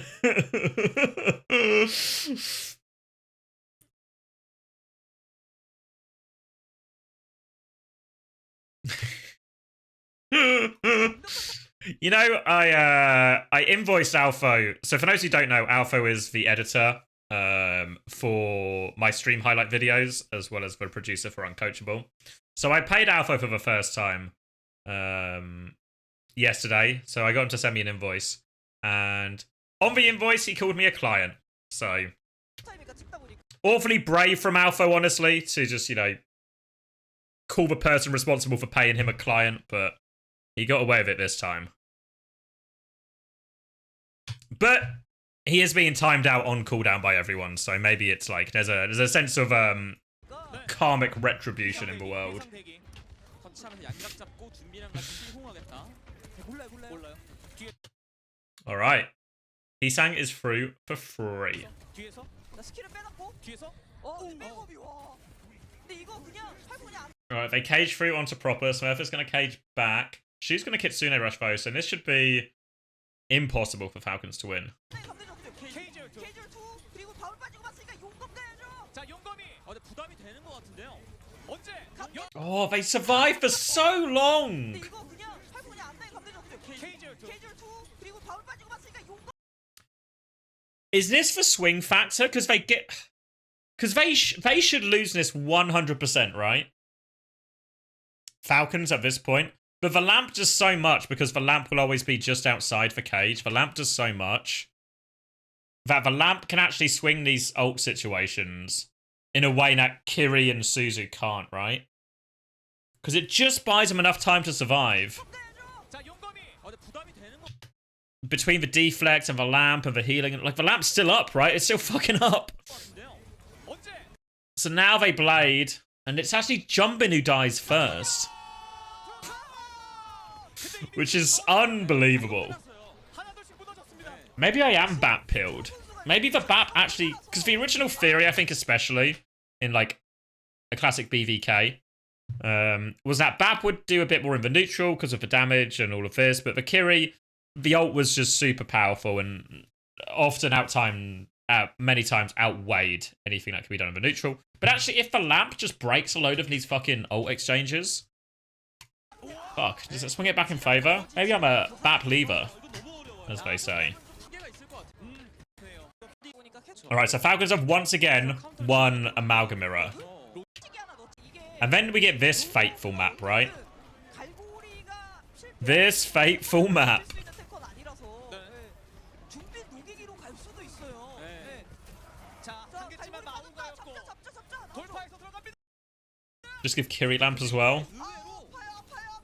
너무 아프죠. Alright. 도 있어요. So the initial impression is they just fucking kill the hog, right?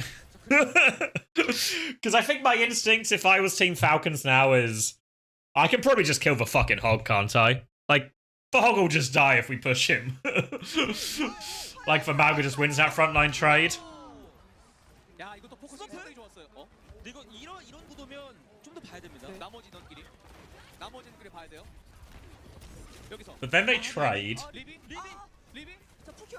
야 근데 이거 좀 너무 몸 잘 숨겼는데요. Alright, Lip is 부담되는 가게. being harassed. 잠복 이후에 드릴 돌진. 그래도 아직까지는 근데 거점 이게 터치가 문제가 합류 속도의 차이. So despite actually just 거기서 winning immediately, 다리 싸움이 밀릴 수밖에 없어요. 이렇게. they've not won immediately. 그림이 나오네요. 그러다 보니까 이런 그림까지 나오고 있습니다. 그리고 싸잡아 먹는 구도. 그러니까 로드오브의 가장 큰 문제가 Alright, there's the slam in. They lamp in as well. This time they get their man Lip. And they follow it in, and this starts to look, and again, who do Falcons kill? Oh, I pressed the wrong button. Who do Falcons kill first every time? The DPS every time. 끊어서 피가 미스되면 And as a result, they're going to win. 지금 로드 갈고리 한번 빗나가니까 그냥 그거 무시하고 You want Suzu to immune enough damage, it manifests a lamp. great. It just snowballs. But Jumpin's gonna get the trade. Oh, is it just an aura-based performance from Jumpin on this? It really is, right? There's no there's no like crazy Overwatch theory or something. 확실하게 본인이 보낼 수 있는 스머프가 아닌 다른 영웅들을 끌어서 잡아주면서 본인이 숫돌리기로 생존을 해야 되거든요. 한 번에 이왕이면 뭐 필더나 아니면은 프로포스 토커 어그로 끄는 것들 하나씩 보내야죠. 갈고리 빠진 거 봤죠? 갑니다. 자, 빠지는 거 보자마자 바로 갑니다. 그리고 위쪽 자리 잡았어요, 스토커. 그래도 자, 갈고리 빠진 거 봤죠? How does Fielder die? 자, 빠지는 거 보자마자 바로 갑니다. 그리고 위쪽 자리 잡았어요. Just gets shot in the face, I guess. 여길 안에서 와! Well, what if Lip just clicked on everyone? 근데 반대로 팔코는 그냥 최대한 비비자는 선택. 어차피 공안 눌렀거든요. They just kind of Kitsune rush on and Lip just does a thing. 선수가 대체될 필요가 없으니까. 40입니다. 퍼센트도 유리한 상황이고 상대 비트 빼면서 우리 비트 쓰는 거. He just swaps at Hannah, free nade. 측면적으로 진입해요. I guess in theory, as long as I can deal with a Tracer. I don't know. This should be fine as well, I think. Bab should be fine. 팔콘. 괜히 싸움기로서 여우길 도는 게 더. Fuck, he's just shut down the... 이거만 나오면 갈고리가 통했습니다, 이번에. 잠깐만요. 콤낼 수 있는 킬만 나와준다면. 그리고 팔콘이 이러면 궁 누르기가 되게 Oh, Stalker's boots out. 금방 또 오거든요. I help Stalker. 일단 하나 더. 일단 30%. 끌었지만 넘어가였고요.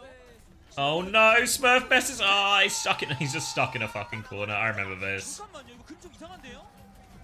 And they beat back. And they window into... Trong booped him? You're probably right. 이런 거 나오면 궁 누르기가 되게 싫어져요. 끌었지만 넘어가였고요. 일단 하나 더. 일단 30%. 끌었지만 넘어가였고요. 근데 이거는 스머프 선수가 되지. Is it? I don't know. 수업을 조금 근데 만약에 저 케이지 턴이 망가지잖아요. 그럼 여우길 랜딩이거든요. 근데 시간 많이 벌었어요. They're just frazzled right now. Just frazzled. 덮어 들어가야 되는 상황이에요. 자, 진입하고 있는 팔콘. 근데 이거 갈고리 빠졌고. 스머프 이거 케이지 걸었다 여우길에 갈 만한 상황으로 보이긴 하거든요. 그러니까 이거 정말 순간적으로 녹일 수 있는 250짜리 영들이 걸어야 돼요. 네. 괜히 준비한테 걸었다가 여길 깔리고 다 들어와서 녹을 수 Right, they've taken the high ground. Proper. They've gone Genji Tracer now. 거점 쪽 자리 옮겼고 팔콘. 이게 호그라서 터치는 충분히 됩니다. 네. Fuck's sake. 케이지를 투입된 영웅이지만 하지만 여기서 Then they have Kitsune rush for the cage, so yeah, they just win that one. 갈고리가 미친 듯이 Opening pick or not. 그건데요. Oh dear. Oh dear. 이거는 맛 마우가로 가는 것 같습니다. 여기는 공중을 좀 쓸만한 맵이. Alright, but now- 파라를 다시 한번 써보네요. I mean, that's one of those as well where I'm not convinced. Like, Crazy Raccoon's, like, Jumbin just made plays. Every single time it was a Jumbin making a play. They started, like, every fight up. Every fight up with a pick. 어쨌든 파라가 메인 플랜인 것 같기는 해. Alright, so high ground first here for Crazy Raccoon. 자리를 잡고 있는 건 크레이지 라쿤이고. Farron this time from Hisang as well. 확실히 파라가 있다 보니까 반대편에 올라가기 지금 좀 부담스러운 상황이라 조금 좀 숨고르긴 하네요, 팔콘. Right. Jumbin drops the drive-by. Cardiac overdrive to flip it. They chase Jumbin out there. 자리 자체는 그래도 수성 잘했어요. Won the initial HP trade 팔콘 체력 좀 a little bit at least. 프로포 돌아요. 프로포 돕니다. 측면 쪽. 일단 체크는 됐고요. 다시 한번 정면 쪽으로. 희상이 밀어내. Proper uses deflect here, so a little bit... 스머프도 체력 좀 떨어졌는데. I mean, look at this from Falcons. It's just, 프로포 돕니다. 측면 쪽. 일단 체크. like, proper dashes here, right? Deflects in the middle. So at this point now, if I'm Falcons, I need to just be saying, like, oh, we don't have cardiac overdrive, we don't have deflect. Everyone's kind of a bit tagged. Like, we're just slowing this down, right? Slow it down. 희상이 밀어내줬고 대치 상황. But then they're like doubling down. I guess like Smurf's just trying to get out here. But yeah, they just don't reset at all. Smurf's just in no man's land. Cardiac overdrive again. And they're just getting a bit of a mess on where they're actually going. They try and double down and find a trade. No good at all. Really messy from Falcons. 이상 선수가 자리 먹는 것도 좋고 템포 늦춰주다 보니까 자 오히려 크레이지 라쿤의 좀 흐름으로 가고 있습니다. 맞습니다. 나오는 거 보고 증폭 매틱스 깔리면 그 위에 덮어도 되기 때문에요. 자, 코어 준비되어 있는 상태. Right, early pressure on. Again, this is what they want to do, right? If they can force Smurf to cardiac overdrive on the way up, then he can't use it to engage the backline and to take Lip out of the game or something, which is what's been happening a lot in the what happened a lot in the previous series. 자, 돌파해서 들어가죠. So it's a messy ult trade. Both for cardiac overdrives used. Stalker gonna go in, Proper gonna make the move as well.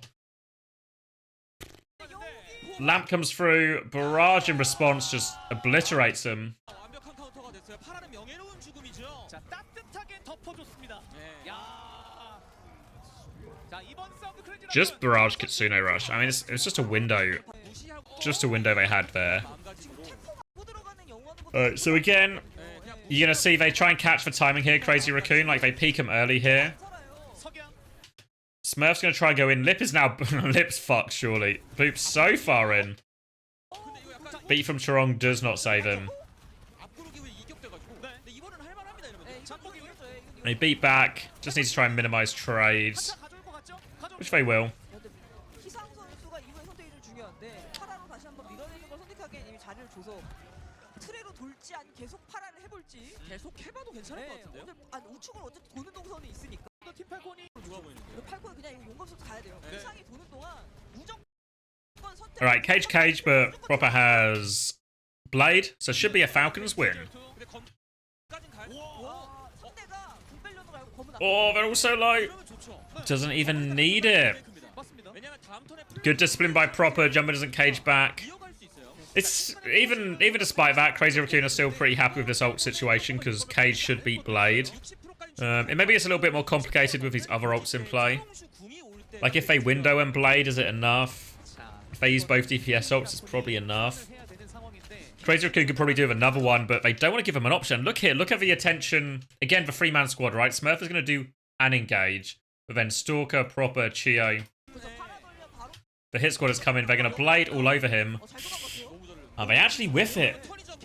Now the cage should turn onto Stalker.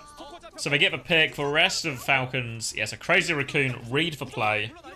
너무 사고인데요. 네, 바로 가겠는데요. 네, 이거 궁 안 쓰고 이기면 거의 그래서 뒤라도 물러갔는데 필드 오픈. 쇼쇼쇼 드리블했어요. 영영기. 아, 필드 오픈. 프로포? Oh! 이걸 화면 밖에서 무슨 짓을? 아 근데 여우기를 남겨놓고 가서 정리가 돼. Why'd they choose? Yeah, it was a Falcons choice. It was a Falcons choice. 'Cause I'm pretty sure it was Falcons won map 1, then lost the next 2 in the upper bracket final, then won the last 2. If I remember it. I know we just watched it, like, but I'm pretty sure I remember it the right way around. 쇼쇼쇼 드리블했어요. 영영기. 궁안 쓰고 이러면 뒤로 밀다. 테란테를 걸어. So yeah, good cage and turn. The rest of Falcons, they had windowed, but I don't think they can get a pick. The lamp doesn't save Stalker. 물러나야 됩니다. 사고인데요. 너무 사고인데요. 네, 바로 가겠는데. 네, 이거 궁안 쓰고 Yeah, thank you, Soku. 그래서 I thought that was the case. 필드 오픈. 쇼쇼쇼 드리블했어요. 영영기. Right, so now it's just a fucking dogfight. There's fights happening all over the place. Proper has killed 2. 무슨 짓을? 아 근데 Heesang has traded 1. They've Kitsune rushed on point, so they should get in this flip. 치우 잡히게 크네요. Okay. 슈가 죽긴 했는데 거점에 여우기를 남겨놓고 가서 크레이지 라쿤이 거점을 돌리고 거점. How many gifted to take this test on stream? Oh, we've already done an autism test on stream, Sion. Me, Chris, and Unter all did it. 크레이지 라콘이 You missed out. Who do you think was the most autistic of the bunch? Alright, big O advantage now into this final fight. This one is called Rad. What does that mean? People think Unter? I think Unter was the least autistic. Surely that's a big clue.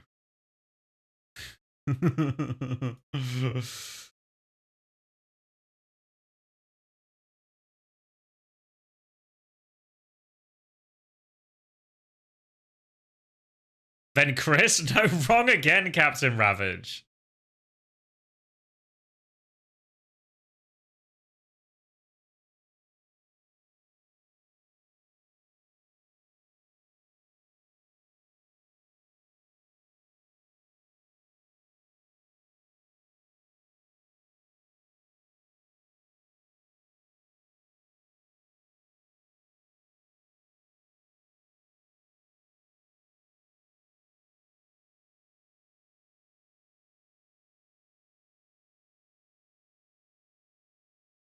Sorry, I was locked out.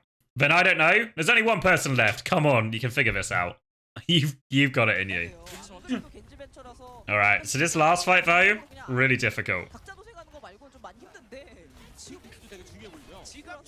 Tectonic Shock to start again from Stalker. I don't know how I feel about these. I think it's a reasonable ult to start with, but it has Force for High Noon out. They're going to burrow in. They want to go for the cancel again. Barrage to defend. The deflect for it. Shuts down Heesang.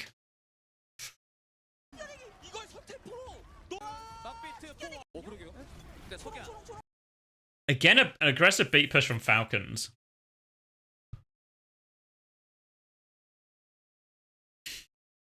He thought it was Chris as well because his speech pattern reminds you so much of your autistic cousin. I mean, it's to be fair, I didn't say it wasn't autistic, just less autistic. I was top of the autistic scale, apparently. I think it was something like I scored 17, Chris scored 13, and Unter scored 10, something like that. I don't know the exact numbers, but it was something like that.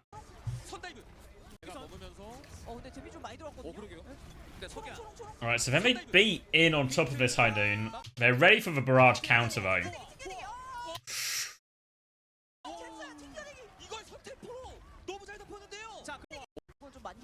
Falcons actually do so well to win this ult trade. We just read everything. All the early damage from that Tectonic Shock forces the beat out. Then the barrage actually does nothing because they have to deflect for it. Alright, they win this fight. And now we're in last fight territory. Window, Blade, nearly have Cage. Fuck, there's no way Falcons lose, right? There's no way Falcons lose. What was it out of? I don't know, Plum. I think it was out of like 30 or something, maybe. Maybe someone can fact check me. I think it was out of like 30. Because I think it had like different, once you hit a certain score, different categories. So I think it was like some tendencies of autism or something, or like mild tendencies or something like that. Yeah, you're right, Ondrin. There's no way, we shouldn't even watch this because there's no way they lose from this situation. Alright, where do they window? So they window right side. It's actually a shit window. Fuck.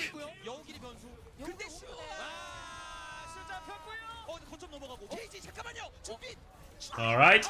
Proper still killed 2 with Blade, and it's for Malga and it's for Kiri, and it's 2 people who were closest to ult, right? So honestly, it's probably still fine. Oh. Fielder's got the pocket. Fuck. Heesang started playing the broken hero though. I mean, yeah.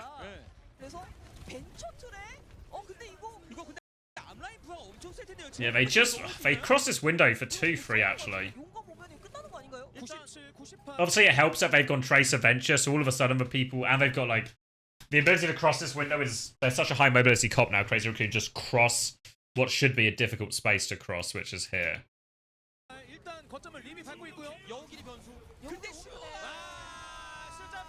Proper still punishes with the blade afterwards. Smurf dies, which is a shame because otherwise they just cage and they win the fight. And then Heesang, they just find, just deathmatch, right? Heesang's 1 HP. Stalker comes back. Oh, and then it's just the crazy shoe clutch, right?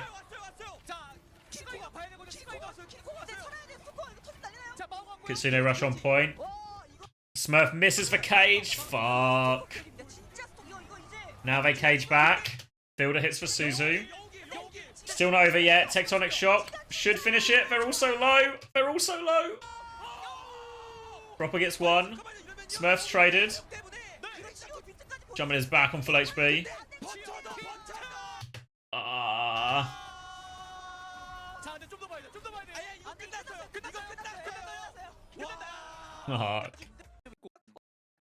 Alright, so they do win it, but it really felt like could have gone either way, right? Do you want to watch this one from Smurf POV? I'm feeling Smurfy. It was right at the top, right?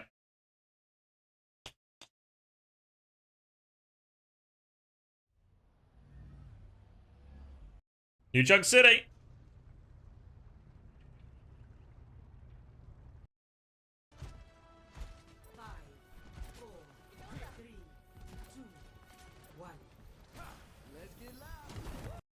Alright, so what's interesting at this point is, I imagine both teams very much expect the Mauga mirror. But Crazy Raccoon seems to have maybe got to their breaking point in the... Oh, hit scan can't play hit scan. Or he just gets crushed. So, alright. All about this early HP trade for the Maugas. Smurf wins this one. Oh.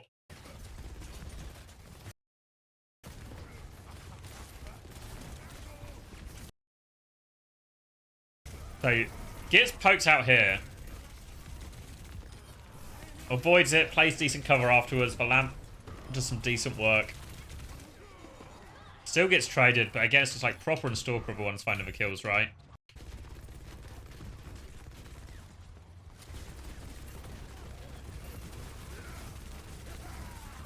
Right, Cardiac Overdrive has been forced. Smurf's going to try and full save his. 3 sec. Oh no, we did use it. Fuck, mate. Easy to play Mauga if you play for Falcons. You just stand around. Just stand around and wait for Proper and Stalker to do something. Just try not to take a load of damage. It's alright. It's an alright life, that, huh? Fuck.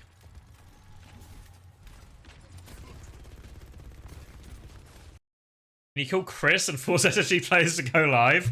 Isn't it quite late in Korea right now? I think it's pretty late. Alright, Tectonic Shocks to start it again. Where is he using this? Oh, his Stalker's just with us. Alright, again, just is he happy to just load it into the Mauga? Now they want to follow this. Disengage is reasonable from Crazy Raccoon. Yeah, I mean, I don't mind the Tectonic Shock to start a fight. But you just need to be careful like you would with like a Sojourner or a window or whatever. That they can't just walk away from it immediately. Get some natural light on the road. Oh. Woo.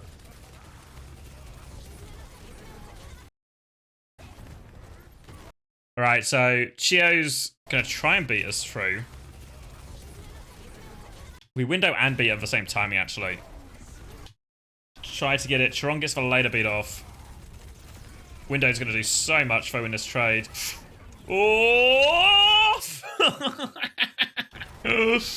Fuck. The vision was there, right? The vision was there.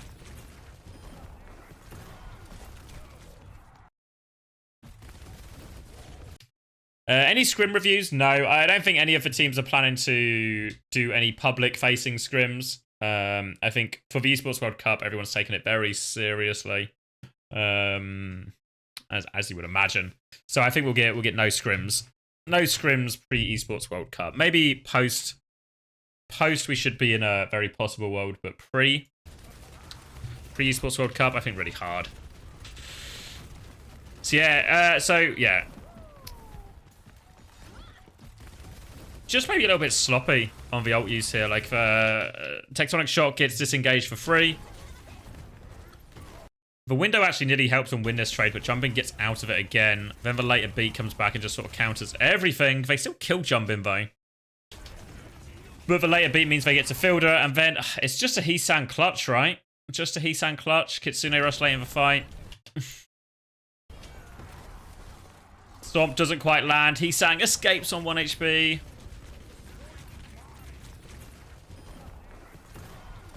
Oh, and then Suzu'd it, yeah.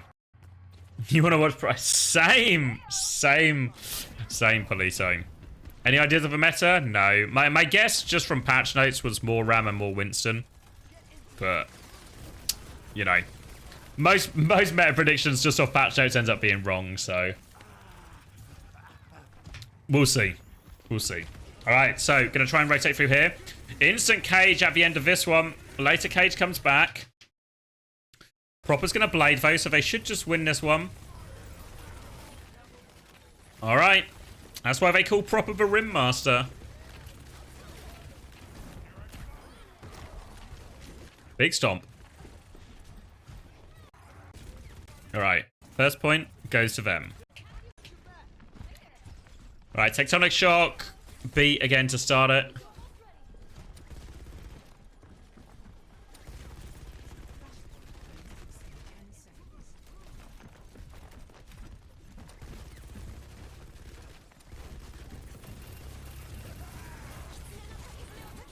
You see Proper immediately come in to drop the deflect in front of it. Both racing for it. Decent disengage from Smurf. Again, it feels like Smurf's jukes him here, right? Still has to get lamped. Oh. Famalga's crossing the night.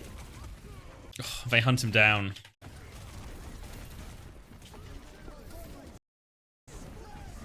It's just for a bit afterwards here, right? Because he wins the HB trade here. Oh, he kind of, well, he wins it for a second, I guess. Kitsune still does so much damage. Then tries to play aggressively. Doesn't get next to, yeah, doesn't get to this one.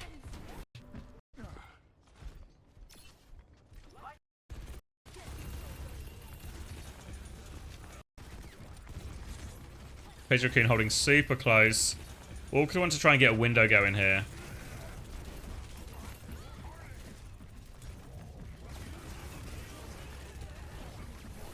Oh, fuck. It's just Heesang again.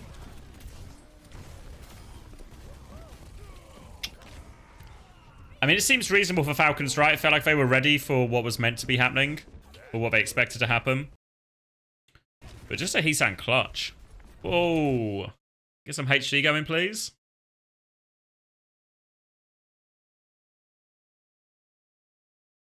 There we go. Alright, give a touch, try and walk out. Again, win the HP trade onto Jumbin. Now what do we do? Got the entire space. Stalker's cleaned up as well. Alright, they've won it. Couple of fights now, or at least all the fights on this point, felt like Smurfs at least be able to get that initial HP trade. They keep going. Beat comes back. Cage in response. Now the blade. A class. Ah, it's actually a classic Rimmin from Proper, isn't it? What's with the milk voice? What does that mean?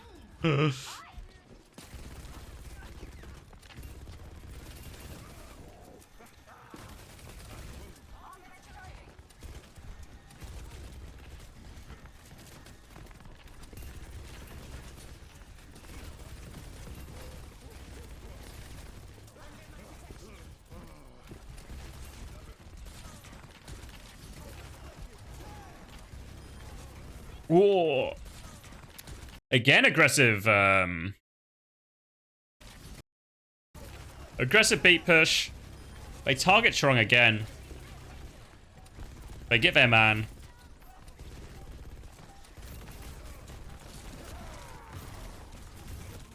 Falcons playing so much of their game through Chorong at various points in this series. Then they get Kitsune rush on point. Whoa! Fucking Smurf playing Tony Hawk.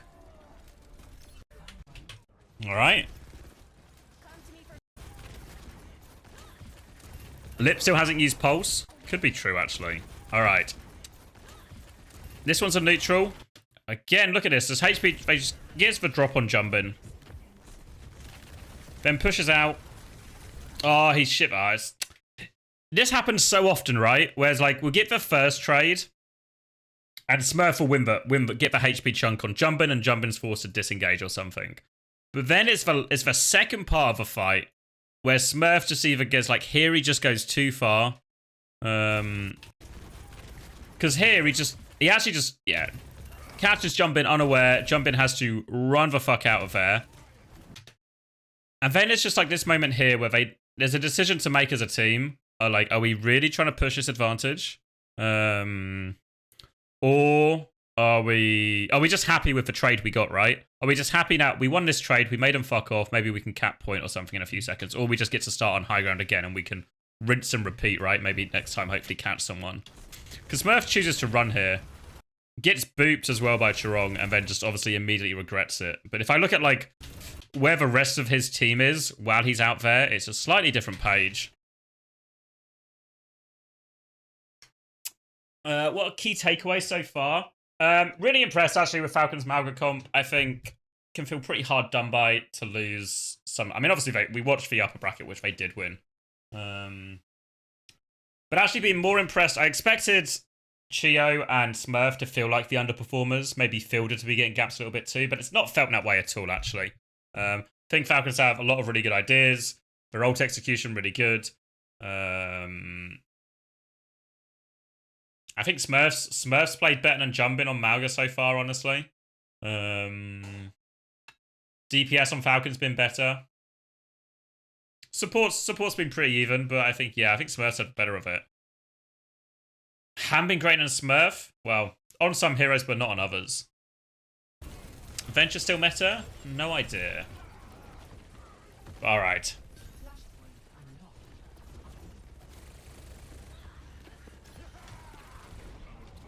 But yeah, mistake from Smurf actually opens the door for Crazy Racoon on this one.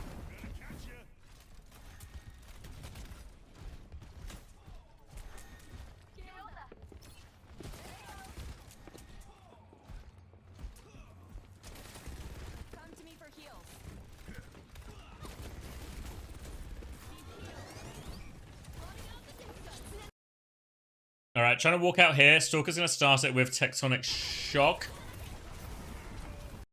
Alright, they bait out the Kitsune Rush and will just leave. Tidy from Falcons, as long as no one gets caught right now. Which they don't. Chance to go again. Kitsune Rush of their own this time. Proper's just killed Charong. That's a pretty good one to do. He's going to get the copy Malga, so this is a problem as the double cardiac overdrive goes. Oh. Alright, played pretty well again. Alright, I can cop it. I can cop it. Did have to use what? Just beating Blade in the end versus copy, so yeah. So if I'm Falcons now, I'm actually really happy to take this Kitsune Rush trade. Or sorry, to take this Cage trade. And I think... Oh, so slightly overlapping cages here.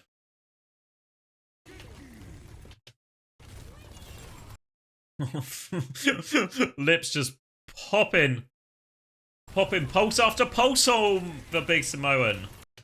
But yeah, Kitsune Rush beats it. Charong doesn't even get a chance to beat. Are they going to stagger him out as well? To be honest, Chio has done really good. I agree, Cream. I agree. I think there's even an argument that so far, I know we're only a couple of maps into this final, but so far he's actually outperformed his counterpart slightly.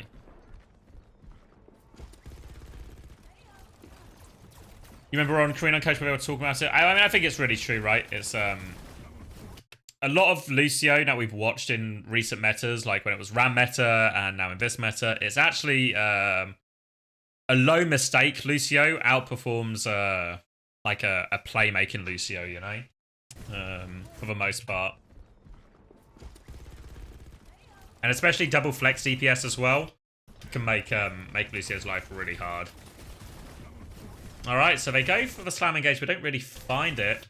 But they have found Charong. They're putting him under pressure. So they try to double down. It was like kind of an all-in play to Ajax Charong, right? But he gets it off. They're kind of okay, but they're super split here. They're going to go get Hisang. They need to be conscious of a point, though. Alright, they choose to come back together. Razor Raccoons have flipped the point. Shio's going to die 80% to beat. Stalker kills Hisang behind. Now Jumping doubles down. Does hit the slam. Will die for it. Oh! Fuck!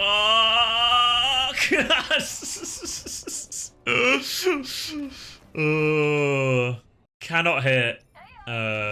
Cannot hit. That slippery fucking Kiriko. And they'll lose this one.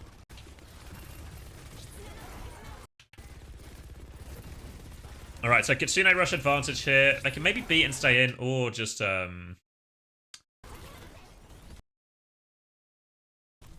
just get stunned though, so... Oh.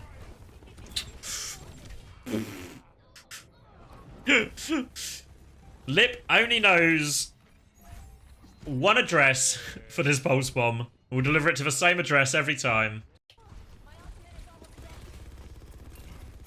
No good. Alright. Jumpin tries to peek early, but they've actually, yeah, they've won the HP trade again. So again, it's the same thing we keep seeing, right? Smurf manages to give Jumpin the wiggle. And then they beat to chase it here. Blade to keep going as well. Oh! They catch Charong. Alright, they've done the damage. Probably feels expensive. They would have liked to do that one just with beat. What's he sang up to? Alright. This is settle, yeah. This is the grand final. Alright, so Cage v Cage, Kitsune versus Beat, so this should favour Falcons again. Interesting to see Stalker's actually swapped off the Venture onto the Tracer, so... yeah, Echo matches up quite nicely against the Venture. It's probably the best matchup, ultimately. Farah's okay too, but I think Echo is the best. Right, so happy to take the Cage trade here if you are Smurf and Falcons. Take a lot of damage coming in. Beat will come through. Stalker's just been... I guess one gets caught in the cage, which is a problem. Or... they kill Jump In. They're all so low.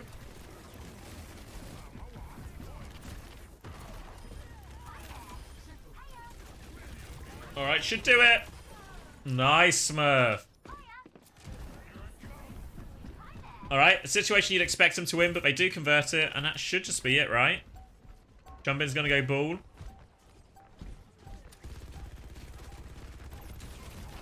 Can't remember if it ends here or if there's another one. I really want to kill... obviously, the ball can touch. Right, it's over, isn't it? Alright, impressive, no? Alright, oh fuck, then this fucking map, eh? This fucking map. So, my memory from watching this first time, let me know what you guys think. But my memory from watching this first time is we play a dive mirror for the first half, and I actually thought that Falcons got the better of this dive mirror, which isn't always what's happened historically. But then they do the infamous Malga swap, right? Comp diff in your opinion? You mean the previous one, right, Cream? Yeah, honestly, for Malga comp, Falcons are the best team in the world, I say. I think. I thought that even after they lost the grand finals. But after rewatching it more recently over these last few days, I actually think I actually just think the same. Do you want to keep watching it on Smurf POV then? I could be Smurf pilled. We can cop another Smurf one. Dive's sometimes a little bit hard to watch from the mainstream anyway, because there's so much going on. So maybe we'll just lock in for old Smurfy. Not really sure, Rov, about the meta. Not seen any scrims or anything, so is what it is. We'll have to see what we get when we get there. Up around the corner, we'll get chased out. So key difference, obviously, is that there's an Echo versus a Tracer, which means the rule of thumb is Smurf has to be a little bit more cautious with his plays, because the Echo, Heesan can play a lot more to punish him. Has to be very careful to avoid stickies.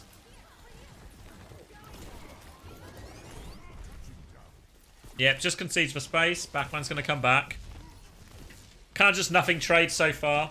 Jump In bubbles out, so there is a bubble advantage window for Smurf, but now what to do with it.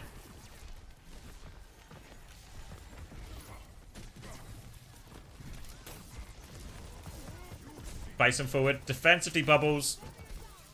Forces them back. Kept the space now. Decent. Beats for jump. Oh my god. Fuck me. Shu fits it through here, right? Just fucking Seasonous V.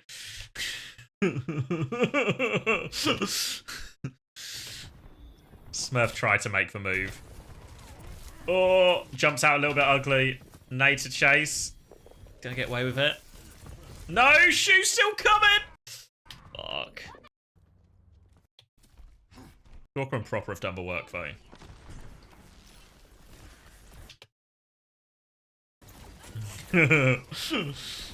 I feel like you're getting a bit of a weird fetish for getting timed out here, Alpha.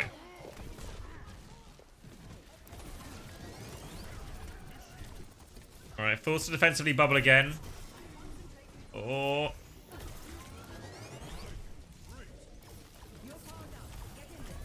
Oh. Oh. The sleeper's there again. Might not matter though.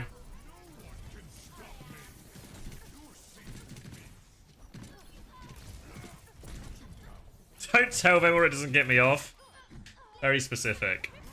So actually well played by Smurf there. Good discipline on his health pool. Good discipline on his primal. Stalker hits a big pulse bomb during these nano trades as well. Pretty happy and content with this so far. When we were watching some of the Korea LAN games, or some of the Asia LAN games I should say, even though they were in Korea, it did feel like jumping in particular on Winston, that's where he got gapped more often than not. Alright. Proper Whipper Widow gap. Bubble off onto the Echo here. Can get full pocket though. Doesn't really get the value he was hoping for out of this one, Smurf. With to back off and slow it down. Has to play to contain the point. They've dealt with jumping behind though. Smurf just needs to live. Forces for copy too. He's killed one behind. They just need to deal with the copy. Smurf can anchor point forever. They're going to rally for it too. Now the primal. Not quite what we wanted. Has to go back to point now.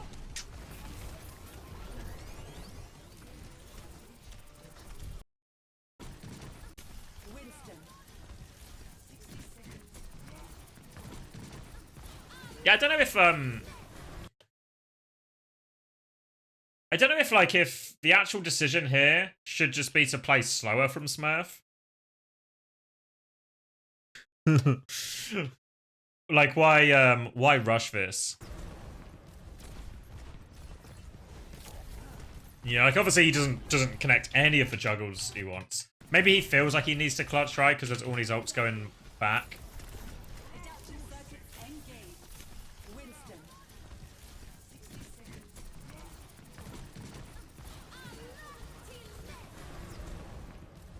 In reality, he could have bubbled Lip off for ages still, right? This was the Malga, yeah, this was the Malga one. We're on the good half of the map now, though. So this is going to be an enjoyable part of the map. So they get the clean up, they cap first. Gonna try and take space back. Pulse bomb, good again from Stalker. Backline tries to disengage underneath, just ignores and contains the backline for now. Stalker will finish. Jumping's done the same, but did use a nano for it.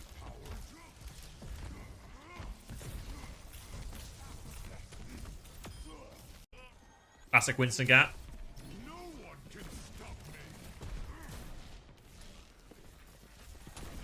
Yeah, but honestly, so far, right?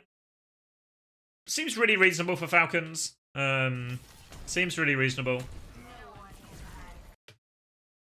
Like, if I'm Falcons right now, if you were to, like...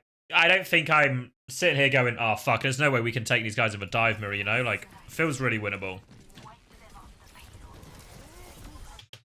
Alright, nade connects.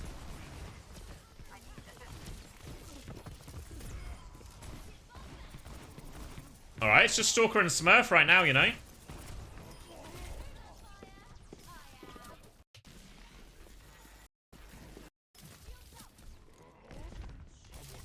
Alright, 1.5 minutes left.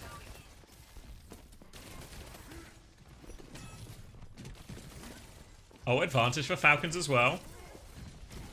Making their life hard here. Taking a lot of damage. Bubble onto Chorong too. Oh. Doesn't get the juggle he wants at all. Again, I wonder if there's just like a slow it down argument. Because Shio's rallying so the backline can live right now. But Pulse Bomb's gone. I guess he's hoping to follow up on the Pulse Bomb value.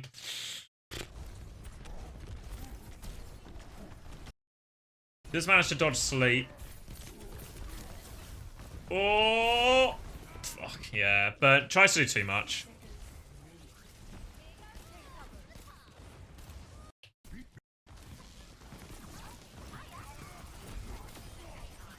Alright, the nade hits again.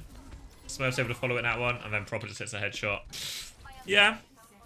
I mean, it's pretty tit for tat now, right? It feels like Stalker's killing the backline loads.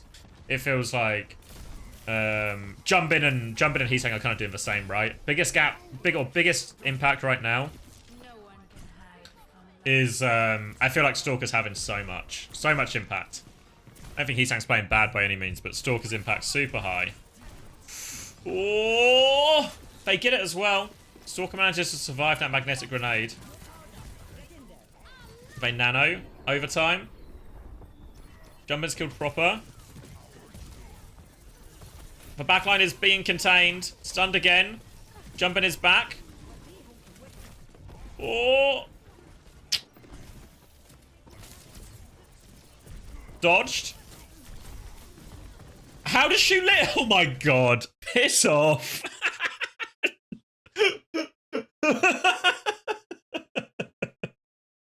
He had him. Surely he had him.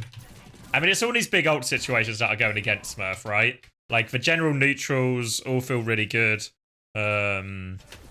Fuck. Because this one, they push forward, they get the lip pick just before the overtime fight starts.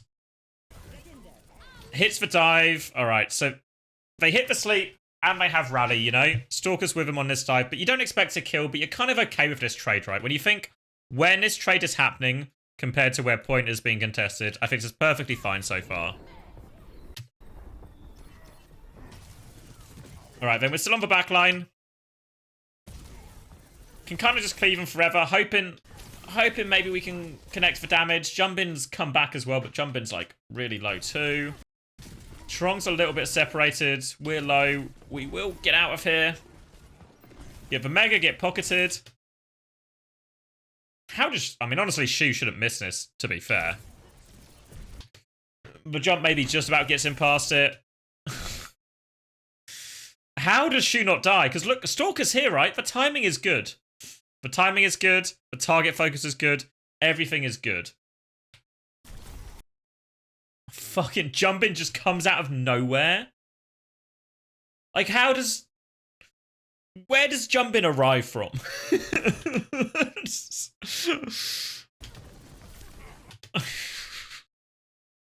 Fuck, and he's so close to Primal as well. Because there's no sleep on Shu.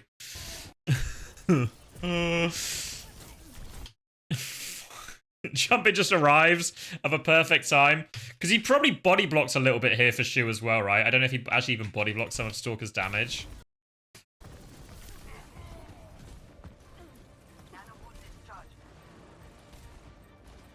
Then all of us. So again, like Crazy Racoon clutch.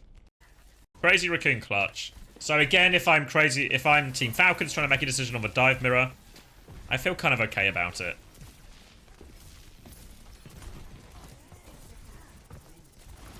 Alright, dive into the back line. Don't quite deal with sleep, but now the Primal's going.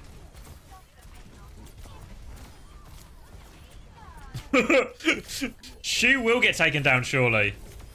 This time, the backline is... This first Primal we've connected. First Primal we've connected properly all game. They can go to spawn for the last one. That was the clean one. Alright, setting up in spawn. Just kind of lurking. Seeing if we can get the Widow for free. Strong is up here. Oh... Oh no. Alright, we can bubble and get nade and everything. We get out. Gonna have to reset.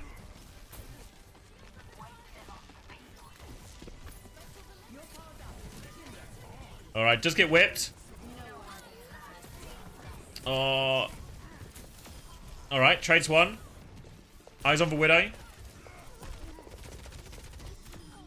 Gets both. Happy with that. Smurf has killed two. Just trying to live.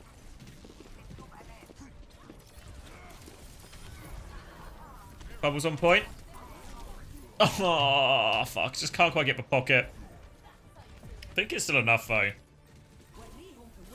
Oh, they've nano jumping as well. Oh, they've actually just made a bit of a pig's ear of it, haven't they?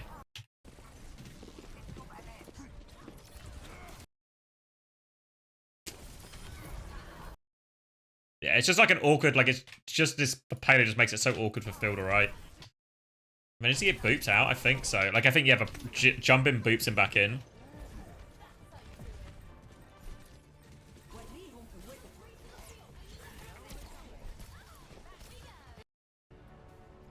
They actually win anyway. Smurf played pretty poorly almost. It's just for primals really. Obviously, he had for one good one, but some of the ult trades felt really bad. I think most of it he played really fine. Don't think I changed like too much. It's just like the first two primals got 0 value, which feels pretty bad. But yeah, I think it was really okay. Honestly, the more we've watched the Smurf, yeah, the more impressed we've been. Obviously, I say that knowing what we're about to watch next.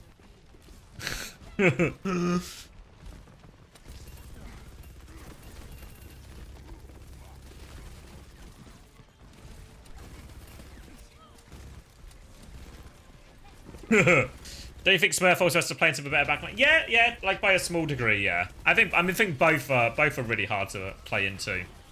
I think it is true that I feel like half the time. I mean, yeah. It's just playing into Shu is really hard. Alright. Oh, are we lagging?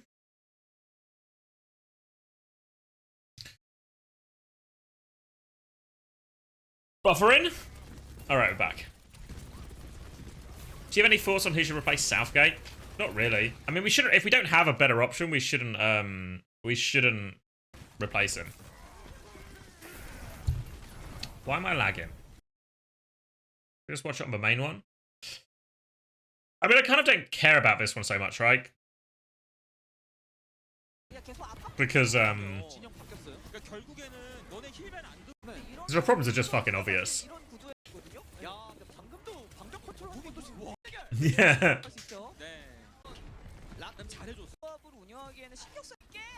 Just try and walk through low ground. Yeah, because the bit that always puzzled me about this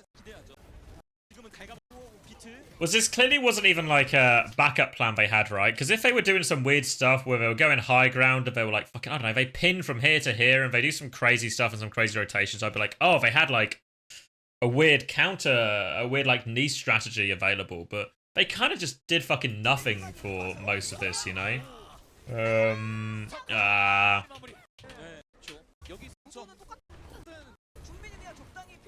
So I think, yeah, really hard comp to play this part of the map.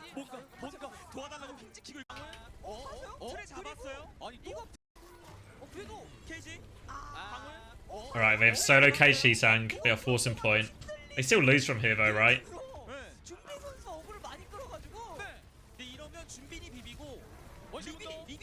Oh, yeah. Touchy. Jumping is gonna touch you. That's just over. 그렇습니다. 아, 첫 번째 라운드고 이변의 이변. 맞습니다. 와, 그래서 이제 미친 경기. Alright, so we get to New Queen Street, which, and this is where we hit like the change in the series, right? Where Crazy Racoon, they played this in the upper bracket semi-final. It was Amalgam Mirror that Crazy Racoon lost. We've ever hit the ball button. So then they hit the ball button and everything gets worse. I mean, I know jumping POV is kind of crazy, but I also feel like with jumping POV, does anyone actually, hand on heart, does anyone actually understand what the fuck is happening? Like, does anyone actually understand the tech and stuff he's doing?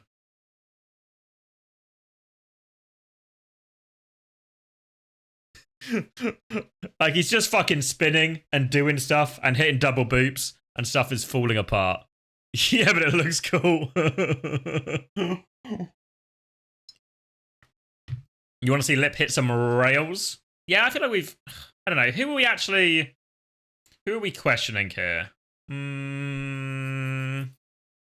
As a ball player, no, I really don't. Yeah, you do need a chasm. You need a chasm guide. We can do Fielder, right? Because this will in theory. Wait, let me open a new tab.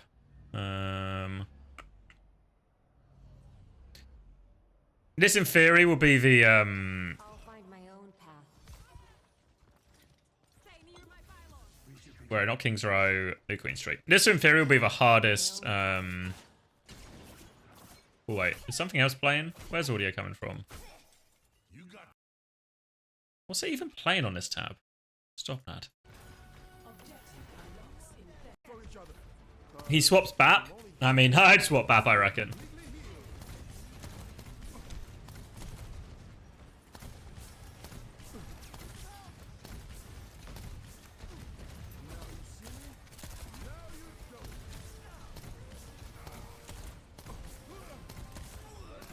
Oh, okay. A classic boop into rail.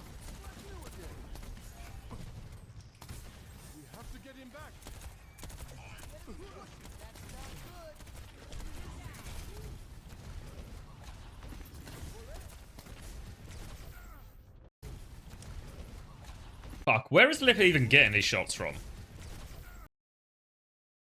Should we actually watch it on Lip POV?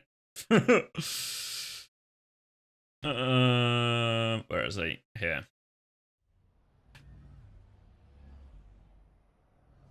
Is Lip officially the best Sojin? Yeah, probably.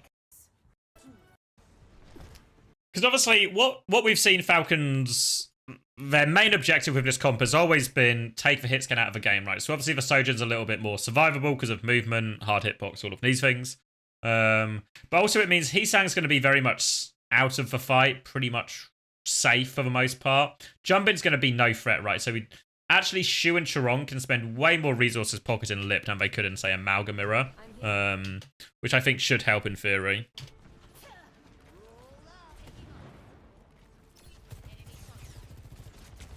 So I don't know if we'll see anything particularly special here. It's just getting a rail, finding good timing with Jumbin.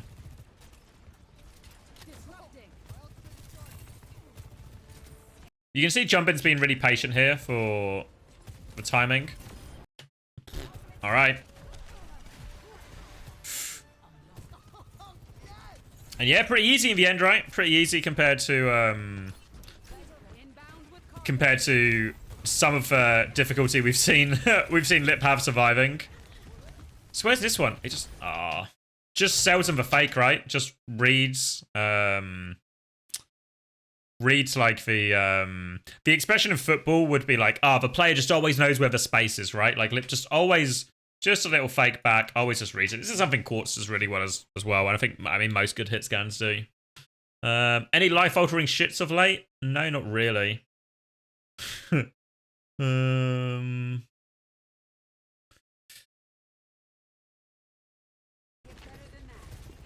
think other hits guns have higher peaks? I don't think that's true. I feel like Lip's peaks are crazy high. Like some of the performances I've experienced against Lip have been unbelievable. Fuck.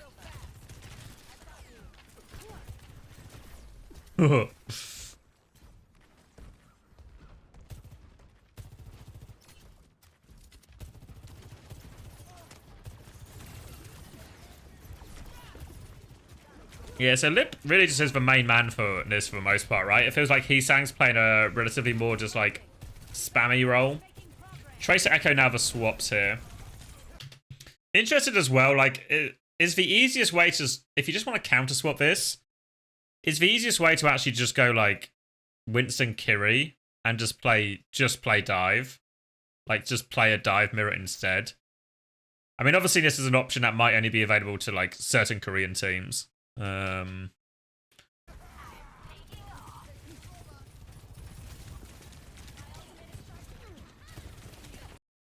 Lip will go Tracer. Yeah, but I think it's still okay with that.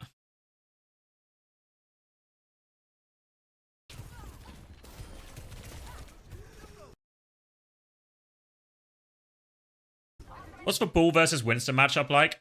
I think it's really fine. Like, whenever you play these type of mirrors, Bubble should be such a big advantage. I think what happens with when you play Winston into Bull or into, this is also true into Doomfist, is it becomes a little bit less traditional, like a dive mirror where you're just looking to try and jump over backline all the time. But you should be a lot happier just to use your bubble almost as like a brawl tool. Like just if a ball comes in, just bubble deal with the ball and then go forward or something, you know. It's a bit easier against Doom because the timings are a bit cleaner. But I think you can really do it against ball as well. Counter dive, yeah. All right.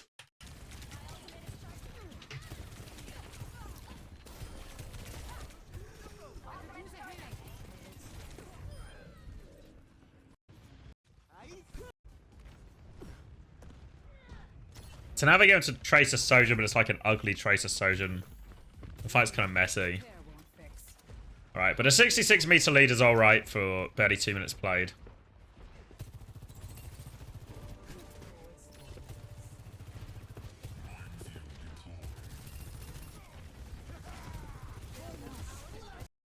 Fuck, Stalker's the guy. You know what I mean? Just... we need you to play on Sojourn, right? Need you to play on Sojourn now. Ah, it's not a problem, mate. Get you a couple of opening picks in back-to-back fights. Anything you want, boss. We'll just quietly do my job to the best level. And then everyone can just suck Proper's dick instead.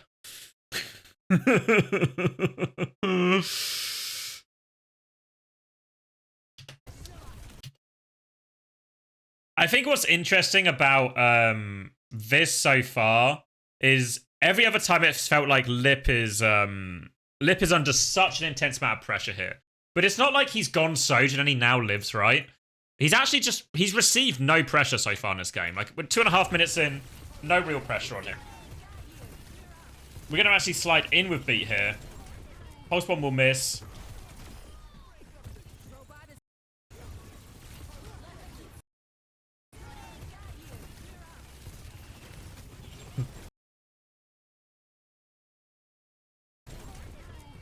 Stalker, Heesang, and Proper Insane at every hero. Yeah, I mean, I don't think I've really seen Heesang do much hit scan. Like, he did Soldier 76 for Vancouver Titans, right? I don't remember too much else of it, but I mean, it wouldn't fucking surprise me, right? And yeah, they just can't get close to him.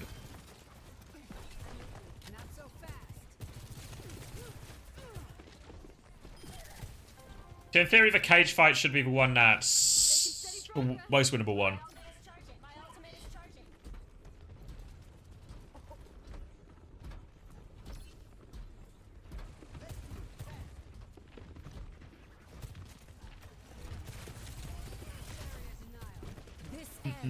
All right. Oh, he's dodged the cage. Ah.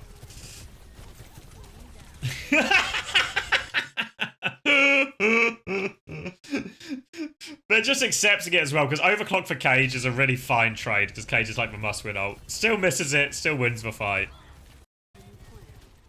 Couple now Smurf has missed in this series.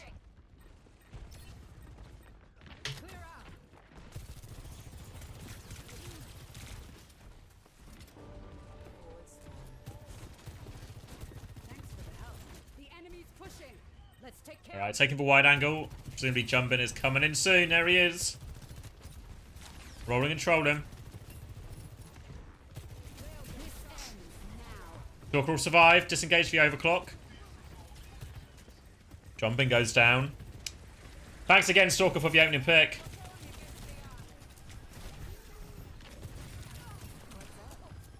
You see, like, Lip's just getting so much pocket in all these situations because everyone else is relatively independent. Interesting that Heesang's actually gone Venture now. Feels like it shouldn't fit so well in this comp.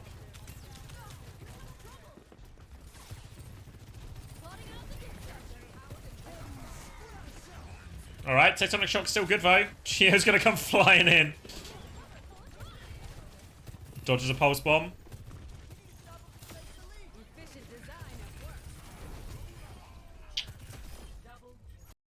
They just don't get close. You see what, like, it's just...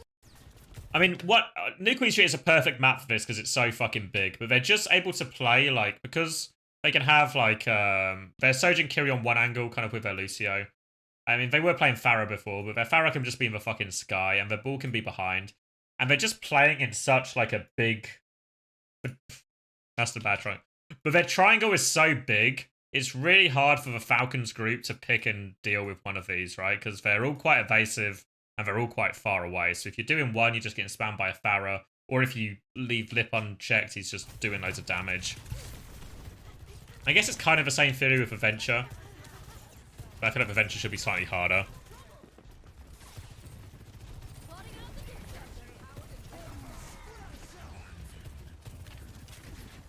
And the Tectonic Shock, the beat push comes in. And again, you can kind of see what, at least what Chia was maybe hoping for, is that we can beat on a target like a Sojourn or something. Because Proper's going to come downtown as well, but Smurf is just not getting close at all.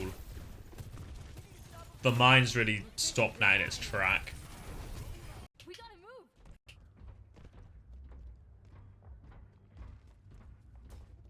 You think OT Ross would have beaten Zeta? Don't know, really.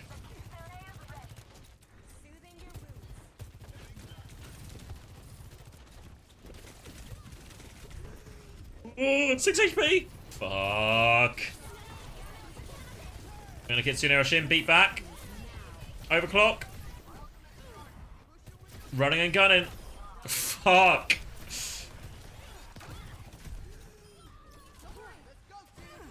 Wriggles away from everything, nails every shot. Solid work. A common lip W. You just see it, right? They're having to go so far to get on lip. Coming through. Not so fast. Can we get Heesang out? The chase is on Heesang. Because I guess even though the Pharaoh was in the sky and really hard to get, what the Venture can do is the Venture can just fucking burrow and live for ages, right? So it's hard to chase down a Venture as long as they just burrow. That's right, Smurf going to try and get in more aggressively here. They've cleared Heesang and they'll cage. And alright, yeah, they win the cage fight again. But again, all the cage fights happening on their side of the map.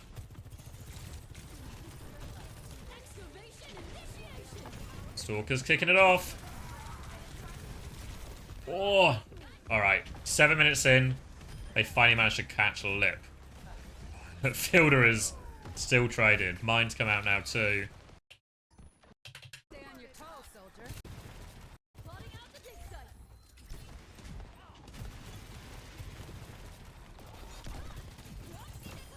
Gotta stay on your toes, soldier. Just runs into a Venture. Easy enough.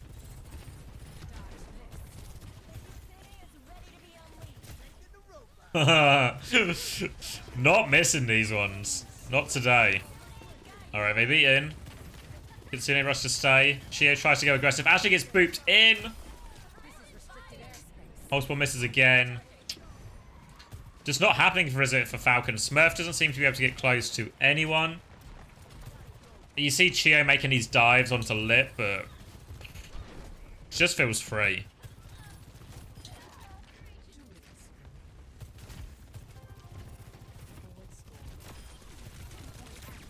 Yeah. Yeah. Just doesn't miss these mid-range shots. This ends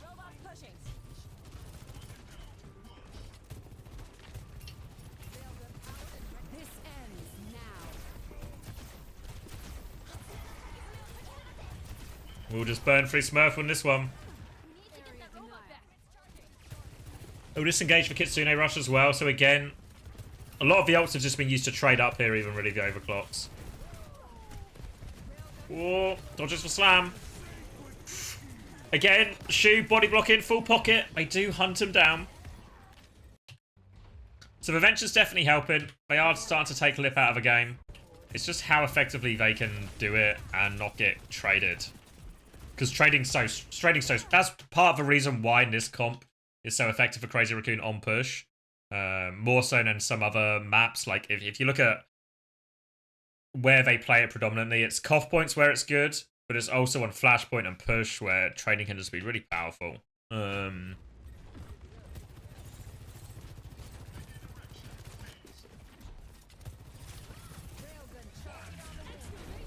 Right, mine's going to be dropped. They have to try and live in this Falcons. Lip will just dance away from this Tectonic Shock. Just counter the mines out, actually, quite nicely. Oh.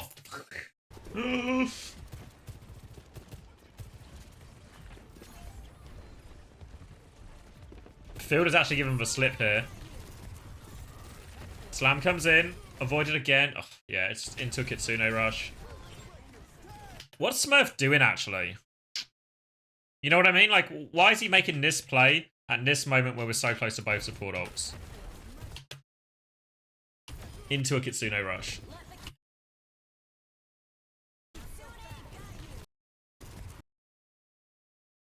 Like, he just... Because he overruns when the Kitsune rush, but instead of going left, he goes right.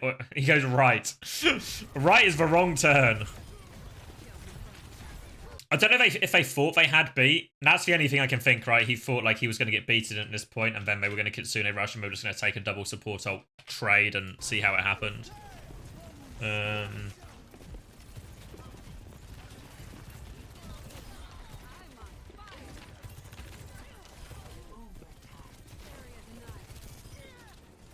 just clean up from there, then, eh?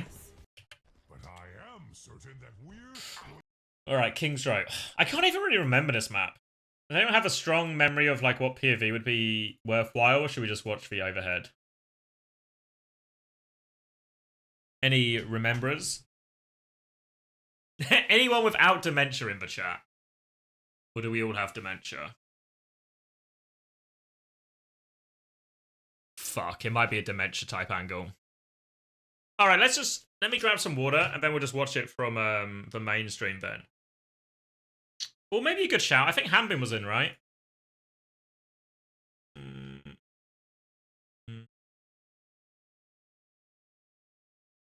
Yeah, should we get a Hanbin going? Let me get a Hanbin going. Ugh.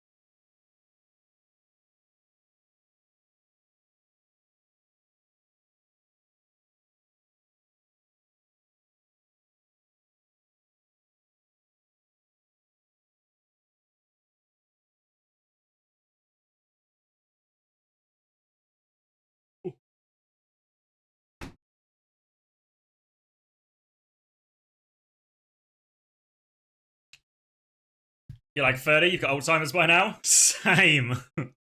Same page. Unfortunately. What are we saying? Hanbin, maybe? Was it just King's Row he played? I guess so, right? Guess so.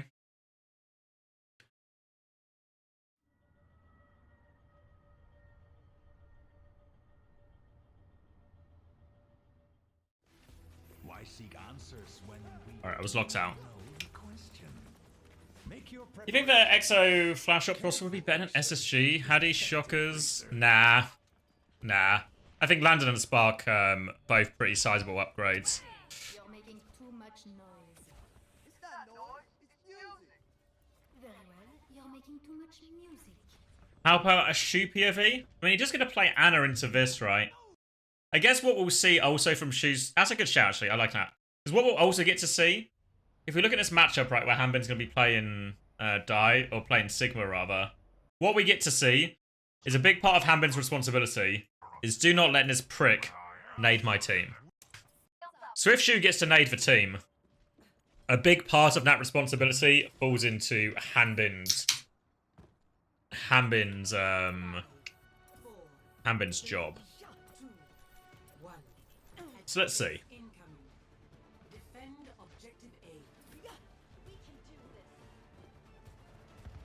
Engaging enemy forces. I'll keep you up.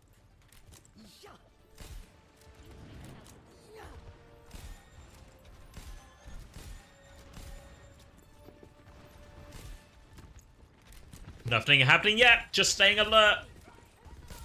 But Malga is out. Oh, he doesn't play Sigma at the end. Alright. Bring nade onto the Malga. Just want to try and deny the point touch. Sleep there. Can nade afterwards. Yes, Suzu's out as well. Was already running.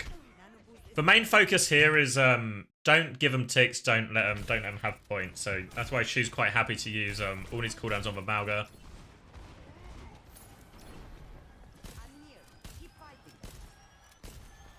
Shu gonna rotate position now so Proper doesn't have a sight line to him. They're trying to come top to clear this. Oh, he's so aware. See that? Perfect timing. Knows the timing's going to be the same, right? Because what he wants to do is he wants to nade on rotation into one of these areas, right? This area and this area. Probably this one more likely. But he also knows on the timing that these, or everyone in the main core of Falcons is going to do something. Now it's going to be the same timing Stalker's going to try and pressure from his angle, right? So, throws for nade. There you go. Sees rotation. Expects for pressure to come. And this is what Shu is so good at. This first left click onto the Tracer is so important. Because if you hit this first left click, it really cucks the Tracer's ability to have an impact, right? So just this left click onto Tracer is probably what Shu is the best in the world at. And it makes such a huge difference in all these duels. And that's why I say that he's going to lose this one. Fucking fraud anyway. Never mind. But in theory, I mean, Stalker played that weller, but in theory, that's what makes it so hard to play against Shu. I actually caster cursed him. Yeah. Right, so now I have to play through main. Just about have this. Oh my god, it's ugly. The boop is good from Chio. And it's just going to be a nano and run away.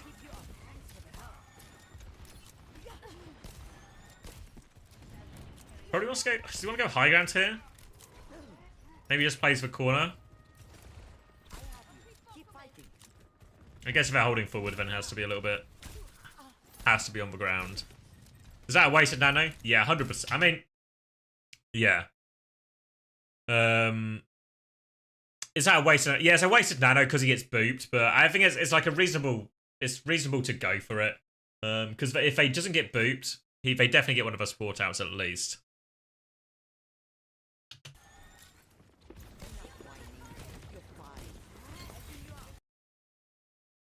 Right, not the nade he wanted. Jumping gets in the way.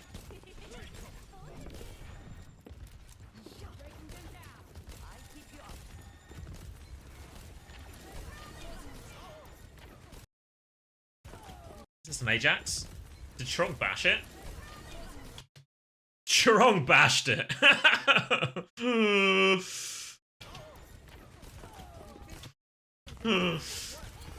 Alright, didn't have to do anything fancy in that one. Charong's got this one sorted.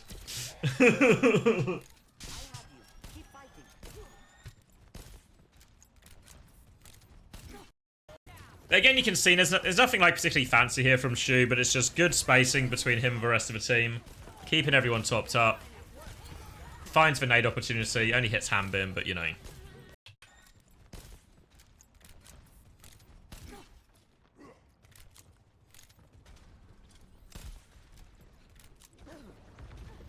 Of a melees to animation cancel. Yeah, I don't know if does it still work anymore, or is it just an old habit? I can't remember if they changed it or not.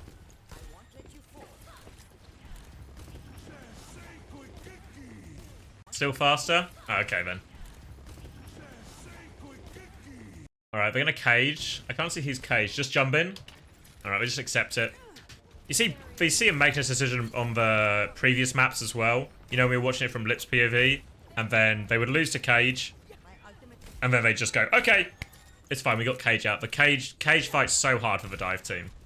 Really hard. So if you can force it in a bad position, aka a fight there where it's right at the start of their progress, rather than, say, like, a cap fight. If they have Cage for the cap fight, so hard for the dive team. Alright, so again we rotate to the high ground. Always a good thing to default to if you're playing Ana. Cheeky nade out, doesn't find anything.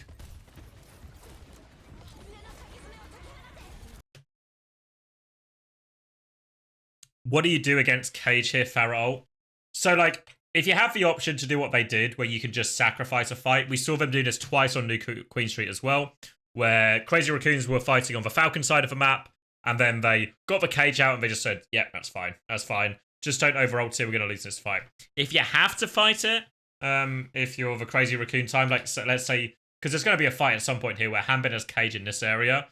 I mean, it's really hard. You can maybe barrage just to, like, break through the cage. You can maybe even nano barrage to do that or something. Rally gives you a chance to fight in it. But if they ever have, like, a combo where it's like this plus a support ult, it's really fucking hard. But the optimal is to do what they did here, where they can just... They sacrifice the fight, but they have the fight in, like, a can afford to lose it situation. I mean, otherwise it's like, you have to use a lot of ults.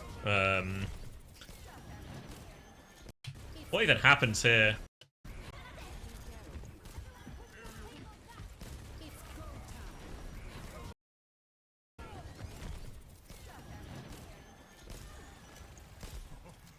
Not a whole lot of anything. Lip just deals with stuff.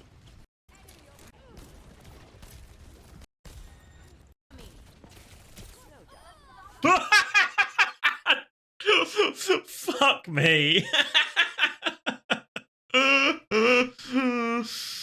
I'm gonna go for a pulse bomb attempt. Might just be able to win it. What could go wrong, huh? What's the worst that could happen? Maybe I miss the pulse. I use my recall. Slept into execute. Fuck me.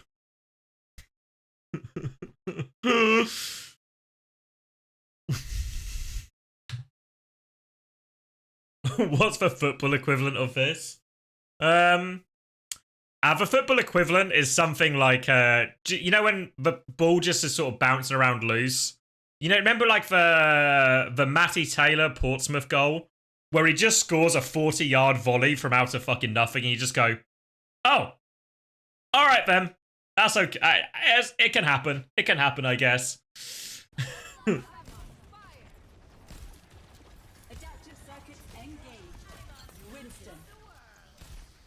The most important thing is not to tilt. It just happens. Don't worry about it. Fuck me. Is Lip just... We don't see this one either. Because they've gone with copy. They'll force him out of copy. Alright, back to high ground again. Again, especially if you're ever playing dive versus any kind of like brawl comp, always get on the high ground. The enemy tank wants to mark you, wants to pressure you, so if they don't have vertical mobility, stand somewhere vertical. Because again, it means Hanbin can only do stuff like this. Nade. This time Stalker gets his revenge.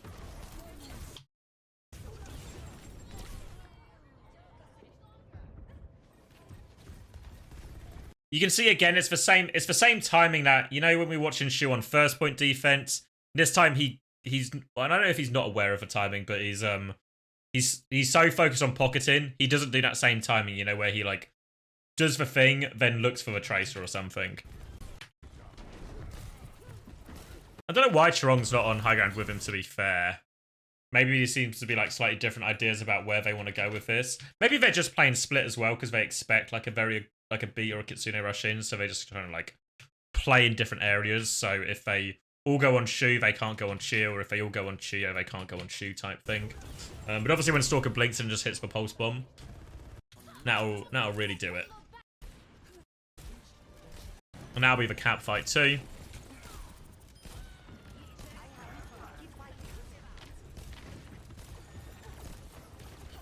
Well, they're trying to hold forward here. Again, relatively early nade.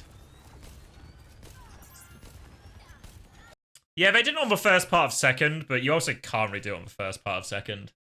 I think the general idea is good, just because, like, Anna Brig versus Malga, your counterplay options aren't that good. What you just want is, let's make sure the Malga can only take one person out of the game, right? If the Malga can do a slam that takes, like, Anna Brig and Sojin out of the game or something, then he's got insane value. But again, here, like, they're just playing the corner, so they're just playing tight again.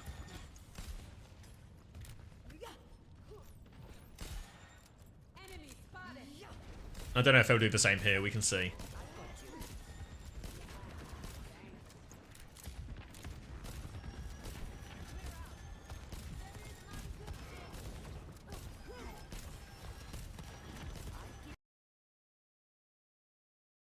No problem, Cal. Hope you get someone to do a RuneScape raid with.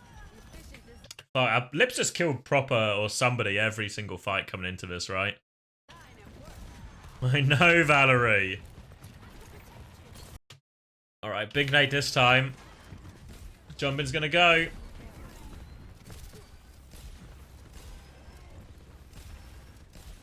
How you feeling? I mean, disappointed, obviously, because it was so close. But I don't think we can be too upset. Lost to the best team in the tournament. They played better on the day as well, right? I think they made more chances than we did. They also took more of their chances than we did. Yeah, is what it is.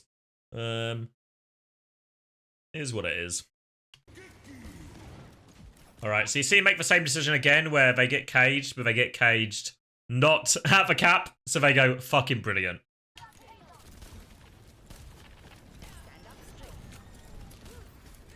Rotate back.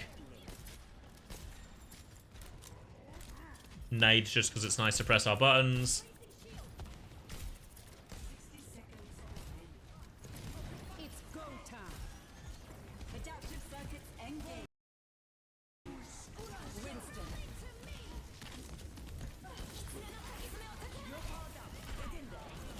Oh, drop Chorong actually. Maybe shit the bed a little bit here after dropping Chorong. But Proper Primal too good. Have the trades enough? They trade Fielder. Jumping coming back with Primal. Shu's gonna go Anna. Oh yeah, ship a bed there actually a little bit. Dropping Chorong in the rally. Jumping gets one. Alright, it's not enough. It will be a full cap. Alright. I actually don't remember this map at all, you know. I don't know why. Alright, so now Anna Brig on the attack.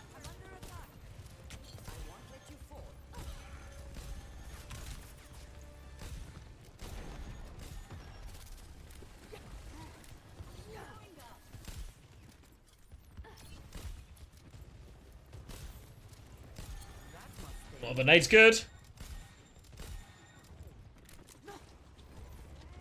Just trying to clear space, get top right. Maybe an opportunity to rotate Shu in a second if they want. I'm just going to leave him here. Same lineup again, hits Proper again. Proper's 1 HP, but Lip can't find it. Creeping forward. Now is in the danger zone, right? Like, if Hanbin really wants, he can go here, but they're just playing it slow through point. Nade on... 3 nades, 3 times on Proper. 3rd time he gets his man. Now the pressure comes from Stalker. Just needs a little bit of help. Yeah, get impact. Jumping will mark it out and they can just keep forcing point. Now you can see Shu also just can't go deal with the Tracer, right? Because Stalker's behind. So just rotate away. Just play the opposite side of the map. And now once again, we've got Chorong is now body blocking between the Tracer, right? So the Tracer has to try and get past Chorong. They're going to go for a recontest. Lip's going to come pressure it out as well. Nade up a choke. Forces an early Suzu. Now we're going to disengage. Full on rotate. Oh! Fuck. Well played by Stalker. Just comes out of nowhere, right? Doesn't even see him on his screen. As much as there's been a few times here where Stalker has been absolutely smashed, I think it's also fair to say that Stalker's given as good as he's got in this one. Alright, they did have to use quite a lot for that retake here, Team Falcons. Nade. The first nade not to hit,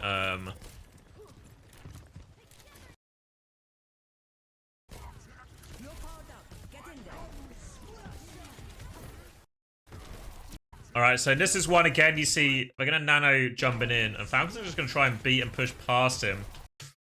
They just about avoid it, the sleep is good. Disengage, defensive nade. He's saying thanks for copy rail. This is a really hard one beat push, but they've traded it well. Heesang chasing him.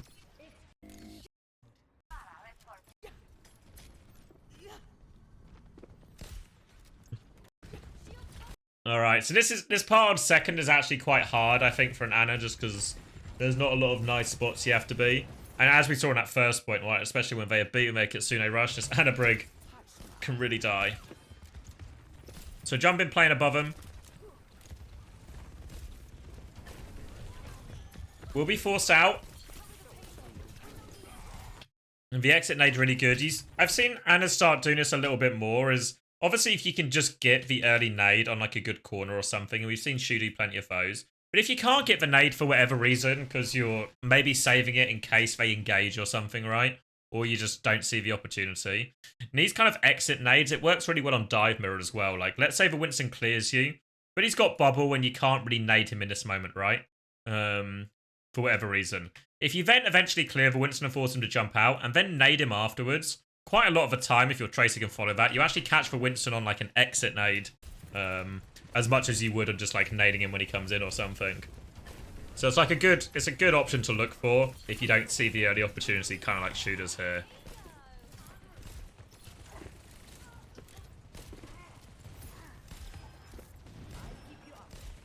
Alright, so they clear all the space. If I'm Shu, I probably want to start thinking about, can I go somewhere nice to hold this? Maybe I'm just really need to get jumping out. But I'd probably go back right here. I'm just going to go back main. Ugh. Such an annoying kill. Just going to keep people on point. There's the cage. They try and bubble it out. Oh! How are they still alive? Yeah.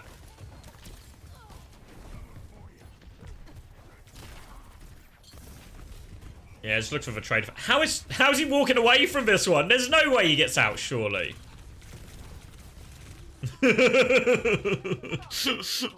For a second, I thought he was just going to walk away from all of that. Alright, might just go top and right here. Or far left. Main's really hard for the Ana here. Have to play relatively far back. Jump in has obviously gone, Alright, Nano Barrage. Lipper's died. Stalker is behind as well. Rally's... Oh my god! It's so clean by Stalker, actually, no? One, he gaps Lip, which is always good.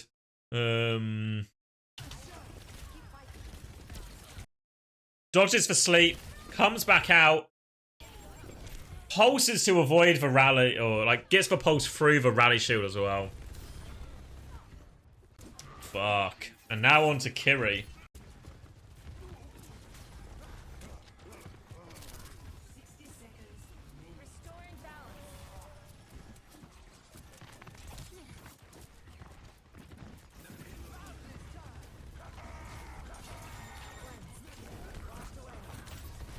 Oh, fuck.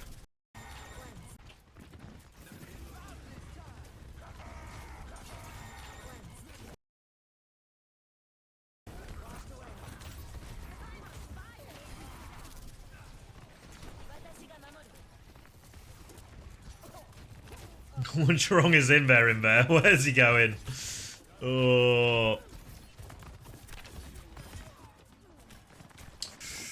Lip's got one. Suzu out. Can Lip just take over? Surely Hambin is back soon.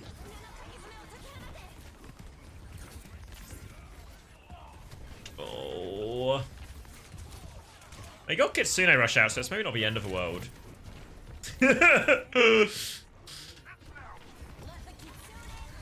Good evening, Commander X. Our sleeper agent... Wait, hold on.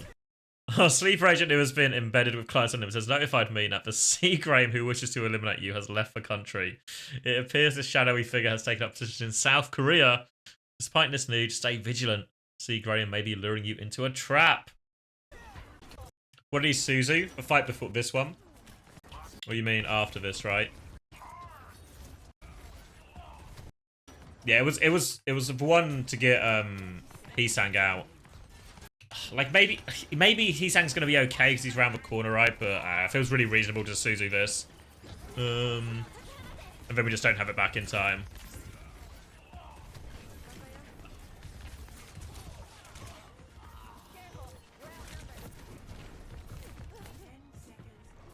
Alright, 10 seconds left. Gotta make the play. Suzu ourselves. Oh, fuck. Were we full health? Maybe we weren't. No, not really. Fuck. Stalker just turns the corner.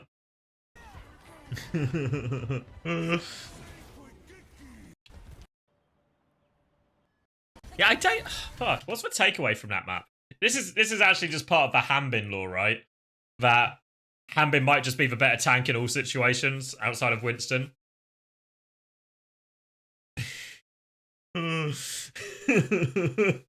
Right? Like, Hanbin just comes in and quietly wins his map. And then that just is what it is. Jumping stocks down slightly. Like, slightly. I don't know.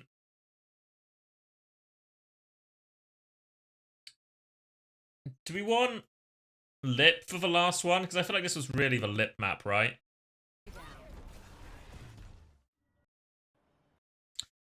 Playing against Stalker doesn't look fun. Yeah, I mean, Stalker's stonks are actually up. I know we ranked him as one of the best flex DPS in the world, but his stocks are also up. Unbelievable, really.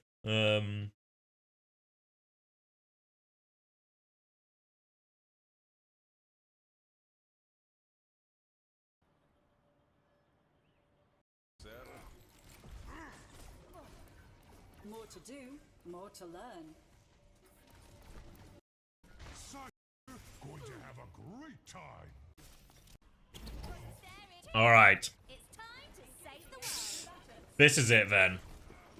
What will be, well, ultimately the final map of the major. Sorry for the spoilers. All right, so Tracer's job, this kind of mirror matchup. Mainly actually quite point focused for the most of this.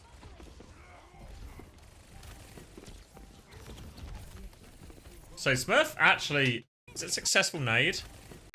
It is a successful nade. Catches shoe. A lot of people are saying Stalker is the next in line. I'd vote for him. Alright, so then swaps to point. Wait, did Chorong just drop really early? Is that what happened? Where is my brig? Where's Chorong gone? Normally what you do, I think, if you play like brig on these high ground situations, is you like, if you deal with, if a fight goes point, you go point. But until then, you maybe kind of just a bit of a pack bot.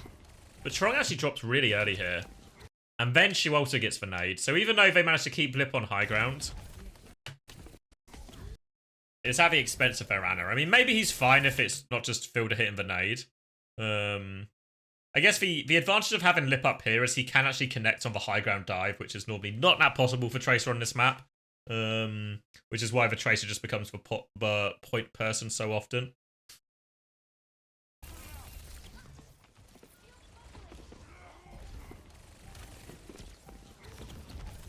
Yeah, nade is good by Fielder. They also managed to deal with this. So Lip's going to drop. We'll try and force point here. One touch. Smurf's going to take so much damage touching. Fielder again good with the nade.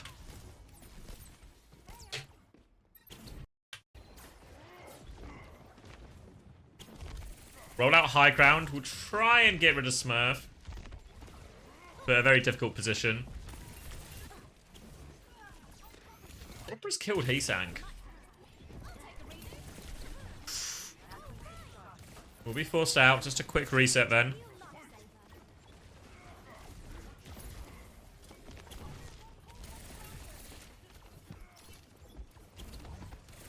Very keen to roll out top here every chance. We'll drop to point. Just pulls Proper's attention back. Then goes back to make sure he can play the Mega. Just feel like Proper's bullying a little bit here early on in this one. Proper forces for recall. Recalls will be traded. Now the nano dive comes in.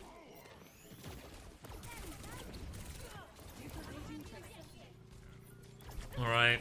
That's the playthrough point. Not all that threatening so far.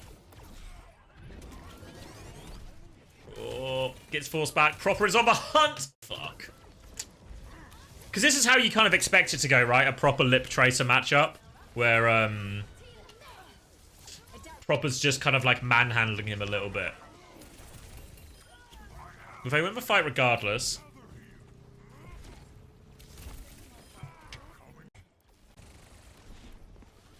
So again, where are we going with Pulse Bomb? We're just going to try to go early in spawn.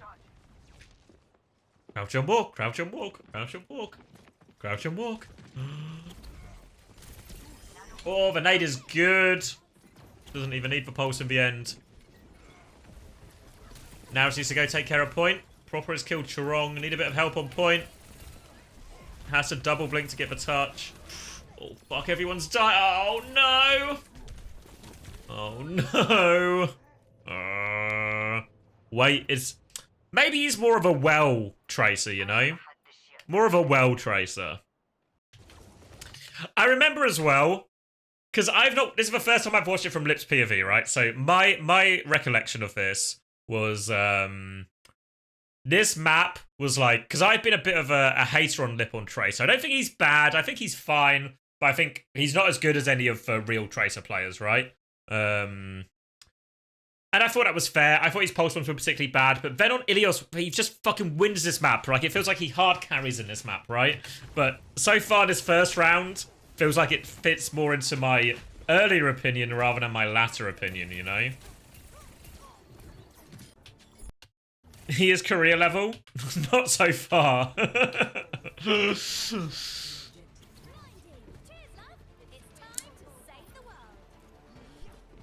Yeah. I mean, I agree with you, Sarah Lee. I think it's obvious. But you'd be surprised the amount of times I have to justify this opinion. Or argue this case. A lot of believers that he's good enough on Tracer.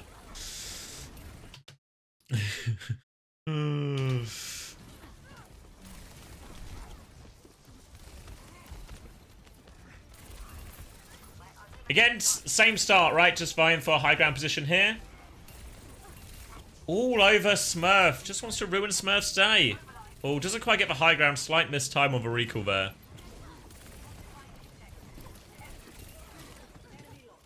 On the dive. Doesn't find anything.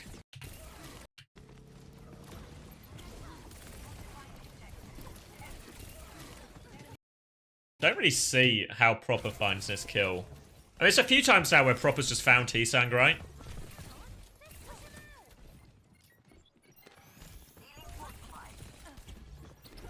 This is his map, though. This is his moment to shine, you know?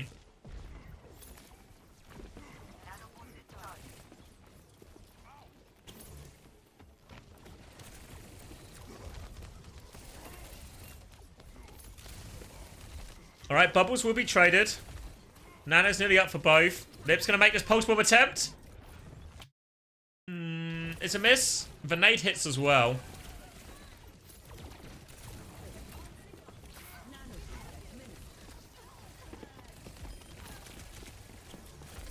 Alright, Heesang's just won the Echo trade, right? Slightly quicker Nano for Shu, and it's worked out.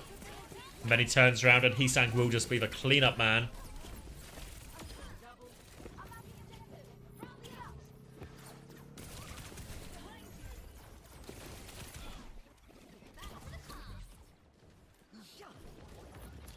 Yeah, well, Tracer always so much about movement, right? What's the famous stat is that Prophet always had like super low damage on Tracer, but you just can't fucking kill him. Yeah.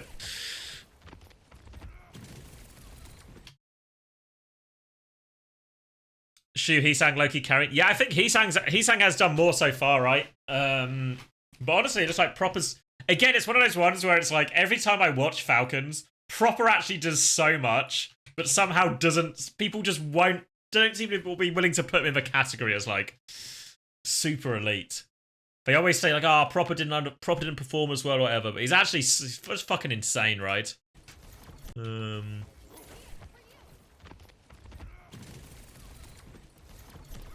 I guess Lip just gets like the closing moments on these maps, you know? Alright, we'll be getting chased. Where Chirong is being taken for a fucking ride by Smurf.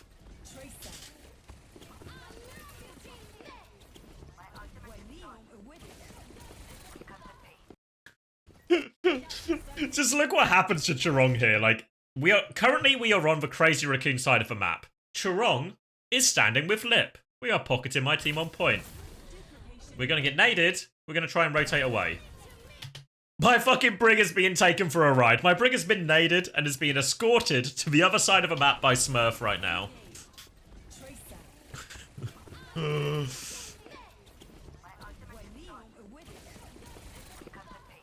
has been killed.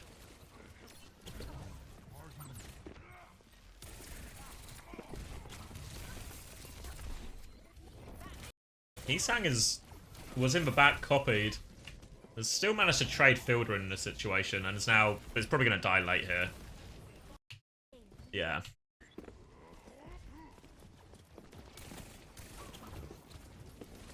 Too early to give away your position.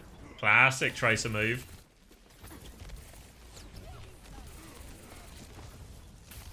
Again, attention on Smurf does help force this early bubble out. Bubble advantage, gets a cheeky pack. Alright. Finishes off the nade.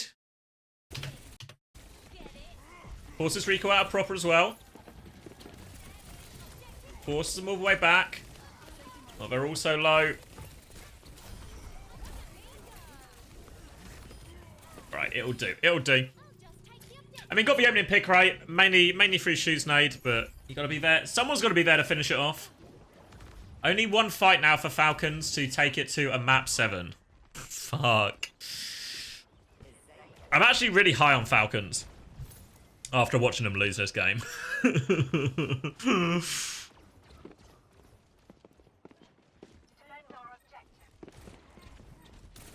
Alright, is this it? Again, make sure we shoot so they know exactly where we are. Because then it just makes it more of an ego play when this happens.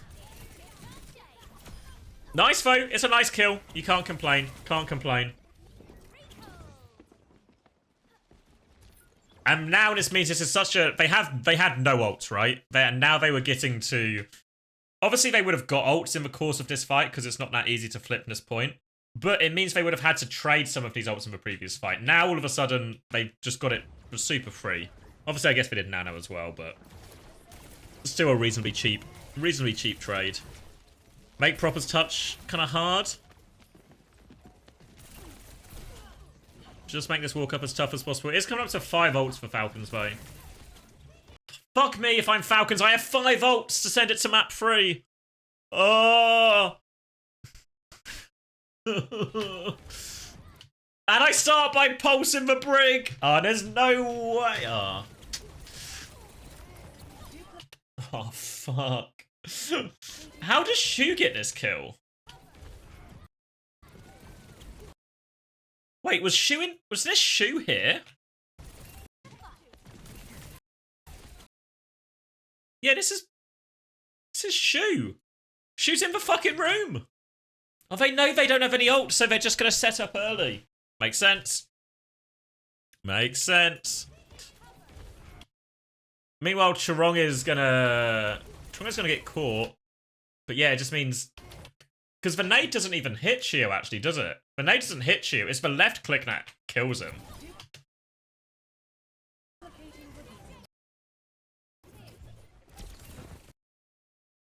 And now we've got a copy brig on our fucking... We've actually traded backline just before they get 5 ults. Fuck. The DPS have done it. Because Shu is dead because he is in the Falcon spawn. Oh, nice.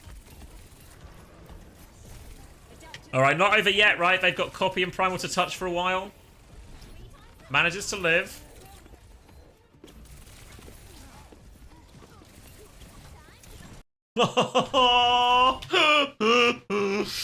Gets them both.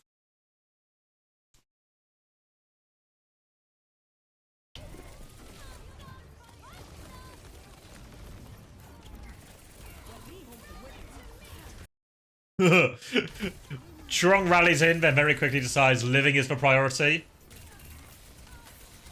Oh, he's actually slept into the C9 as well. I mean, it's actually such a good decision from Crazy Racoon.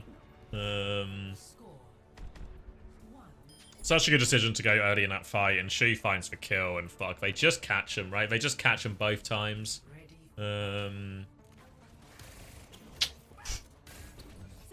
Randy doesn't survive Pulse, actually. I mean, it does in this patch, doesn't it? But I don't know if it does in the current patch. I don't know. Someone better at math will solve it for me.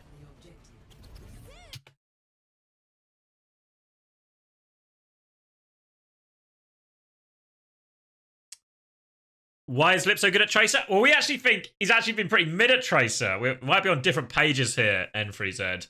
We think he's had, like, a couple of nice pulse bombs. Couple of nice pulse bombs to tidy that one up. And he's serviceable, right? He does his job, but I think he's not the hard carry net. I mean, literally every other DPS player in this lobby is on Tracer. You think you still survive pulse with Rally? Yeah, that would be my guess.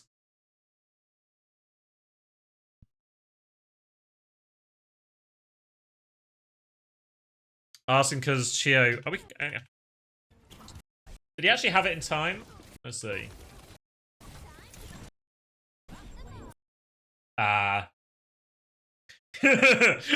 Yeah. Fuck. Actually, could you because if he does have Rally and he survives, how different does this fight look potentially, right? Because Fielder's dead, right? Fielder's dead anyway. Because Fielder's dead, they can't even manage to survive Pulse either. And then it just means... Yeah.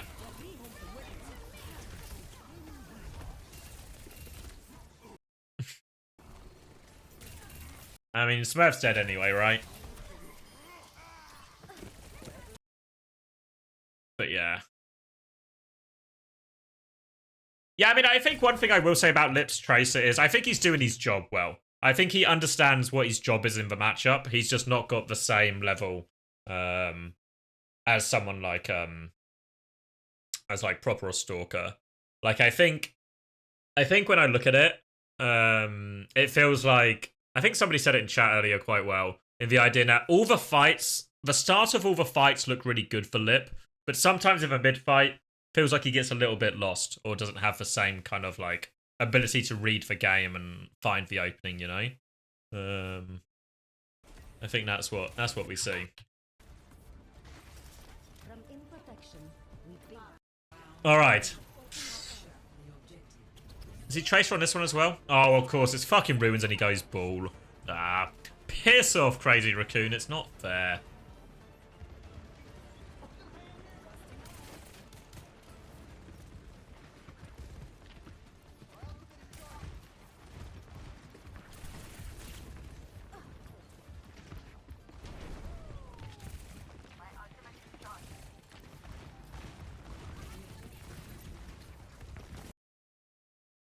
All right, so this worked for Falcons on King's Row, right? In this type of matchup. Tricky one, though, on Ruins. Tricky one, I feel like.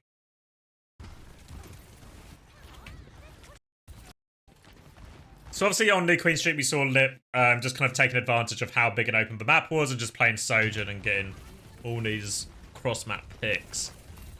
Try to find a bit of pressure here, but full pocket onto Proper.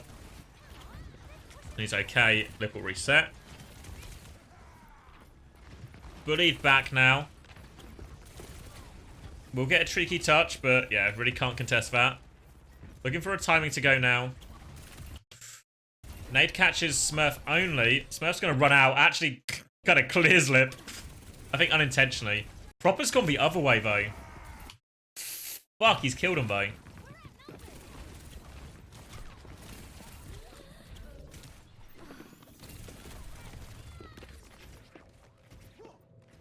Yeah, generally what you want to do if you're Falcons is what do you want to do if you're Crazy Racoon is you want to do some kind of engage to force out a Cardiac Overdrive or a Suzu, and then your next engage can be your kind of kill engage.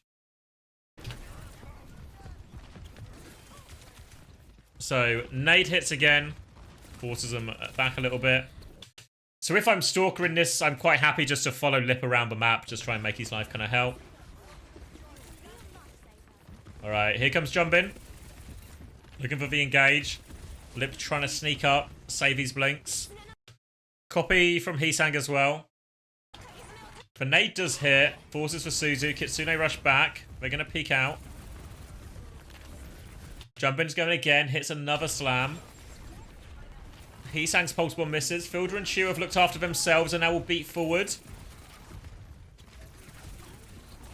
Disengage is good though, right? Disengage from Crazy Racoon and they've forced one defensive support ult in this Kitsune rush. Is it a mistake ultimately from... Does he need to? Because I think this Chio is beating here to push rather than to save anyone.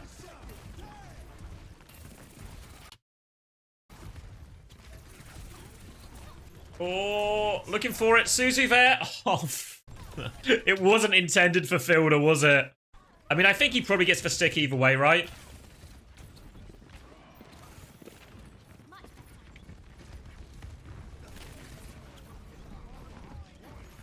And he actually finds it. All that back and forth. Both support ults used. Pretty devastating for the economy of Falcons as well. But they do have Cage on this one. But the problem with losing a fight here to Crazy Racoon is now they get to do the fucking high ground hold.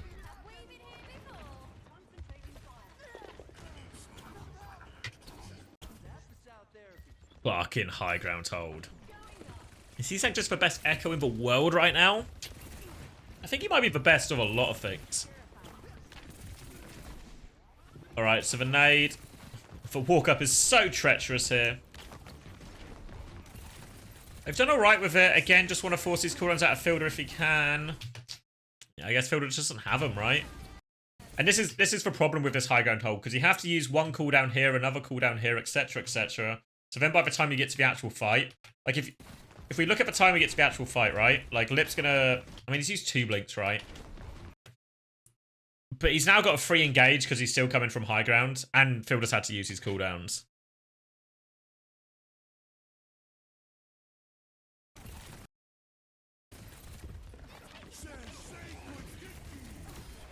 Yeah, and again, it's Lip who just finds his pick again.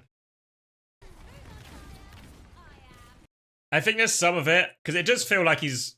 I think in the same way we felt like at the start of the dive maps, it felt like he was starting all the fights well, you know, in terms of finding a position to clear the Winston, finding a good timing to engage on with Jumbin if he was going, etc. I feel like this type of matchup, if you're Crazy Racoon, is a little bit more structured in terms of we just find timings to go, timings out, timings in, timings out. And it's all just about, can we do our job together at the same time as a team and not get caught, not get punished. And it feels like he's doing this more reasonably. I don't know why Shu's here, by the way. How did that happen? Why Shu?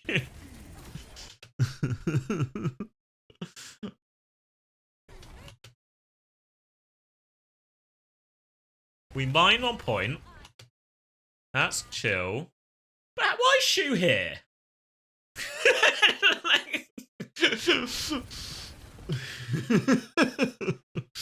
Can we get a... Can I get a fact check on that one, Shu? Like, what percentage will be on? 41.72 on the final one. Okay. What are they going to do about it?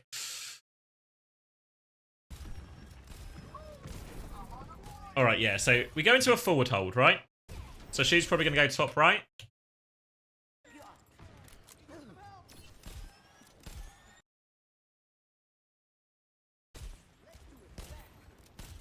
Alright, early nade. Forces for Suzu.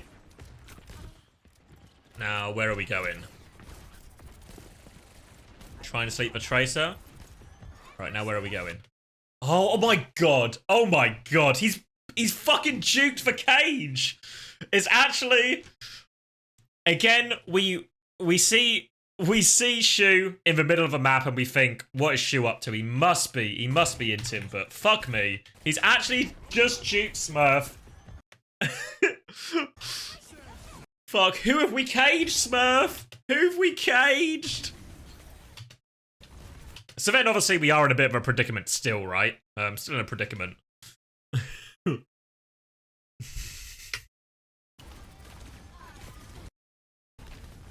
Fuck. Alright. Let's go back to the other one. Now we've explained why she's there, it's really fair enough.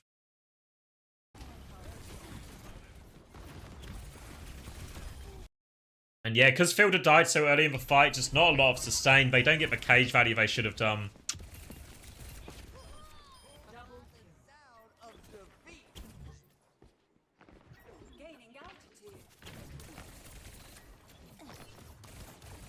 And running back to the forward hold. Smurf has gone Winston. This is the swap I think they should have made earlier. Because now in theory they can play a little bit more standard. Should be easier to punish Shu, etc. The problem is, like, because even though I think this swap is better, when Smurf dies and he's, like, most of the way to Cage, Cage should be a free fight win against this comp.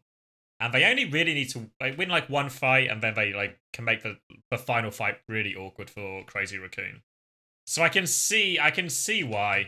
Yeah, I think he should stay Malga, in fact. I think it is the right decision. Alright, again, kind of early pressure. Fuck! Lip exposed. It's gonna fall apart.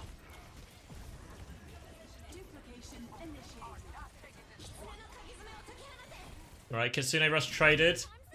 Nade's gonna land on Proper and Smurf. Trong's gonna hit a 3-man beat in. Shu's gonna die.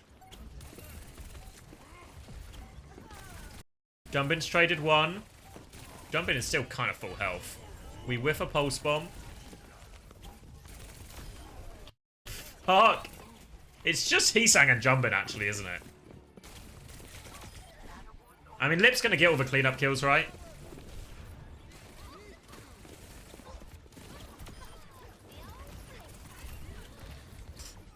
Not too bad. It's good cleanup. It's good cleanup, to be fair.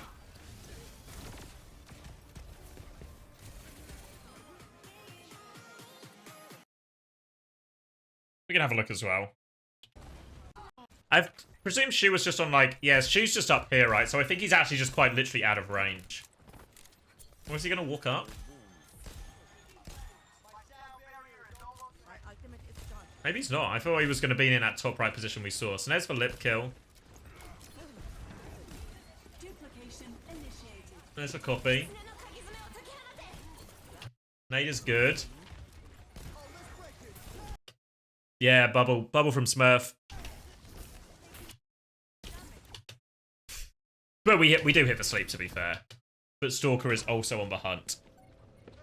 But I don't know, who's for... Is it just Jumbin in this last fight, or is it Heesang, or is it a little bit of column A, a little bit of column B?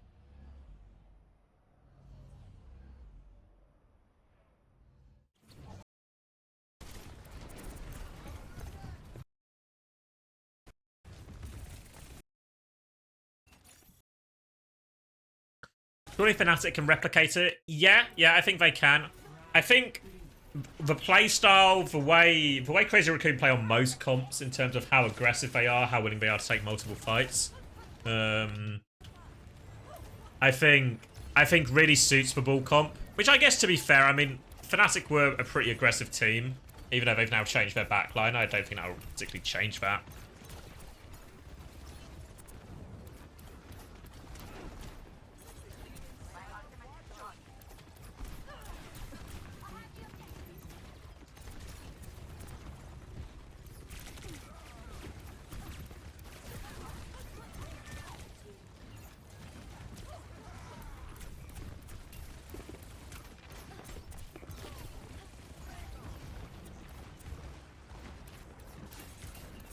Just spamming. Just spamming. Waiting for the opportunity. Just lurking. Oh, fuck. Yeah, he's so close to killing both DPS there. But yeah, this doesn't find his opportunity. Falcons manage all the stuff. Manage all the threats reasonably well. Well, they clear Smurf early. Nade good onto Chio.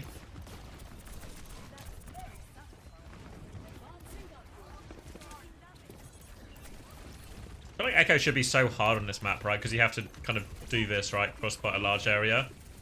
Gonna copy in.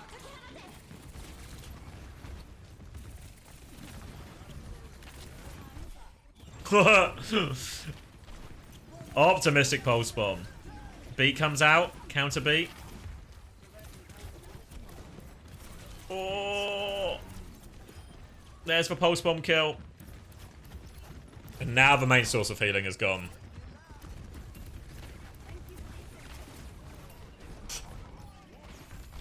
Oh, so dead surely. Oh, gets the nano. Was it worth? I don't know if it was worth, actually. They are going to push to spawn, though, at least.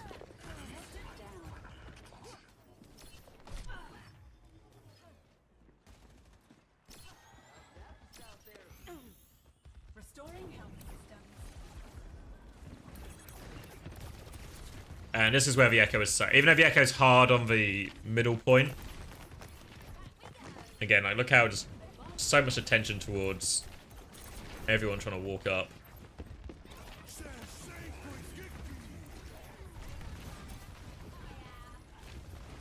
I think Fielder does have TP, you know. I think he should be able to TP out of that one.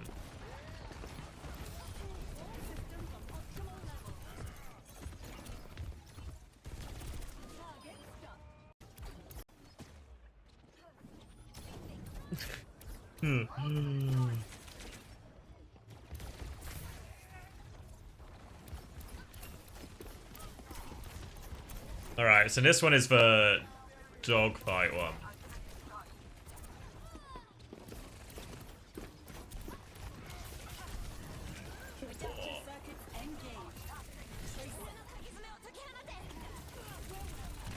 Fuck me, will he leave Chio alone?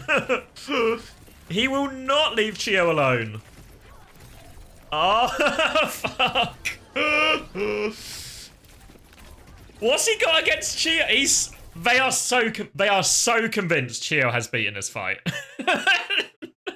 Like, look how hard Heesang is playing to kill.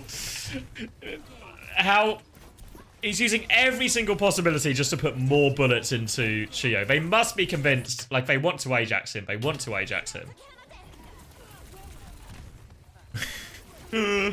Literally can't see anyone else. He's only got eyes for Chio. Doesn't even get a chance to use the pulse bomb. Really wants to Ajax Chio. They eventually get the kill. Chio is still 12% away.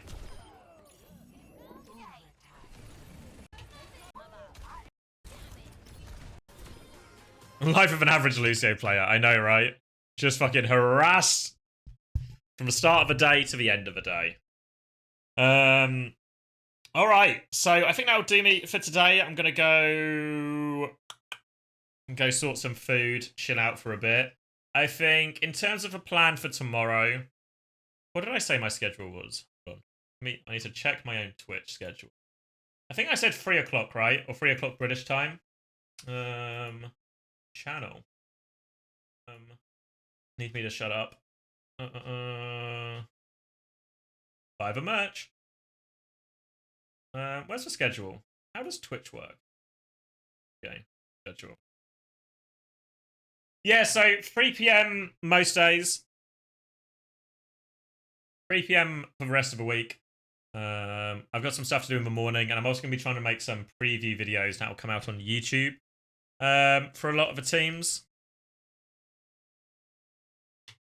So stay tuned for that on both Twitch and YouTube, and we'll do more of the same. And we need to decide who we're going to watch tomorrow.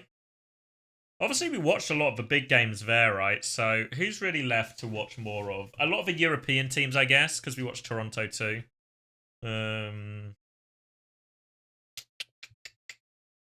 So what do we want to do tomorrow? Should we do SSG maybe? Oh, wait, that's not tomorrow. How does time work? Maybe SSG. We could do the earlier ones. I mean, we could.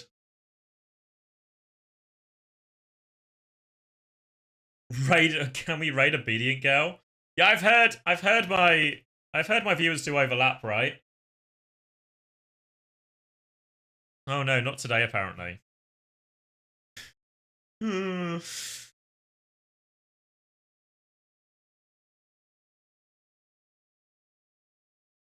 But yeah, so we'll do more of that. Because it's just wilder. It's just one viewer that overlaps. So yeah, we'll do something like that. We'll check out some of Europe tomorrow. And then I'll try and figure out some of the YouTube video stuff as well, exactly when I'm going to do that. And then in terms of what we learnt today, I think... Yeah, exactly what you're asking, Captain Ravage. I think Fielder I'm up on. Fielder, oh wait, I should do like a trending up or trending down. So I think Fielder up. I think Chio up as well, actually. Wait, should I do it on this scene maybe? Maybe that's easier to see. Chio Fielder up. I actually think Smurf is up as well, you know? Like, I still don't think... Fuck. How do you write the word Smurf? Imagine if I was literate. Yeah, I think actually I'm... In general, I was already pretty hot on Falcons. Like, I thought they were pretty hard done by. Pretty hard done by to lose. Maybe Lip Trace. I'm actually, even though we just... Oh my god. Come on. Lip Tracer, I think I'm actually down on. I thought the Ilios was the turning point, but I think he was maybe just, you know, some okay plays. He's still probably one of the better hit scans on Tracer, in all honesty. But he's not a real Tracer player. Which is always going to be a weakness against a team like Falcons.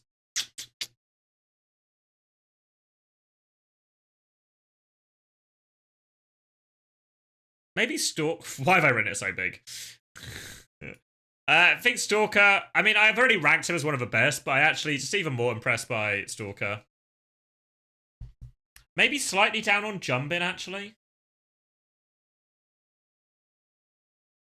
Like, I feel it's hard because I can understand why Jumbin. I feel like Jumbin's in a kind of like pretty good at all heroes, but actually on the Malga mirror, I think he got outplayed. Potentially on the Winston mirror as well, I think he got outplayed, honestly. But he also has like the ball and the hog maps, right? Like, so there's like on the core heroes trending down, but on the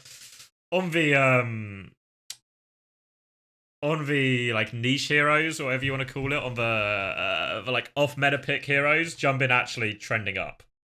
And it's so powerful for a team like Crazy Raccoons, or for any team, to just have these like super specialist picks. Because it also means stuff like, think in a ban world, right? You're playing against Crazy Raccoon and you are worried they're going to play dive, right? And you're like, I don't want Crazy Raccoon to be able to play dive. What do you ban? Because if Jumbin can play Winston, Ball, and Doomfist, and they're like, maybe Winston, honestly, Winston's his weakest, right? Like, the Ball and the Doom are pretty elite. So what do? You ban Winston so he goes Ball? Or do you ban Ball so he goes Winston? Fuck. It doesn't feel like necessarily great options. Hambin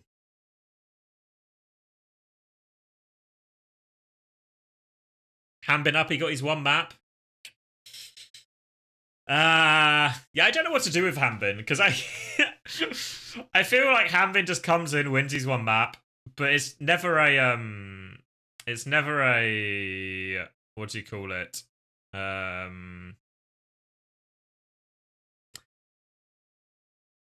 It always feels weird to judge Hanbin. Like, when Hanbin plays, like, take the final, right? Hanbin comes in and plays Malga, right? And he wins his map on Malga. This is a good thing. But how highly can you rate Hanbin on Malga if his own team don't rate him enough to start on Malga? If you see what I mean? Like, it's like it doesn't even go... It can't even be above Smurf, right? So I don't know. Yeah, you're right. We should watch some Hanbin POV, especially on these heroes where he just overlaps. Because when I watched via Rissa, you know, we watched him via Rissa last week, I was actually pretty convinced that Hanbin's actually just looked better than Smurfs. Coming from a coach who repeatedly lost to Smurfs or Rissa, no matter what. Maybe some Max too. Yeah, the Max one I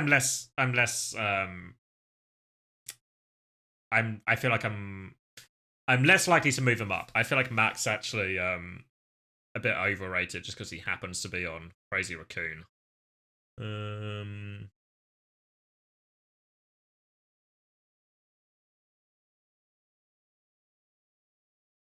Yeah, if he wins his map though.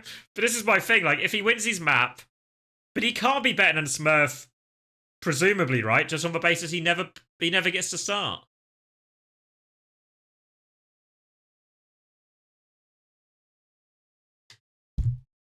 You know, so it's like, how do I marry those two ideas up? That he can't start for his own team, but he's supposedly what? The best, one of the better Malgas, but he's not even the best Malga on his team. I'm glad Juvie and Lady Trash Panda are having a moment of serendipity here. Would you put Merit up after watching Toronto session? No. No. I think he was still the best player for Toronto at Outland, but as probably says more, that's not saying a lot based on how Toronto performed. So yeah, I don't know. I think yeah, up on Falcons in general. I think they're all playing very well. I think there's a few key moments that go against them. I think they do struggle. They need an answer to the ball comp, which is maybe true of everybody in the world who exists who doesn't have jumping on the roster currently, you know? How do we solve the jumping ball? So I'm really up on Falcons, yeah. But yeah, I think that'll do us for today. I feel like we actually watched quite a lot. It will be shorter streams going through the week because I'm going to try and do some YouTube stuff as well. And I've got some other bits to do as well. So who are we raiding?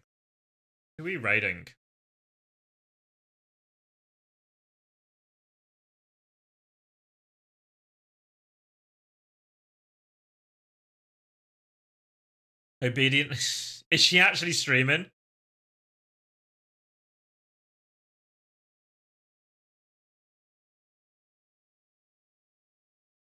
I've just looked her up. She's not streaming. Is she?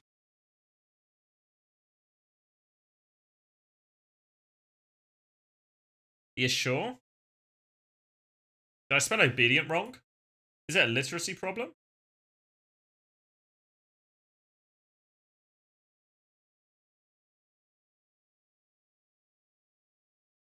Oh, it does say she is live. Hold on. Alright, okay. Seems reasonable. Since my viewership does overlap anyway, thanks to Wilder, we might as well overlap significantly, eh? Alright, I'll see everyone tomorrow. Appreciate the support, appreciate everyone stopping in. And we'll go figure out some more stuff tomorrow then. I'll see you all in the next one. Good night, guys.